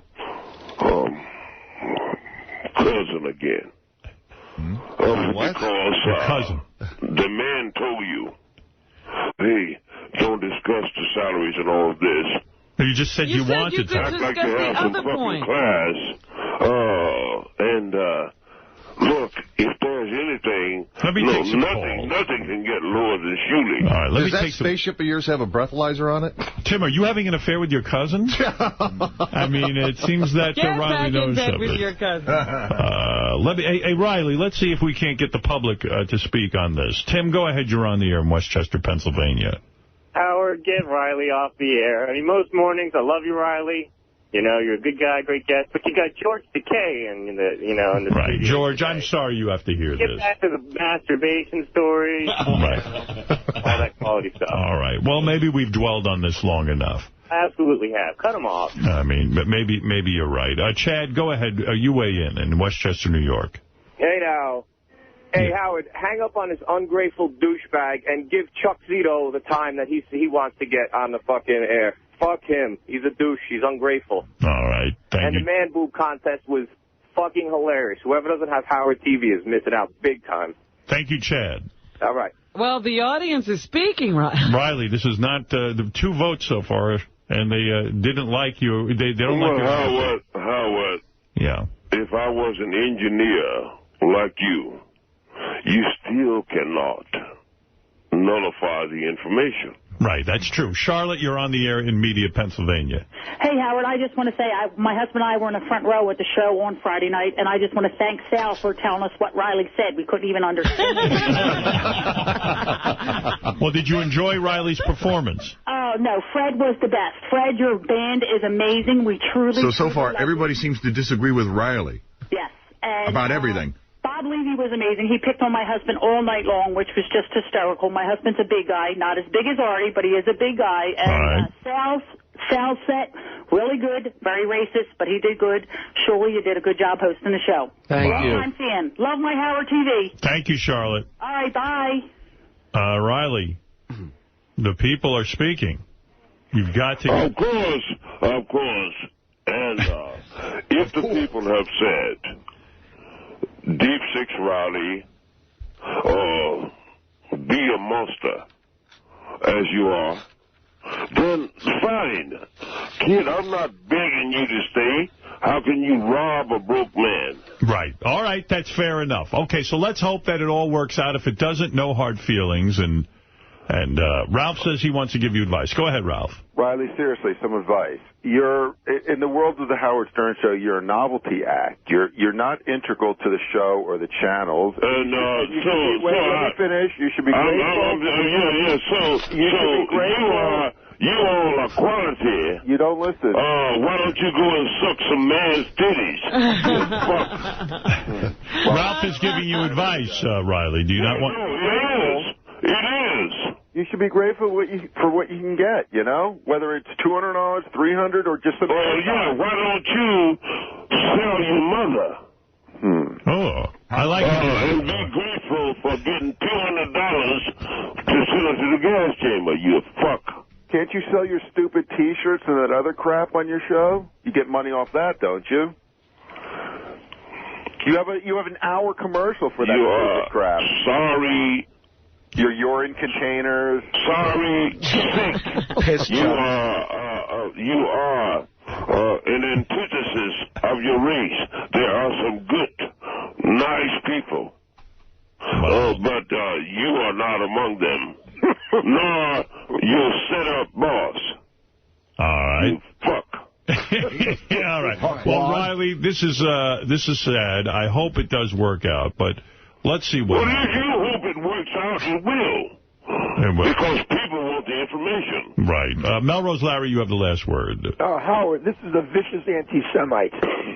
This Riley. I thought his comments against you, against Shuley, were disgusting. Riley, you're an embarrassment. The end Shuley, you fucking ungrateful N-word. Yes. Say Shuley. He would. Stab you in the back and fuck your daughter. All right. Well, let me tell you, our time is up for this segment. Anytime, anywhere, Riley. You and the bird. I'll beat the shit out of both of you. Anytime. Well, last night his agent called up on Shuley last night. Miserable Nino Del Padre. And backs away from him. Yeah, he's distancing himself. And that's the other thing. You know, here's a guy like Iran and Nino Del Padre, who I hear now you're on the outs with them. So you're not going to be working with them anymore. Now you're pissing off people here at Sirius. You've pissed off everybody on the comedy show. What are you going to do? Where are you going to get money? What are you going to do? You think, motherfucker, I lived 50 years before I met you. He managed to live his life. How do you think that you do something? Who's going to set up your headbands and piss jugs out front before you're done with the show so you can sell all your fucking junk? Okay, son. It's better to have a headband or a piss jug than fucking... This is the worst part of show business. Barry, go ahead. You're on the air. Good morning, Howard. You have to give Riley anything he wants. I mean, his show has kind of run its course. But when he's on with you, man, you are the funniest motherfucker, Riley. Go, give him hell, Riley. All right, there he goes. There's a big Riley fan. Jeff, go ahead. You're on the air. All right, no Jeff. Howard. Yes. Howard, I'm here, man.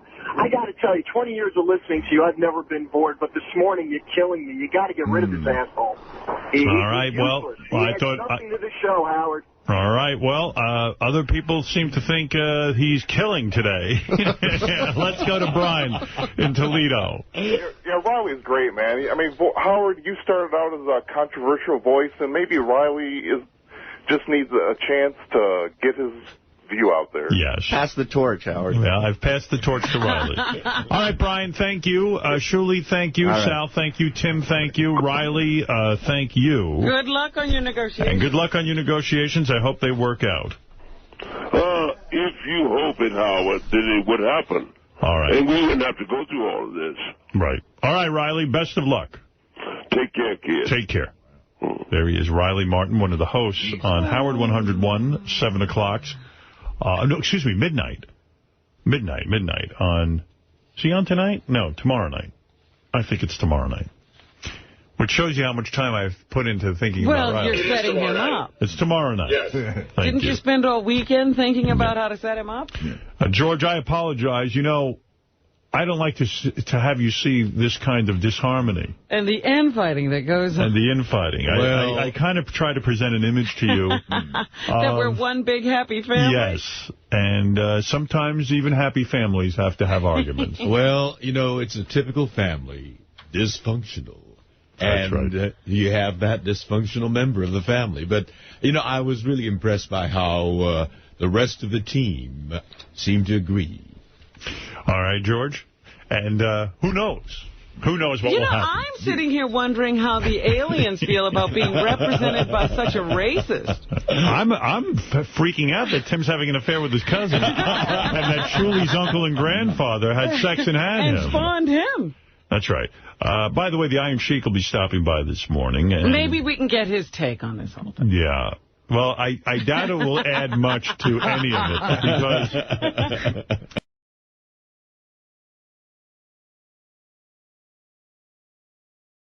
I was listening to Riley Martin. It was supposedly his last show last night. Oh. You know, because he's going through yet another contract negotiation. And I don't... You know, he's become our Jackie with the yearly contract negotiation that doesn't go well. This seems like every month is a contract negotiation. But, you know, it's always the same thing. Riley wants, like, $5 million. And he's not going to get it. And Tim wants to give him $500. They're far apart. Play a little of that. Hello, people. Welcome to what is perhaps the last Sirius Satellite Riley Martin show. Oh, boy. Inasmuch as my contract is up today. This will be my last show. Contract. He makes it sound like more than it is. Yeah, why is there even a contract? I don't even understand that. Oh, since Tim Sabian, as per his promise to call me, did not, I can only assume that I must, if you don't insist that I stay, and they heed your word, bid you adieu. It has been quite marvelous, and I've had a marvelous time with these nice people. Nonetheless, this will give you a marvelous opportunity to listen to more men's tits contests and things of this nature. I mean, that's really educational stuff. You see what I mean? But welcome to the Riley Martin Show. I like that Riley thinks that his show's educational. He's talking about space aliens that he met on Tarzishian. It's so funny to me. I'd rather see a man's titty contest, quite frankly, yeah. But, you know, I do like Riley. I hope it works out. Then he was talking about his cat. He has a cat. The cat got sick. He said he had to take it to the vet. It was $1,100. Wow. And he was like, that's 2 years' salary with what Howard's paying me. But, you know, the reality is, if we give him $500, that'll pay for a vet visit. You know? Is he getting 500? I don't know exactly what he gets. I'm guessing. I really don't know what he gets. I know. That's what I'm saying. You don't know that he's getting 500. Tim told me that he gets 400 a show and that he has passed on any future contracts. He has passed. He's passed. It's over, then. It's over. It's a shame. Well, it was fun having Riley with us. I mean, who knows? Maybe he'll... Couldn't up him to 500? You know what? Tim, go in. Tim's mumbling to me. Relating everything to... They're created by man. We can solve them by man. Could you give him a little taste? 500? Little bump? Pay for those cat vet bills? How do you do? No, I send out... What mic is that? You're killing Two. Okay. Two. We send out an engineer to engineer the show. Right. At his home. And also I pay Iran. Oh, I see. You know. So there is there's a whole... There's overhead. There's overhead. All right. Well, okay. So you think it's over? Is Riley's show officially done? I think that Riley probably will think about it a little bit. His cat is very sick, so he said that he needed money to take care of the veterinary bills. So right. Maybe this will do it. We'll see. All right. Thank you. All right. Yeah. All right. That's Tim, who handles all negotiations with Riley. What do we got to do with the vet bills? Really? The vet bills coming to the negotiation? Well, he needs money. Well, yes, everybody needs money, but... How's that a responsibility? Looks like Riley's raise went to Tim's stomach. If Tim would just cut back a little bit, he'll probably give Riley some more money.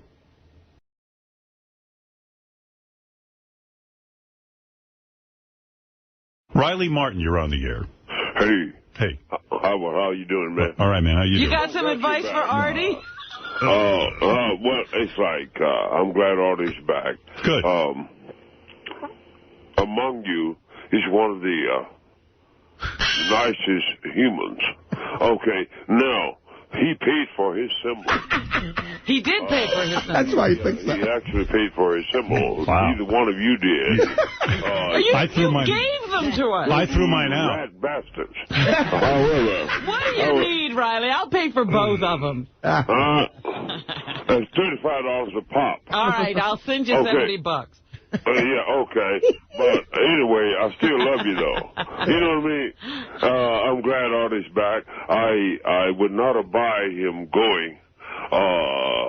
Everybody gets pissed one time or the other in their lives. How would you have been pissed at one time or the other? Right. You understand? So that doesn't mean that you're going to deep six the guy's career because he got pissed one time or the other, because he has a good heart. Riley, I don't mean to take it off this very important topic, but how are you doing? I mean, where are you at? You're done, right? Are you not on our air anymore? No. Actually, I accidentally signed up for 6 more months. What? Yeah, with you ignorant bastards. What happened? No, I talked to Tim. Tim, when he got through talking to me, I wanted to send him a sack of potatoes crying about being broke, and I ended up not with a single dollar more. You're the worst negotiator, Riley. Yeah, Riley, you're not really good at negotiating, are you? That's what I'm saying. Tim, please, Tim. Can I buy you some gas? You know what I mean? He had you giving him money. Well, Tim, Tim, this is exciting news. In all the Artie confusion, I did not get this news over vacation.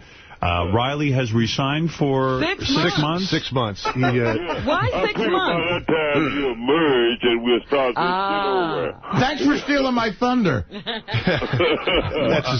So this is big news here, as well as Artie returning to the show after resigning. Artie, I actually really do love you, man. And I'm glad you're back, man, because... Well, Riley, he's part of the team. Funny. Yeah. Howard and Robin is not. Oh, he's actually funny. Okay. Yeah. Well, all right, as long as somebody's funny on the show, I'm all for it. I will give you something to laugh at. Thank you, Riley, and congratulations on your resigning. Well, isn't that exciting, That's Robin? big news. That's beautiful. I'm very happy. Jeff the Drunk, you're on the air. Artie. Hey, Jeff. Congratulations, buddy. Thank you. I'm glad you're back. If it wasn't for the show, I wouldn't know Jeff Currow. You know, I mean, that's true. Jeff was very sad. Yeah, Jeff was, after the incident, Jeff did make it on the air, and he was like, I'm sad. Well, I don't think any of you is going to send him $200. Right. Well, I was on a roller coaster all weekend. You were a roller coaster. An emotional roller coaster. I got a feeling that roller coaster doesn't see a lot of ups, buddy. Carlo, you're on the air in Belleville, New Jersey.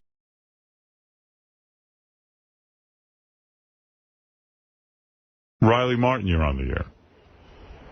Riley, who has a show here on Howard 101 at midnight. Extended for 6 months. That's right. Hey, are you there, Howard? Yes, Riley. Yes, Howard. How you guys doing? All right. Look, about 3 weeks ago, Tim and I agreed upon a contract. Okay. Okay, now it's taken them 3 weeks, to get the papers up to me, so they've been doing reruns for which I do not fucking get paid. Okay, so it's the same type of, it's a vendor's contract, for Christ's sake. It's the same type of contract you give the guy that delivers the donuts and things like this. And they haven't got the papers up to me yet, so therefore they continue to play my shit, and I do not get paid. Right. And you guys have taken me down on Saturday night, which was 7 o'clock. The only reasonable hour I ever got a rerun, you took that off to talk about playing with yourself for 24 hours. But that's it. Okay, granted, let it, okay. But right now, look. What do you want, Riley? Riley, just give us... Listen to me. The new edition of, the Millennium edition of the book is out now. The printed copy, we need to come in and push that. All right. I left a message for Gary. He never got back to me. You understand? So I don't know what the fuck's his problem. Right. But anyway, you sound unusually clear today. Yes, business is on his mind. At least do me that. All right. You know what I mean. All right, Riley, I'll get right on it. Okay, big guy. Thank you. Yeah. All right, so anyone who's handling Riley's contract, can you hurry that up? He needs to Well, he wants to be booked, too, so Gary needs to get back to him. I guess Riley changed restaurants because he didn't have food poisoning for the first time in a while. It's about time, because that restaurant was going to kill him. Right.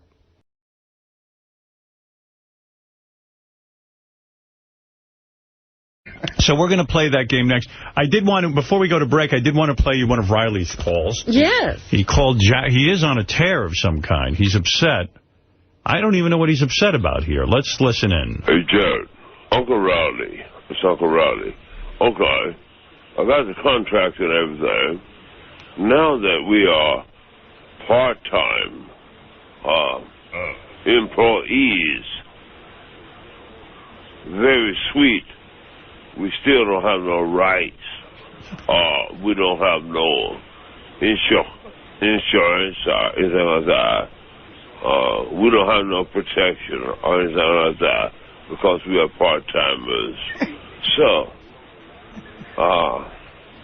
when I said that I had nothing against Jim Sabian, tell him that I lied.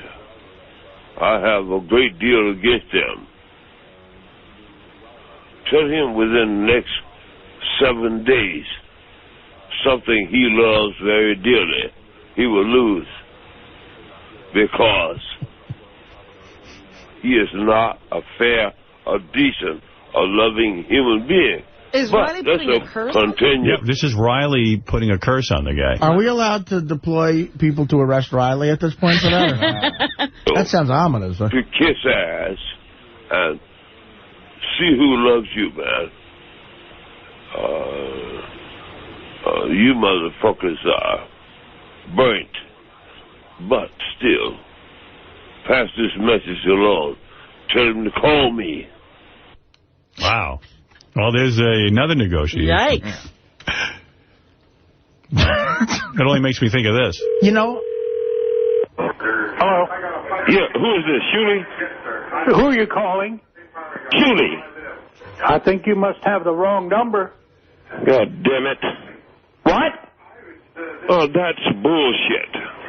You're bullshit. Who the hell are you? You stupid bastard. You asshole son of a bitch. You motherfucker. Yeah, that's good. You're not a decent fucking human being. You got any more to say? You fucking dirtwad. Give me your name, you cocksucker. Julie. Hello? You sorry, bitch. You son of a bitch. Hello? Motherfucker, I'm on probation. What's that supposed to mean to me? Do you think I'm playing? Do you think I'm playing with you? I know you're playing with me. I'm talking about you, Shuley, you fucking worm. Who are you, man? Who are you? Shuley. Who? Shuley. And what do you want with me? You fucking dirtwad. You asshole. What do you want? I would appreciate it if you stayed the fuck out of my business and do not come near me or my family. Are you out of your mind? I gotta tell you, son, your act is a piece of shit. Next time you call here, mother, I'm calling the cops. Be so kind to stay the fuck out of my face forever, you sorry motherfucker. You asshole. God damn it. God damn it. You call here anymore, and I am calling the police. You sorry bitch. Wow. That is, you know what that reminded me of? I couldn't get out of my head yesterday. The guy that, it's real to me, damn. The wrestling dude. It's real to me, God damn it. That guy ought to be watched. I mean, that is hilarious. That's the best. Where is that clip? I'll play it real quick, and then we got to get to the Tabitha Stevens game and everything else. JD1 towards the bottom. Yeah, bottom. All right, I love that. Light green. This is 4 wrestlers on stage. Wrestling fan gets up during a question and answer period, and here's what happens. Next question, Jeff. Where are you? Right there. Yeah. I just want to thank each and every one of y'all for all you've done to your bodies. It's still real to me, damn it. I mean, thank you. Take it easy, man. Thank y'all guys. You're awesome. Thank you so much, Mr. Funk, for saying what needed to be said. I don't want to see another one of these. Well, thank you very much, too. I really mean that sincerely. And, sir, I'd just like to hear each of your recollections of a true legend of business, Captain Redneck Dick Murdoch. Please. Redneck Dick Murdoch. Please. I got to see a visual on that. Oh, yeah, I got to see what that guy looks like. Yeah. Wow. It's real. Still, my favorite part is, okay, take it easy. Yeah, take it easy, man.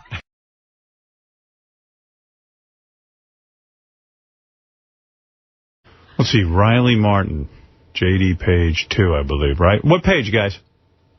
The Riley stuff? GP1 in green. Welcome to the Riley Martin Show. Uh-oh. Welcome to the Riley Martin Show. You're on. How you doing, man? Yeah, good, right?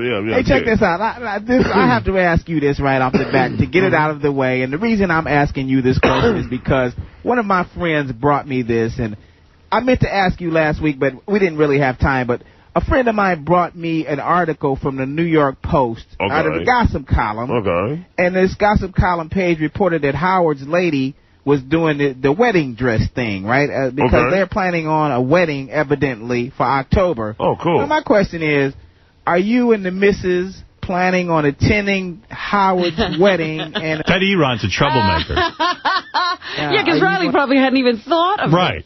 Going to be getting them a wedding gift.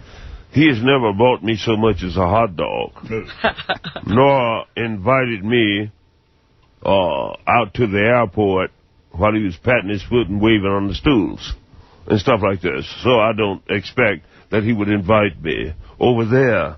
Nonetheless, I wish them well. And I give it 2 years before that he'll have to pay through the nose because he's under the facetious belief that someone actually loves him for something other than what he can do for them and his money. However, I wish him well. That was nice. Okay. All right, people, you can call Riley Martin with questions. He is a bitter, angry man. Oh, he's not a fan, no. I haven't done anything for him. I'm the only guy to give him a radio show. But did he answer? Oh, I guess he figures he's not going to be invited. Okay. Yeah.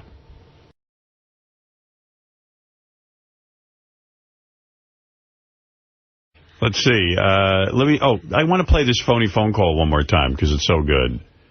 This is Riley Martin's voice. Oh, here's Riley on the phone, too. Hey, Riley, have you heard this yet? The phony phone call with your voice? I heard it yesterday, Howard. It's pretty good. It is a good one. Listen, you're sounding all chipper. Man, you're back? We're back. Okay, my goodness. You understand.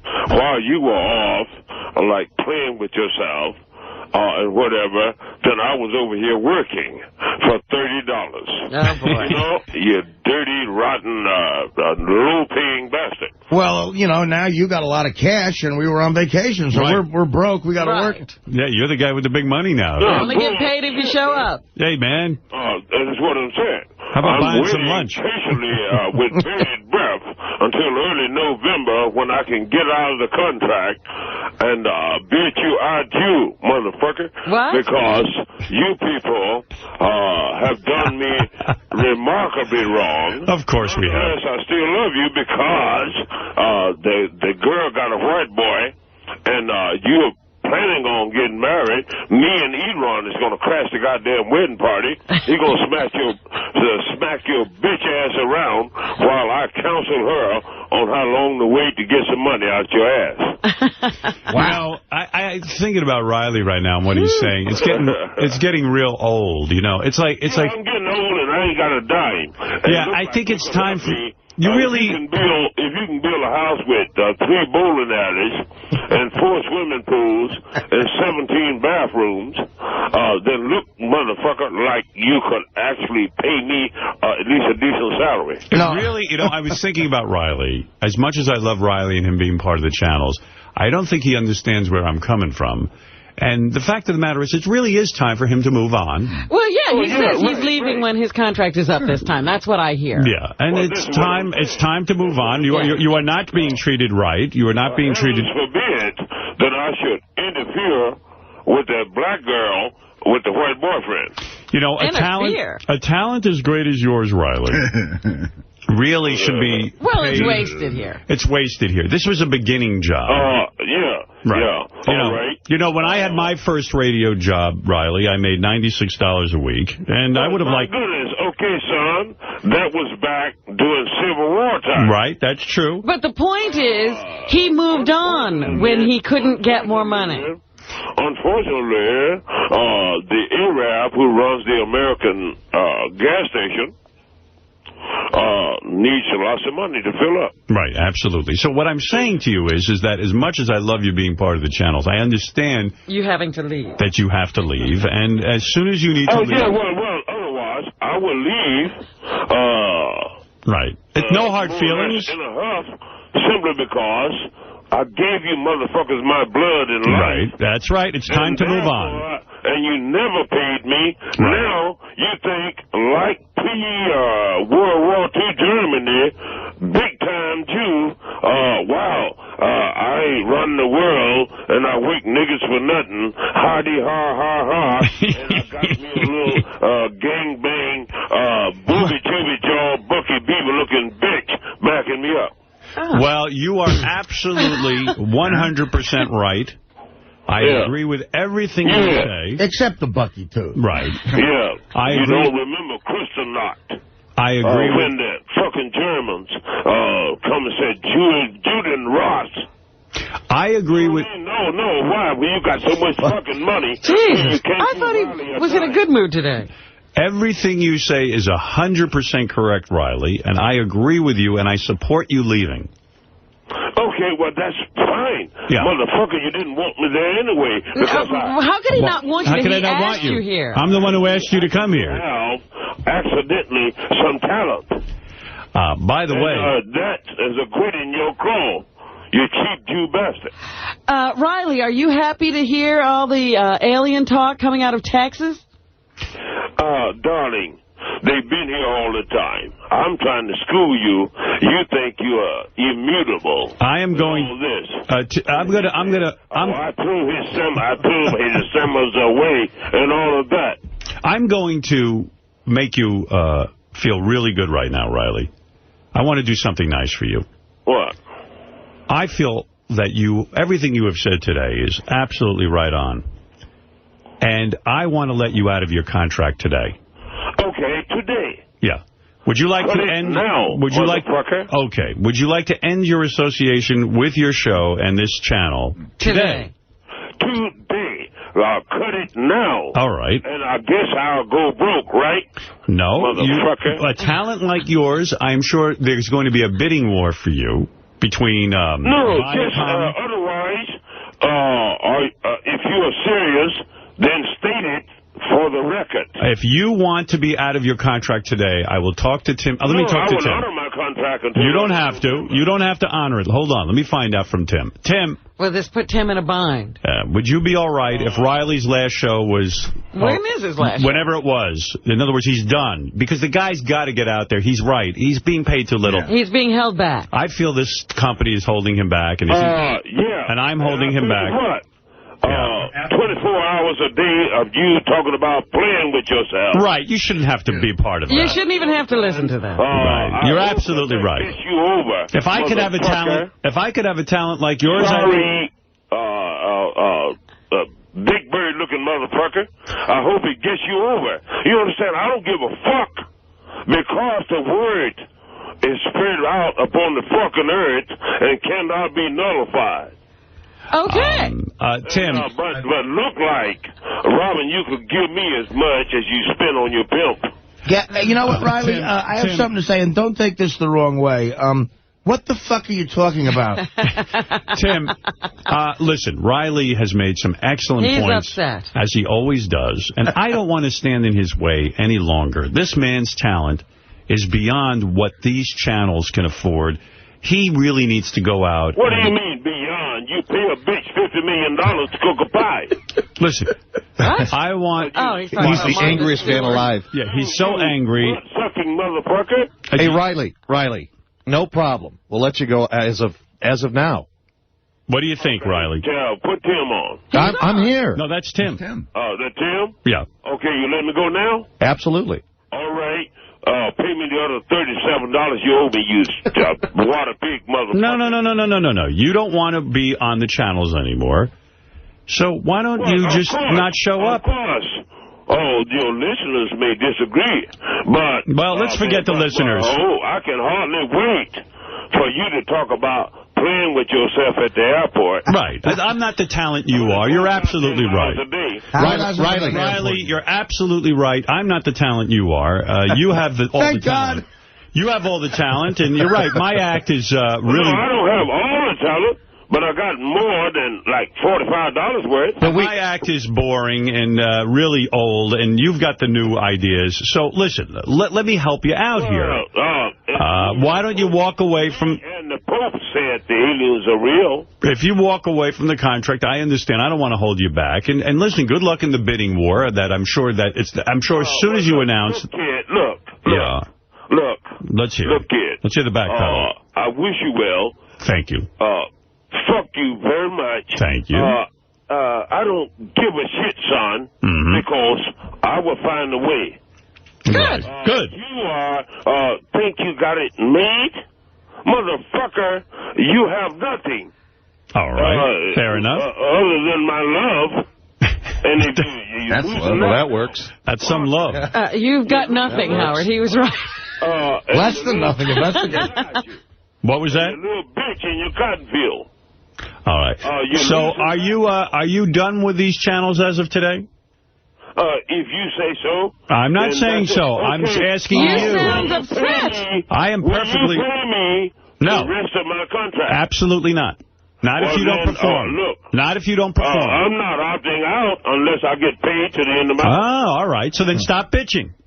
You have an opportunity to leave and go get more money elsewhere. You know what, Riley? Look, I can hardly wait till November, motherfucker. Are you saying that you would even allow him to take offers from other people? You wouldn't even hold him back and say... I will not hold him back. You can't negotiate until the end of the contract. The bidding war can start as of today. Robin, I started out loving you. And you never paid for... You symbol bitch, you said, I was I'll send you the money for it. All right, I will send. What is the cost of the symbol? I will send it to you today. $40. $90 million. You know, Riley, I think I can settle this and actually do Howard and Tim I think I can settle this, Riley, and actually do Howard and Tim a favor as well. I believe I have the amount of the rest of your contract on me. If you want to come down, I can give it to you. And in cash. And I'll give you the $40 for Robin's symbol. And then take care of yourself. And try to just bring me some weed. Contract, that would be $37 in a fucking bagel. Right, and you can keep the change. I got 2 20s. But Riley. Why? Because you guys are so magnanimous until working niggas for free tends to get you heated up. That's the first time I heard the words magnanimous and niggers in the same thing. Riley is so excited that he even has a contract. I mean, right. Well, the idea that is there really a contract? Yeah, we have a contract, and we entered into the contract. He was happy. Riley, a deal's a deal, correct? And you were happy to make the deal when we first signed it. I know people. I'm trying to get you motherfuckers merged, and but you won't appreciate that either. You are going to get us merged? Why are you taking so long? No, but, okay, yeah, I got to, takes time. Okay, now, then, Howard, you can build your old lady another $16 million toilet. All right. All right, Riley, we've heard all this. We've heard your bitching and moaning. You obviously want to be here. Are you angry at other people with money, Riley? Oh, he's angry at everyone. No, I'm not angry at people with money. Oh. I'm angry at motherfuckers that keep me broke. Yeah. Who's keeping you broke? By the way, Riley, I guarantee you come November, I will no longer even ask you to be a part of this. It's over at that point. It's over. Because you're starting to harbor resentment toward me, and all I ever tried to do... Resentment my ass. Yeah. Pay me, man. No. No, we don't. You know what? Come November, you're done here. You're done in November. Something decent. No, you're done in God-forsaken fucking life. I do lots of decent things. And I'm going to do something. And I'm going to do something decent for you. I'm going to let you go. To make an old man capable of paying his goddamn rent. Well, how is it hurting you? You cannot burn your money. You need to go find a way of making a living. Obviously, working here isn't doing it, so you need to go find another occupation. Motherfucker. I only wish we could go back to the day this all started. This is the greatest show. Yeah, you need to get out of this. You really need to get out of this and stop obsessing on me and what I have. Other than yours on the planet. Yeah. And, no, you won't recognize. Come November, you'll be free of all obligations. Take it where it will be recognized.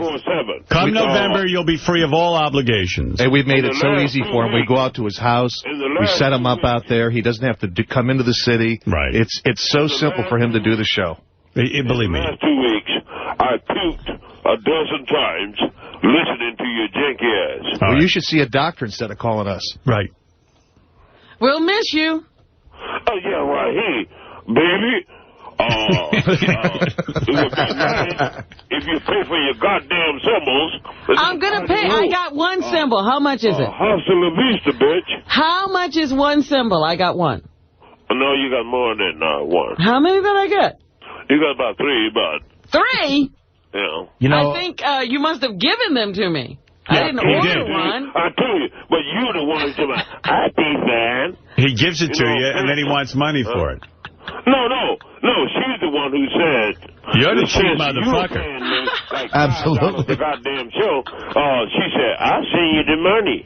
All right, how much are they? $50 billion? She didn't do shit. How much are they? I didn't know I had 3. How much Riley sells his symbols for $38.50 each. $38.50? If you order it through the web, but it's like $35 each. But what I'm saying is that... so you owe him... home, and I'm going to buy my white boyfriend another shirt, and then spent my goddamn money on him. Send him 90. I spent my money on someone else? Yeah, the white boy. Send him $100. You're so funny, Riley. You're so funny. You can see me. You know what I'm up to. Yeah. Okay. Robin, in the black community... That don't mean I don't love all you motherfuckers. Oh, well, thank you. That's very nice. Gee. Makes me feel better. Robin... even Tim Sabian. Even Tim. Yeah, all right. Thank you, Riley. We've heard enough of this. That God ever made. All right, here is Riley on his phony phone call, because I've heard enough of this nonsense. Yeah, I'd rather have the phony Riley than the real one. Okay. Thank you. I'm look, I'm going to let you go. Right, thank you. Take care, and look, until I get some spiritual approval on you motherfuckers, you're in a heap of trouble. Yeah, but Riley, listen, you got to read the contract more clearly. There's a residual section. Do you realize... It said, do you realize, Riley, that every time Howard plays a phone call featuring your voice, you get nothing? A nigga pick cotton. You know what I mean? That's what it is in the small print. You know? All right. And by the way, his next contract, I'm going to make him do the show for free. The only way you can do it. And then eventually, he's going to pay me. $38 a show. No, if you're going to do it for any cheaper, then I'm going to have to pay you. That's what he said. You'll pay him. That's exactly right. Never step on a joke. Thank you, Riley. God bless you all. Same to you. Bye-bye. Yeah. What a dope I feel like. I actually paid for that symbol. Well, look at all the good luck you're having. Here is Riley Martin on a phony phone call. Hello. Hello, Bobby. No, this is Thomas. Hello, Brian. No, what you want? Hello, Chris. No. Hello, Chris from Arizona, is this? No. Hello, James. No. Hello, Lewis. No. Hello, Michelle. Look here. All them names you calling, they ain't making no sense. Hello, Tony. No, just Thomas. Hello, Tom. Yeah. Hello, Steve. No. Hello, Thomas. Well, wait a minute now. I'm going to hang up. Hello, Otis. Hello? Hello, Stephanie. Hey, look here. You're talking to the wrong person. Hello, Thomas. All right, then. Hello, Slim. No, I ain't Slim. Hello, Curtis from New Orleans. I ain't Curtis from New Orleans. How are you, Mike? I ain't that. My name is Thomas. Hello, Thomas. Hey. Hello, Michelle. Hello? Hello, Tom. Yeah. Yeah. I mean, shout out here to Andre, Tom Hoffman, and his little dog Ember in Chantilly, Virginia. Jeff and Patty Knudsen out in Reno, Nevada, and Lou Nicky. Look here. If you want to keep calling, you call somebody else, but don't call me because I'm on a business phone. Oh. Hello, Tom. Yeah. Hello, Bob in Florida. Wait a minute now. I told you, don't call me. There it is. A big shout out to and his little dog Ember. Hello there. Yeah. Well, anyway, there it is. The Riley Martin saga continues, and you can hear Riley Martin 12 o'clock, 12 midnight rather, Eastern tonight, and he will discuss food poisoning remedies. What? That's right. Oh. And you can reach him at 888-STERN-101 tonight. The Riley Martin Show goes on, as far as I know. He doesn't want to give it up. No. Right now. Robin, you know what? And I noticed he was saying something that I've heard before. In the black community, is there like a sort of double standard going on where, like, black guys can date and marry white women? Like, I think Riley has a white wife. But right, he does. But when a sister, so-called, dates a white guy, black guys get really pissed at that. That's what I've seen. It seems to be in Riley's world. Yeah. Riley seems to have that problem. Yeah. Is that right? Is his wife white? Yeah. I believe so, yeah. She was. Supposed to be very pretty. Never met her.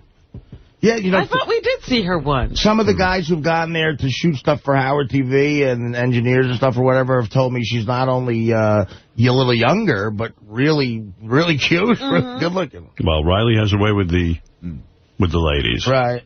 You know.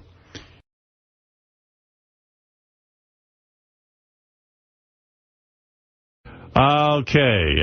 Anybody want to hear the two clips from Riley Martin Show that we didn't get to last week? Yes. All right, here is Riley. What did he talk about that night? All right, well, what do you think he talked about? His salary and his salary and how cheap I am, and I just think he should go back to doing whatever he was doing before. This has ruined him. Yeah. I just got to say, I support. And by the way, I just want to applaud the audience. They do such a great job of riling up Riley. Yeah. I just got to say, I support you. What are we going to do about Stern? Because he just, he's not treating you right, and this is just bull. Well, I heard today. But I should trust in the kind fealty of the people to say, okay, let me buy a couple of symbols from this guy. Let me buy something, no, whatever, and this would help me, as well as be giving something priceless to the customer themselves.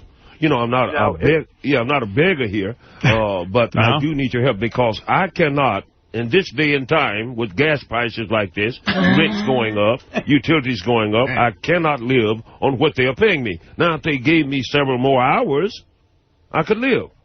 But they won't even do that. Catch this show, too. It's too late. You need a better time slide, too. I know they could easily do that, son, but they would rather sit around and talk about playing with each other, the rest of them boys in the bathroom, all night long, other than put on one of the greatest shows in the world.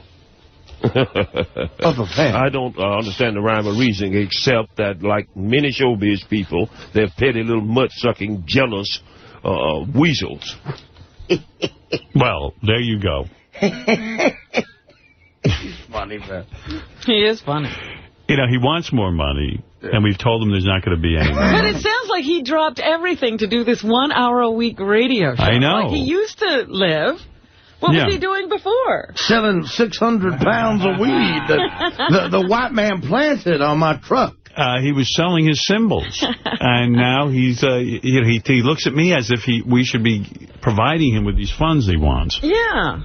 One of the greatest. I love him, and I thought giving him a little show would maybe help him sell those tchotchkes. Absolutely, help him promote whatever his business is. One of the trinkets. One of the greatest canceled checks I've ever gotten is the one that said in the memo, ridiculous symbol, $39.95. Let's see, Riley Martin lashes out at Emailer. Emailer wants him to be nicer to Howard. Oh. Want to hear that? Yeah. Okay. Before we get back to the calls, I have an email here. Okay, but now that seems like a rather extensive. It is, but, you know, I think I should read it. Do you believe that Howard is painfully intimidated by any competent black man? We love you, but can you see it in the kindness of your heart to treat Howard a little more gently? We believe he has been painfully punked as a youth. Maybe it is not painful anymore, but doesn't he have a right to do what he wants? The Biabians wouldn't discriminate because of sexual orientation, would they? Okay. I don't understand. Good people in Miami. That's fine. I love you. Shout out to you all. No, the Biabians would not discriminate. Nonetheless, if one Biabian had $600 million and tell the others they should be happy broke, they would probably get angry, too. I do not wish to bump heads with these people. I do love them. I do not wish to belittle this man or anything of that nature. But there is absolutely no way anyone can explain to me why they're giving somebody over here $50 million who nobody listens to and me nothing. You understand? Now, if he treated me a little nicer, or if he gave me what he spends on his hair, I could live. And so with that, there cannot be any true compromise that I'm treated like a buffoon when having one of the greatest shows on his air. Wait, you see what I mean? It is not the idea of me wanting to be mean to him. I applaud his good fortune and all of this, but have a little sensitivity in his heart enough to say, okay, throw the old Negro a bone. Yeah. And I would be happy. You see, I still have to buy gas and pay rent. You know what you should do, Howard? You should figure out, you should take away his salary now. You should figure out exactly what you spend on your hair. Right. And then make that his salary. I bet it's much less. He asked for it. So I'm not sure that hair gel I buy is a lot of money. It's called wet stuff. They do charge quite a bit for it. Hello. Hello, Bobby. Yeah. No, this is Thomas. Hello, Brian. No, what you want? Hello, Chris. No. Hello, Chris from Arizona, is this? No. Hello, James. No. Hello, Louis. No. Hello, Michelle. Look here. All them names you calling, they ain't making no sense. Hello, Tony. No, it's Thomas. Hello, Tom. Yeah. Hello, Steve. No. Hello, Thomas. Well, wait a minute now. I'm going to hang up. Hello, Otis. Hello? Hello, Stephanie. Hey, look here. You're talking to the wrong person. Hello, Thomas. All right, then. Hello, Slim. No, I ain't Slim. Hello, Curtis from New Orleans. I ain't Curtis from New Orleans. How are you, Mike? I ain't that. My name is Thomas. Hello, Thomas. Hey. Hello, Michelle. Hello? Hello, Tom. Yeah.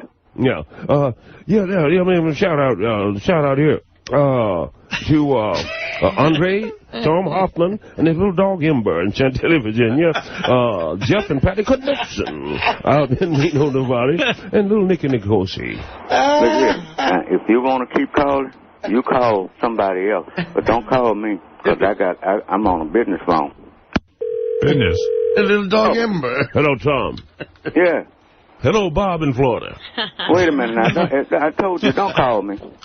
Hello. Dama, you know what, guys?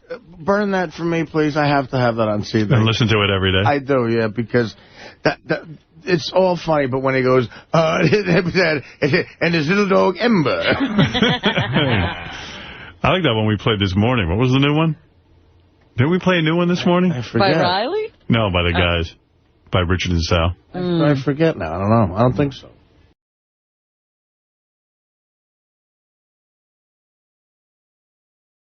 Okay, here's a couple of things. This one concerns Riley and Artie. Robin, Riley doesn't like me and you because we have made fun of his symbols and indicated that we got rid of his symbol when he gave it to us. And we'll pay for them. So I guess Artie must have mentioned that he wasn't exactly using Riley's symbols properly. But I paid for it, though. You did. You can do anything you want with it. It's yours. Riley didn't like what you had to say the other day. Here he goes. Hello, Gary. This is Riley Martin.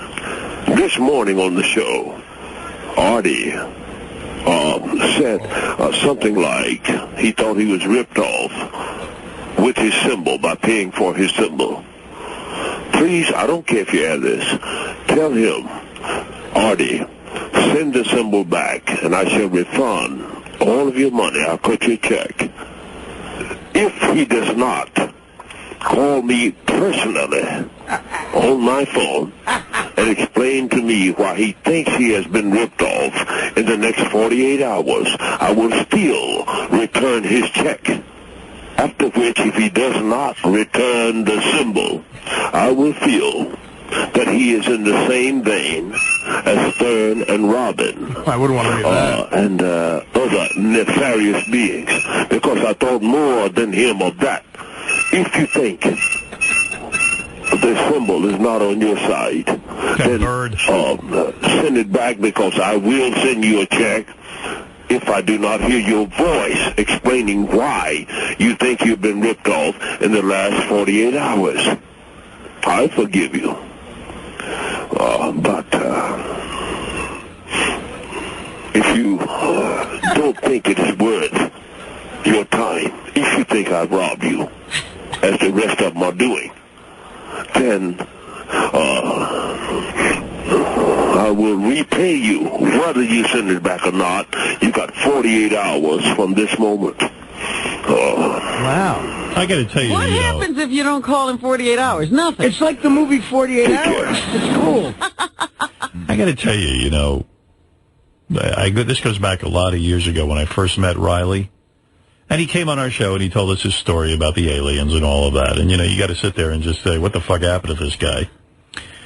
But, I remember then he said he was going to give me one of these symbols, and I didn't ask for a symbol. I didn't know what he meant by a symbol. It was something that the aliens... He was going to give all of us symbols. Yeah, that the aliens instructed him to draw, and if you It was like a ticket onto the ship. Yeah, when the end of the world comes, the aliens are going to pick us up in a ship, and if you have one of his symbols, you'll be able to get on the ship. So, he hands it to me, and I didn't know what to say to the guy. I didn't really know him well, but, of course, he handed me what appeared to be something drawn with crayons. Like as if, a child would, sit there and color. It reminded me of what I used to do in elementary school, yeah. Yeah, it was very rudimentary. It was this circle and he took the crayons and he colored it in. He was very meticulous about coloring within the lines. A lot of different colors, some kinds of symbols. Very, very, if it was a little kid, you'd say, good job, you'd compliment them on it. But I'd say, what is that? And they'd have a story to tell me. When a grown man gives you a cartoon, not a cartoon, a coloring book, essentially, you don't know what to say. Okay, great. But he takes it very seriously, these symbols. Apparently he spends time working on these. Well, you can see. I mean, just to color in the lines. Yeah. And to get he makes a circle very, very neatly. In kindergarten when they'd say, you make a nice circle or something like that. So he handed me this, and he tells me he's giving it to me for free, that he normally charges money for this.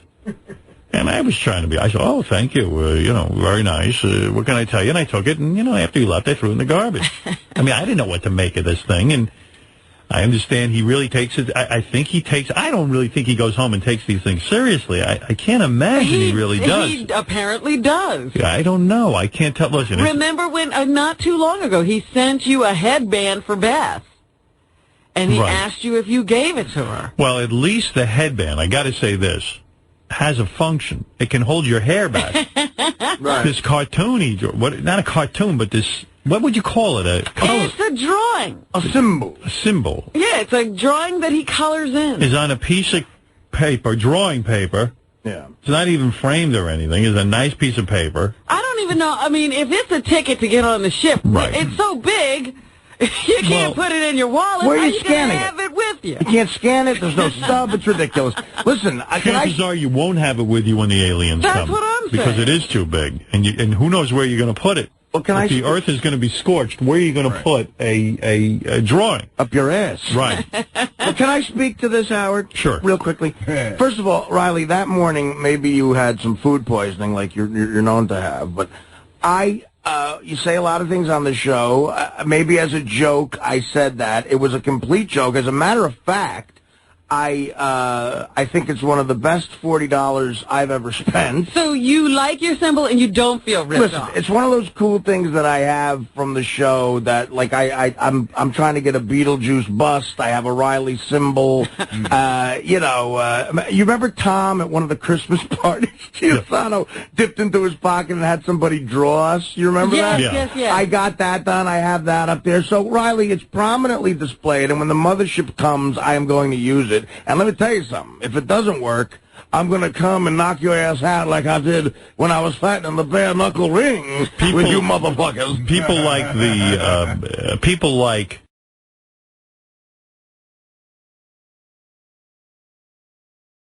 Want to hear Riley saying he's pissed he didn't get credit for the merger? Oh, my God. There it is. He's not kidding either. He's mad. All right, this is Darren from North Carolina, Riley. Hello, Darren. Darren. Hello, Darren. Yeah, I'm here now, sorry. Congrats on the merger. Maybe now you can actually get paid some money. Well, I should hope so, but they are not going to give me no credit whatsoever. They didn't mention me today when they were talking about it, even though I told them months ago. I said, hey, man, I'm going to do the best I can because I got people that you know not of. You never would meet them because they are not like on the big high muck-a-muck superstar level. They are simple people who works on Capitol Hill. They are the secretaries. They are you understand? They are the neophytes and all the interns, turnees, the guards, and various other people that knows these people and can put things on the agenda and all of this. And I will go to them and tell them to tell that senator, now you've let everything in the world merge. You let all the airline merged and robbing people. You let oil companies merge and then started wars, facetious wars, so you could rob the Arabs. You got a mistress in Georgetown whom I take dinner to every day and get her clothes washed. You dirty, rotten bastard. Now you're messing with these people when I can get a Sirius radio for about what you pay for an imported six-pack a month, and then you want to even let them do that and what have you. So why don't you do the right thing? He must be insane, isn't he? I think so. I think you could classify that as almost criminally insane. So Riley thinks he got the merger through because he knows a lot of these people and they put it through? Oh, he strong-armed them. Wow. He knew things. Either he's a genius or he's insane. That's our Riley. Here he is hoping the merger will bring him more money. Hello, people. Hello, people, and welcome back to the Radamon Show. Now, we're all excited here tonight, due to the merger of Sirius and XM. It was long in coming, but we are very happy for the good people at Sirius Satellite Radio. And I'm thinking, I think that under these auspices, come November when my contract is up, mayhaps the great Iran and myself may be brought out of the doldrums of abject destitution and what have you, and I get some more shoes. Yes, indeed. Welcome to the Radamon Show. By the way, I see this, and I don't mean to burst Riley's bubble. I see the merger as him getting paid less money, and I'll tell you why. Somehow it's going to work out to his detriment. Yeah, these companies have created a huge burden for themselves in debt and trying to get this thing through. They still have a long way to go. And I'm going to tell you something that I don't think they're probably going to say, listen, Riley, we got to cut somewhere, and it's going to be you. Riley, you're the least of our concerns? Yes. And by the way, XM has its share of nuts, too. So, there's... Maybe we have to trim down the nuts, and Riley will have to go. Yeah, they might say, listen, we can just bring over one of the nuts from XM. Our nuts are better. The deal is... But I'm hoping he does get more money, actually. The deal is if the company gives you... We have to give the consumer $4.95 a month to have them listen to Riley's show. And, that doesn't bode well for him.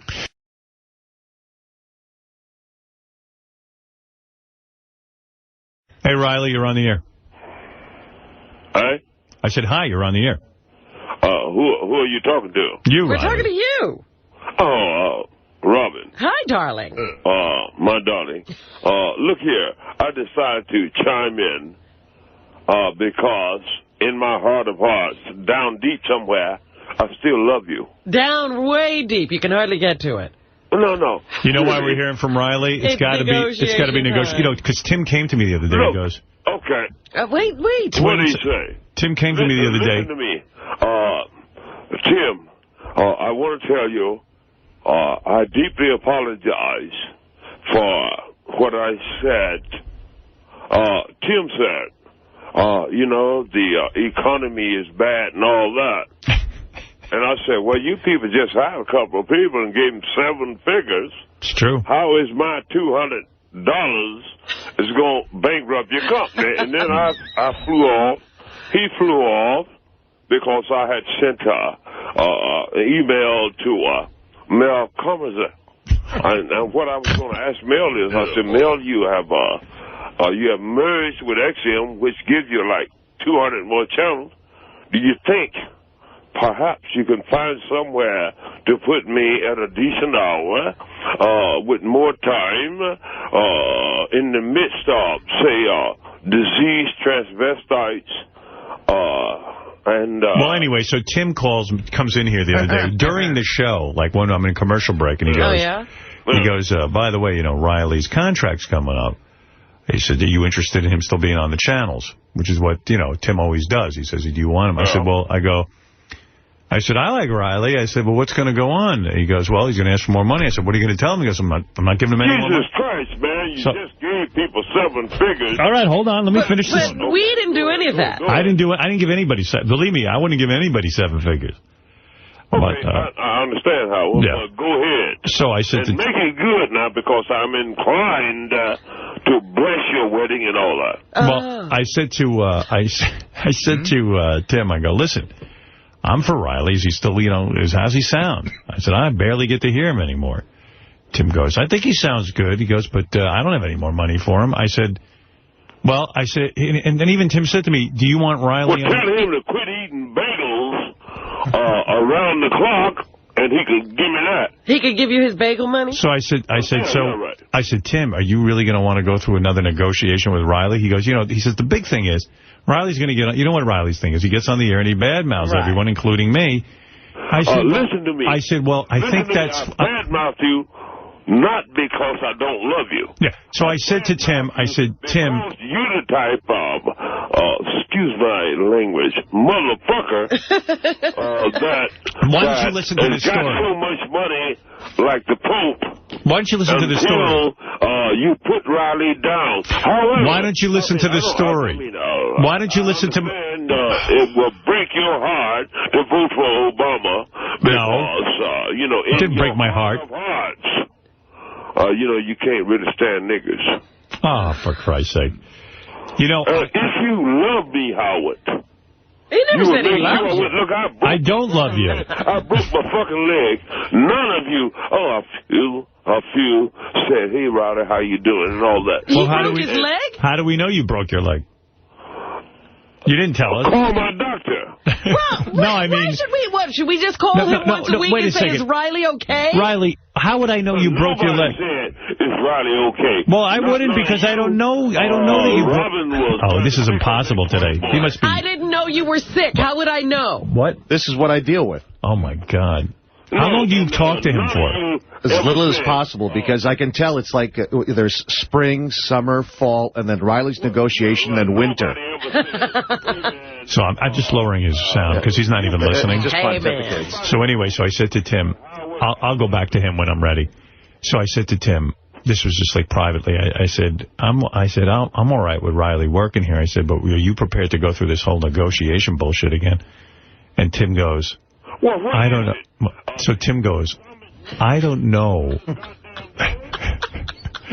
So Tim goes, I don't know. He's going to want more money. We don't have any money for him. I said, so then forget him.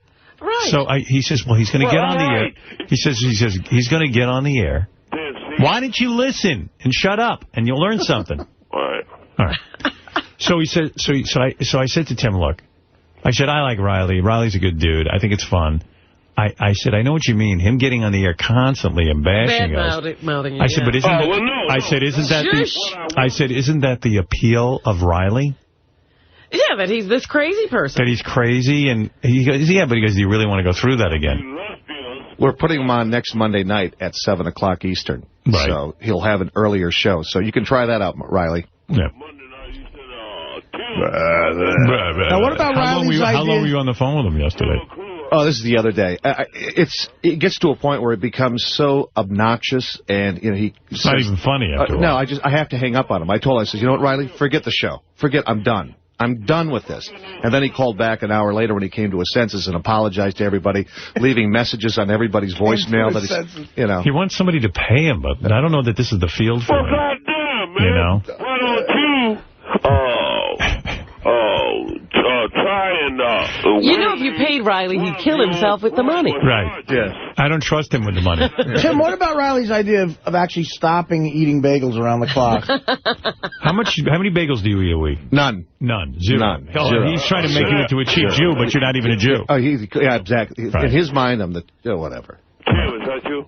Yes, that's Tim. That's me. Okay. Tim's family came over on the Mayflower. Tim. Yes, sir. I spoke out of turn, and I humbly apologize. You want to end it with Riley?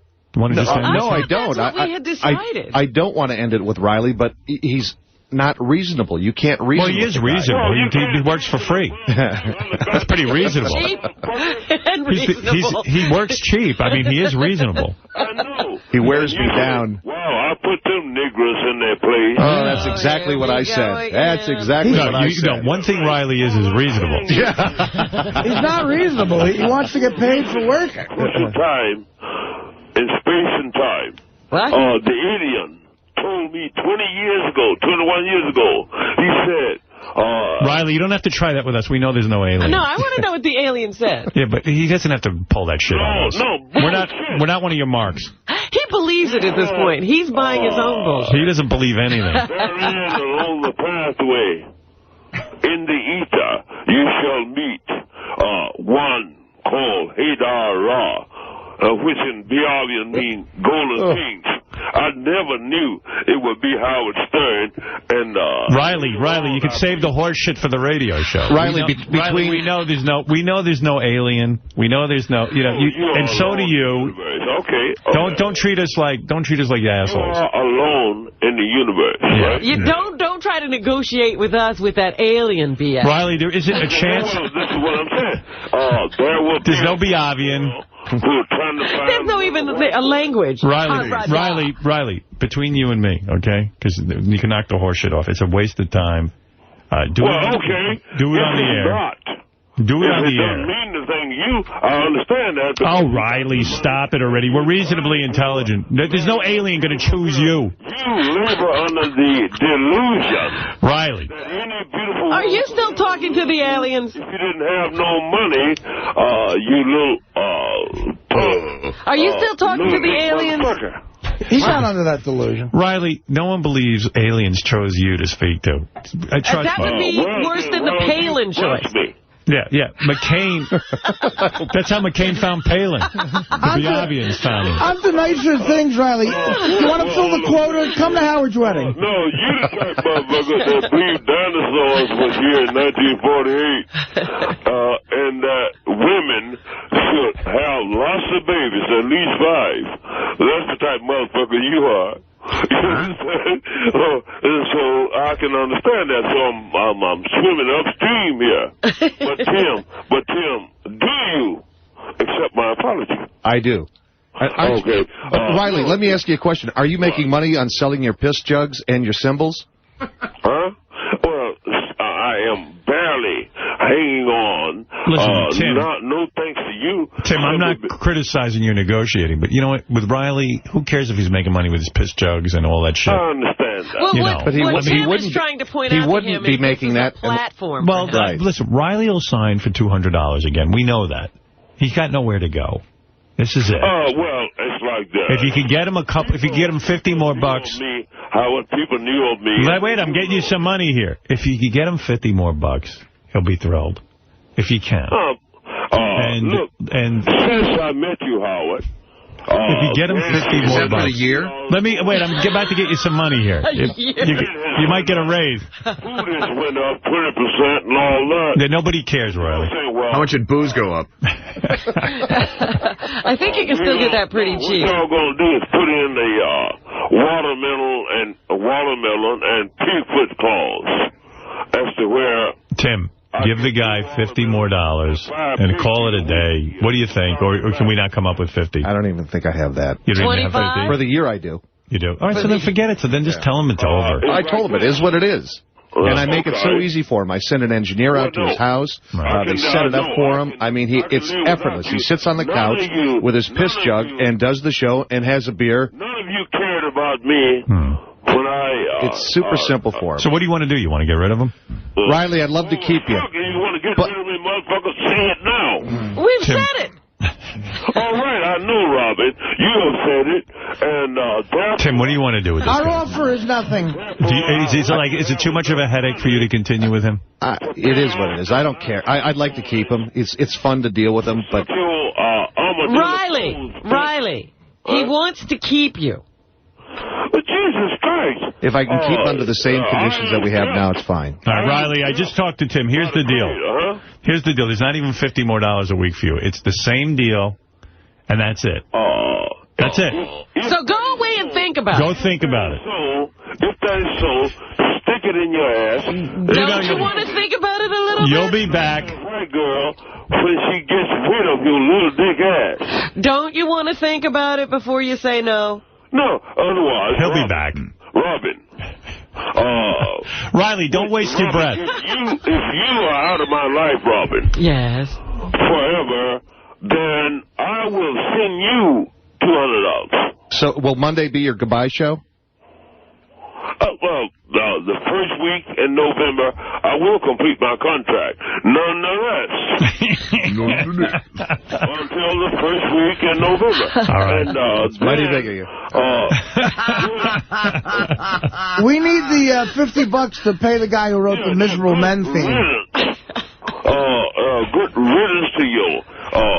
Jinky ass, backstabbing, Judas goat, bitch ass. All right. right, thank you, Riley, for the compliment, and we look forward to the next Riley show, which will be next week, I believe. And Howard. Yes. I say this with all sincerity. Fuck you with a dick about the size as yours in your fucking ass. Thank you, Riley. That's very nice. Someone who gave you an opportunity. Thank you very much. Go break your other leg. If a motherfucker fuck me with a dick about the size of yours... Well, I don't know why you're attacking me. I at least yard and shoot him dead. I at least gave you a job that you gave know some there's money. no more money. Howard tried to get it for you. I tried to get you $50. Wait, Riley, are you saying if a guy fucked you with Howard's dick, you'd shoot him? No, I would hide in the yard and shoot him and then blow my brains out. Riley, I tried to get $50 more. I couldn't. I tried. Yeah, right. It's like this. You gave a motherfucker 7 figures that I never heard of. Right. And my $300 is going to bankrupt you. Well, you people are fake, false, and terrible. However, I will give you my blessings, Howard. Thank you. Thank you very much, Riley. Robin. Yes. My darling. Thank you very much, Riley. Appreciate it. I will give you my blessings, though you are a shady bitch.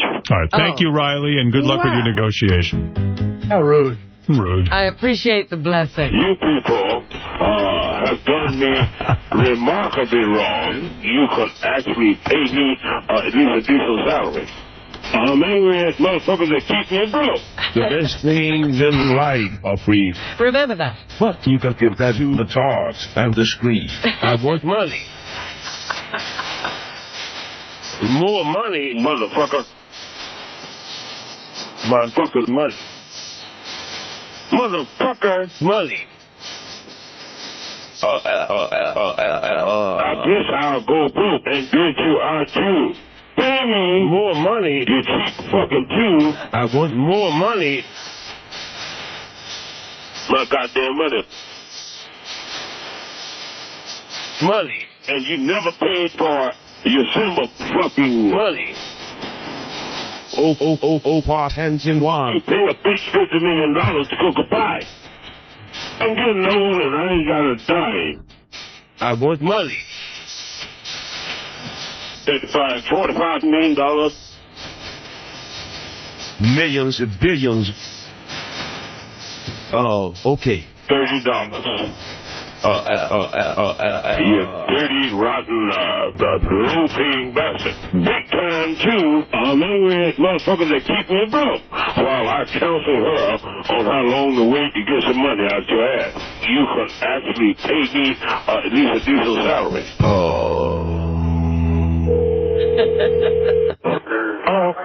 Yeah, who is this, Shuley? Who are you calling? Shuley. I think you must have the wrong number. God damn it. What? Oh, that's bullshit. You're bullshit. Who the hell are you? You stupid bastard. You asshole son of a bitch. You motherfucker. Yeah, that's good. You're not a decent fucking human being. You got any more to say? You fucking dirtwad. Give me your name, you cocksucker. Julie. Hello? You sorry bitch. You son of a bitch. Hello? Motherfucker, I'm on probation. What's that supposed to mean to me? Do you think I'm playing? Do you think I'm playing with you? I know you're playing with me. I'm talking about you, Shuley, you fucking worm. Who are you, man? Who are you? Shuley. Who? Shuley. And what do you want with me? You fucking dirtwad. You asshole. What do you want? I would appreciate it if you stayed the fuck out of my business and do not come near me and my family. Are you out of your mind? I gotta tell you, son, your act is a piece of shit. Next time you call here, mother, I'm calling the cops. Be so kind to stay the fuck out of my face forever, you sorry motherfucker. You asshole. God damn it. God damn it. You call here anymore, and I am calling the police. Sorry, bitch. There it is. There's the... Fucking dirtwad.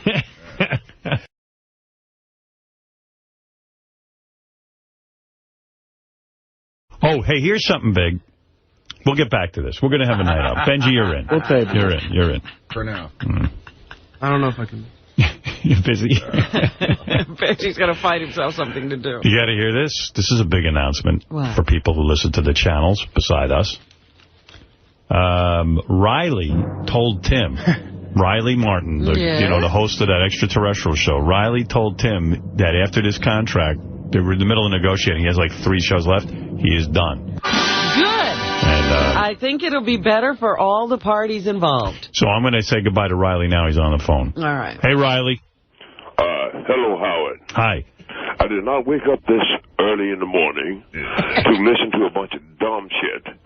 Nonetheless, I talked to Tim a little while ago, and he said, Nick, boy, you get another dime. Right. I said, well, Tim, he just hired a man and gave him $2 million a year, and I don't know the gentleman. I'm sure he's wonderful. Who got $2 million a year? Some guy you hired. No, he got $3 million. Oh, cool. Yeah. And I said, well, Tim, Mr. Tim, can I please have some more porridge? Just something.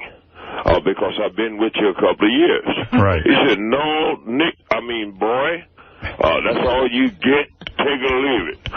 And I said, well... Leave it.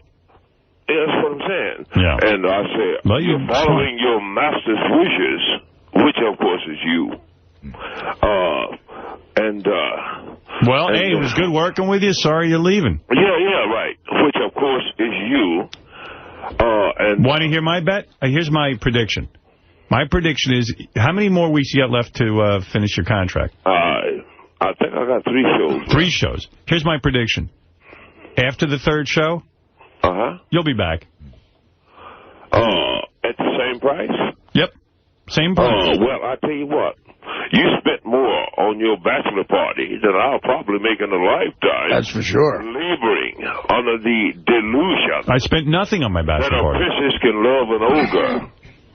You know what I mean? However, I say this is the best job. I say this is the best job you ever had and the highest paying job you ever had. I wish you well, son. You hear what I said? Riley, I believe that this job on the radio, which is an unbelievable job for you, there isn't a listener out there who's in the whack who wouldn't want $400. Yeah. Accomplished 3 things. I don't think you ever made $400 a week ever. Yeah, I think he accomplished 3 things. First of all, he put the Negroes back in their places. What job? Let me ask you a question for real. What job have you had that you had to work once a week for an hour that paid you $400?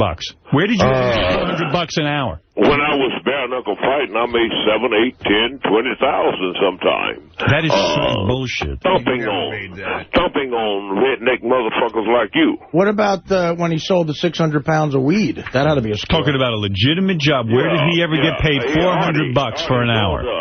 He ain't going anywhere. Because I still consider you to be a decent, fairly decent human being. Howard, of course. The rest of them are bucolic,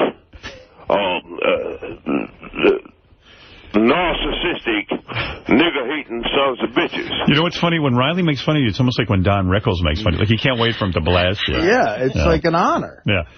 Riley, name a job where you got $400 an hour. I don't think you can name one. Oh, no, they don't give niggas jobs that makes $400. But that's not the point. You understand? I understand nothing. No. Right. What you have done is effectively put the niggas in their places. He has fulfilled your wishes as far as being a narcissistic, petty little mud-grubbing suckerworm. Suckerworm? Suckerworm. Yeah. Hello there. Hello, suckerworm. I say the suckerworm. Yeah. And thirdly, he has... What happened to secondly? I jumps over it. You jumped to Lee.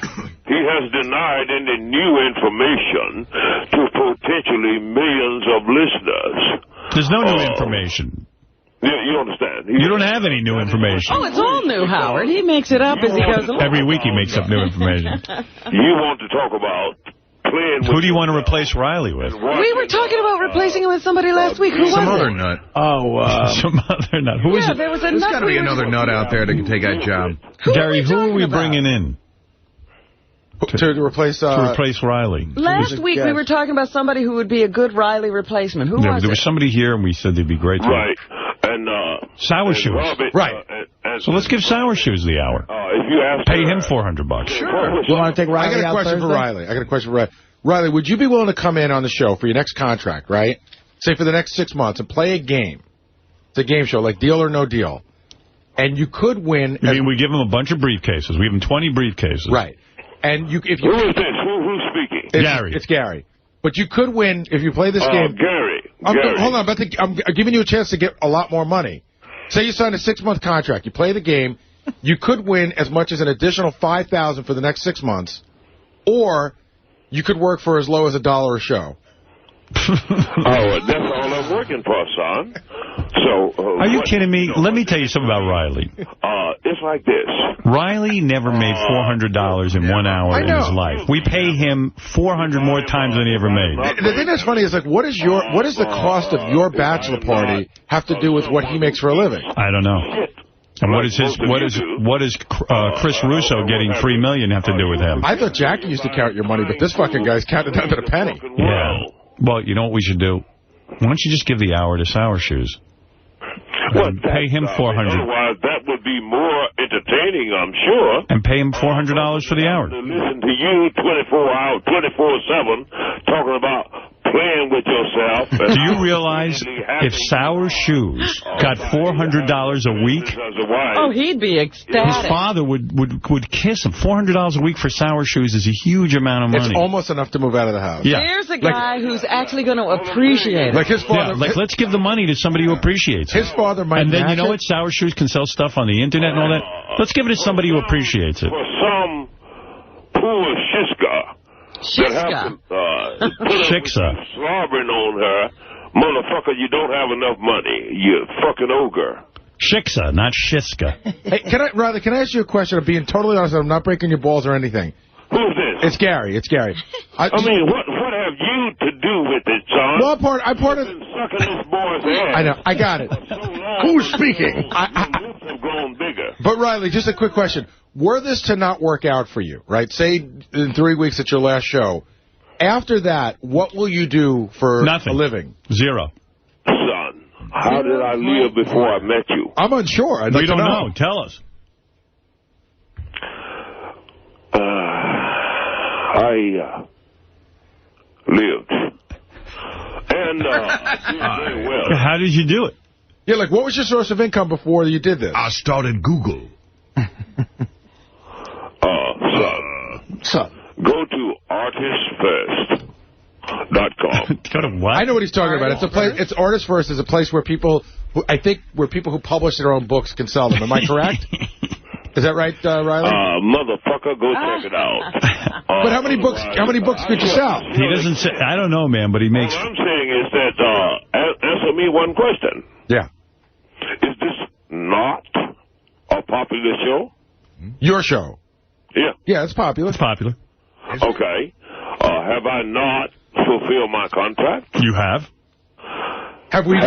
Did we fulfill our contract by paying you? Did we? Well, no. What I'm saying is that Tim said, "Hey, Nick, boy, you don't get nothing. You work for 2 years. Gases went up, rent went up, food went up, but we ain't giving you a dime, Nick. Boy." I'll make the claim that we should lower your salary by $200. You'd still do it. I think we should give you a pay reduction for being a pain in the ass. This is what you thought. That's what I know. This is what probably you paid the Gentiles. You're not going anywhere. 41 in your shop. You're not going anywhere. I think $400 is not a lot to pay Tim to do the show. What do you do? According to the website, he does a radio show on the website. But he can't make any money doing it. Let's find out. I'll ask him if he slows down. If you would give up 1 hour of talking about your perversions. Riley, when you do... I could make a little more money. When you do the radio show on the... No. See, he doesn't understand. His whole rap in his head right now is give him an extra hour so they can make $800 a week. But if he doesn't realize, programming-wise, if you put him on twice a week, it might be too much. Yeah, it would be too much. Yeah, that's what you say. Because just like... You're too good. I don't want people getting... Hamburg in 1941, you thought you ran it. Yeah, I don't want you getting 2 hours, because then you'll be so popular that they'll get rid of me. See? That's how they ruined him to be a I know, millionaire. Howard. Look, son. We are not of the same genre. And, genre? No shit. Genre? For you and me. And I thought, perhaps, that Robin might go to bat for me, even though she don't even like blacks. But, my goodness, I find out you people think that I want to listen of you talking about playing with your dick for 24/7 forever. Well, anyway, look, Riley, I don't have time for this nonsense. I say... Yeah, I know, nonsense to you. Why don't you just realize that you're going to be here after your 3 weeks are up. You're going to sign another contract, and you're going to take the 400 and run. Is he going to take any time off? Maybe he should check with XM. Maybe they got a job for him. Not for this price, son, because... listen, that radio show you do on the website, how much do they pay you? Let's pay you what they pay. Are far Residuals. than anything I've ever done to you. Let's pay you what they pay. Why are you bothering with this? Do 2 shows there. I reach out to families that don't listen to your filth. I reach out to whole families. Hey, wait a second. I think I got it. Let's pay him what they pay him at the other radio station. Riley, are you like a almost like an evangelist where you do your radio show and people send you money? No. Son, you got me mixed up with Raheem Shamel or some kind of bullshit.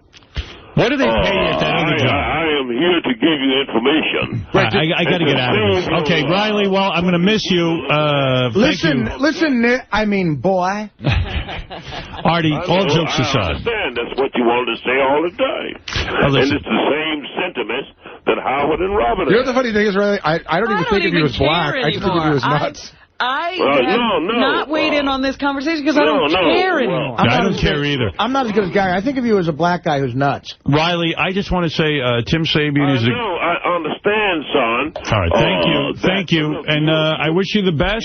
You're a good man, and thank you very much. Bye-bye. Fuck on to the Jews. All right. That might be the most awkward way I've ever heard a relationship end in business. I mean, I love Riley, and I really do believe that, what I tried to do for the guy was, hey, I said, we got this radio channel. Would you like to do an hour a week? I know he was thrilled in the beginning. Then he started to think of himself as a guy who should be making, I think at one point he said $5 million a year. $4 million, I think. Yeah, and I understand, but I don't think that's going to happen for him. As a matter of fact, Tim came to me and said, I don't have another penny for Riley in the budget. I said, okay, what are you going to do? I said, he's a good guy. I wish you had some more money, but you don't. You know what? He thinks of himself as A-Rod, and he's just basically an a-hole. Yeah, well, and that's it. Neither one of them does good in October. Look at this. On his website, he says, if you send him $50, you get mentions for a month. Mentions? And 3 cans of Jimi Hendrix Liquid Experience shipped to your door. It's like what is that? Some sort of drink. Jimi Hendrix Liquid Experience? That's what it's called. Wow. So what do you mean? He says $50 mentions on the radio or mentions on the website? On his website show. On his website show, okay. Yeah. Yeah. And for a limited time, thanks to Mr. Michael Modes, each sponsor will also receive 3 free samples of the Jimi Hendrix Liquid Experience shipped to your door. So you can imagine what he's getting paid there. Here we're giving him $400 for an hour. Right. And, trying to make it so that he's not working for free. Quite frankly, I think he would have done it for free.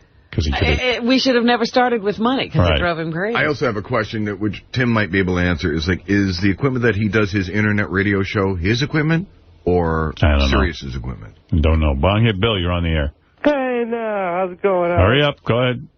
Hey, man, listen, Riley Martin, I know he's a fucking lunatic and stuff, but that guy's pretty entertaining. I know he's a bitch and, he's always bitching about the money and this and that, but, He's a funny guy, man. He does a good show. I'm sure he's a good guy, yeah. I think he does. Check him out on the internet. Yeah, I think he does a great show. But I don't know. Tim came to me and said, I don't have any more budget for Riley. I can't get money out of these guys.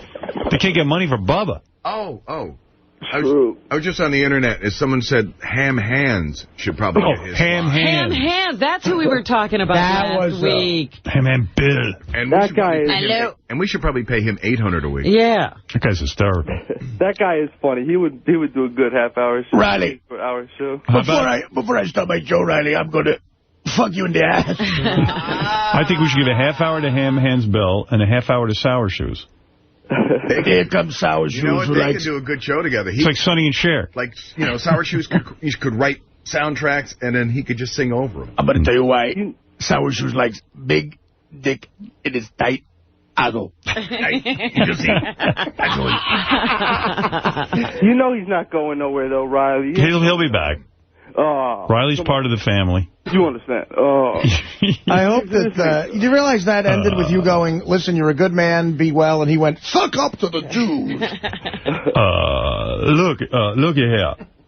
I was hoping you were going to pick up me while he was still on the phone, man. Oh, he's the best. I love Riley. Yeah, he's a good man. But you'll love Ham Hands. Yeah. He would definitely do a good show, too, man. Give him all a shot. Maybe we should take Riley to dinner on Thursday. I would love that. And Ham you got to take There's that, a fun guy. Why don't we take Ham Hands to dinner? I don't know if I can handle that. I'm at Nobu. Robin, sweetie, I'm coming. It is. Is it Fred Travelino on the phone? Artie's doing his thing. Tom, you're on the air. Go ahead. Hey, good morning, Howard. Thank you for taking my call. No problem. I just want to stick up for the old Ryle Master because the other day I listened to him spout forth bullshit for half an hour about the blue flash that happens in the sky. And I listened enthralled for a good 45 minutes, and I am impressed as hell, and I think you should give him a little, or have Tim, Boy, give him a little more money so you can keep him on the air. Now, let me talk to Tim. Hey, Tim, come in here. What's going on with Riley? You got anything? I mean, if you give the guy 10 more bucks, he'll probably be thrilled. Tim Waddle in here. What's going on? To buy a symbol. What's going on with Riley in the negotiation? As we last left it, he told me that he did not want to continue on after his contract is up. You'll honor it and then go forward. Okay. Could you come up with any more money for the guy? That's it. I sent an engineer out to his house. We set it up for him. We make it as easy as possible for him. So I just can't go anymore. He doesn't even have to travel in. He gets $400 bucks for the hour. He sits on the couch. What does he get, 400? $400 an hour. Yeah. And then do you give something to his sidekick? Right, exactly. Eron. Fire Eron. What does Eron get? 200. So why doesn't he get rid of Eron and then he'll have 600? Exactly. How about Riley and Eron learning to run their own show and getting rid of the engineer? No, you need an engineer. You need the engineer? No, you don't want that, right? Or he can drive in. Well, he refuses to do that. He wants parking money then. Yeah, he had his knee operated on and his hip surgery, so he's... See, what Riley doesn't understand, we have such no budget that the $600 plus the cost of the engineer and everything... It's an expensive show for him. Yeah, we're sending a radio station to your house and letting you do a show on it. That creates a lot of promotion. I know he wants more money, but what can we do? That's it. That's all I can do. This is how America works. He's got to get another offer. Yeah. And then you can come back. This is how it works. That's right. Artie's right. So it's called the marketplace. Right. Something like that. But we just bought XM, so that's fun. Right. All right, man. Suckers at the FCC. We're a monopoly.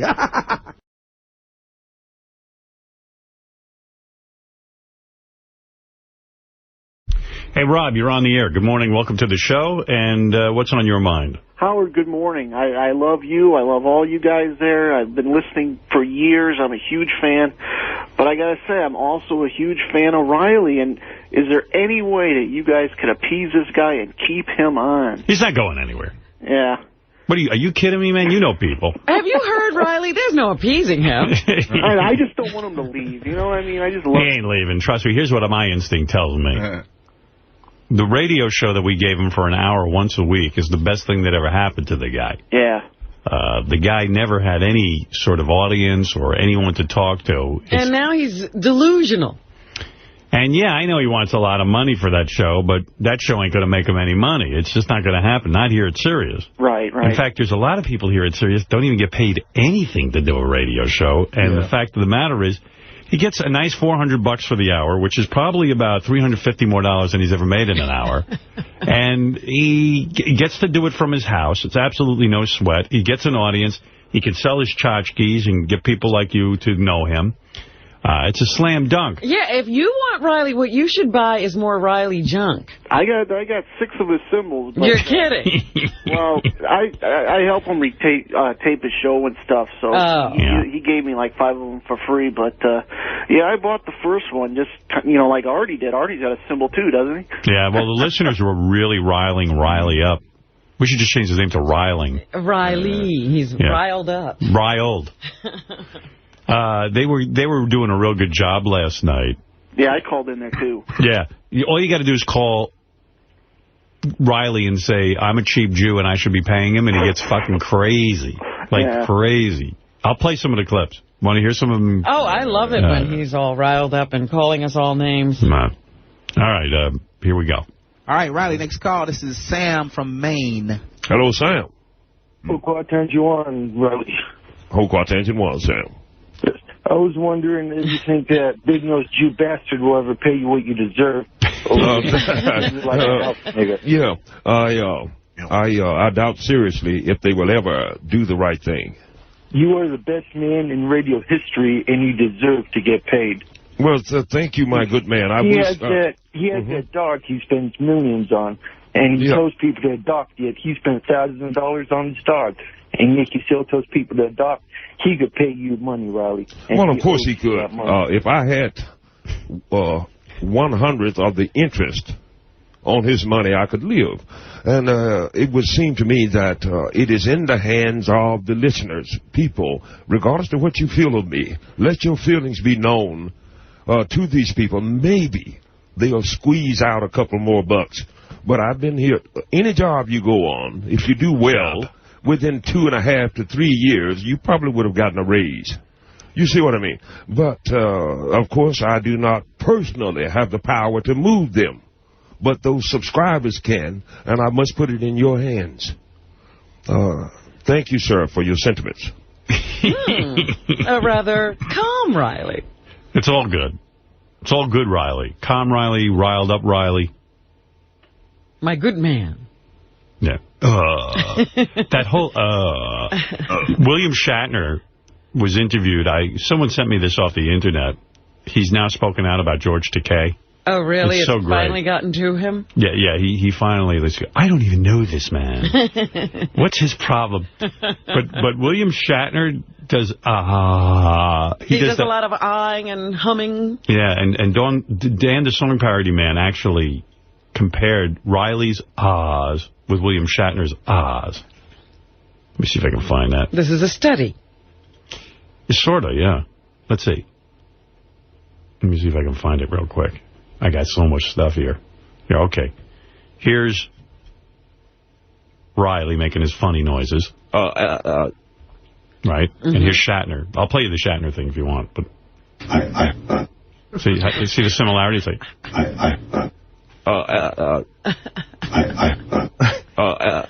and then here's Riley.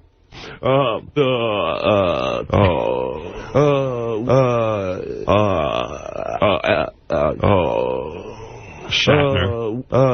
Wait. Shatner.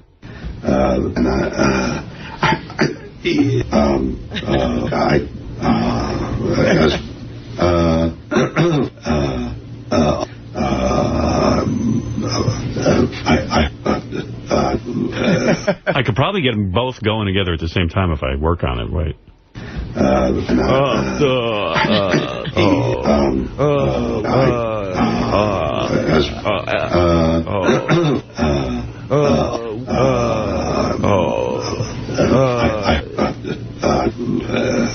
You got to hear this rap. This is Shatner talking about George Takei. Some woman gets him in an interview situation, and he's pretty obsessed with it.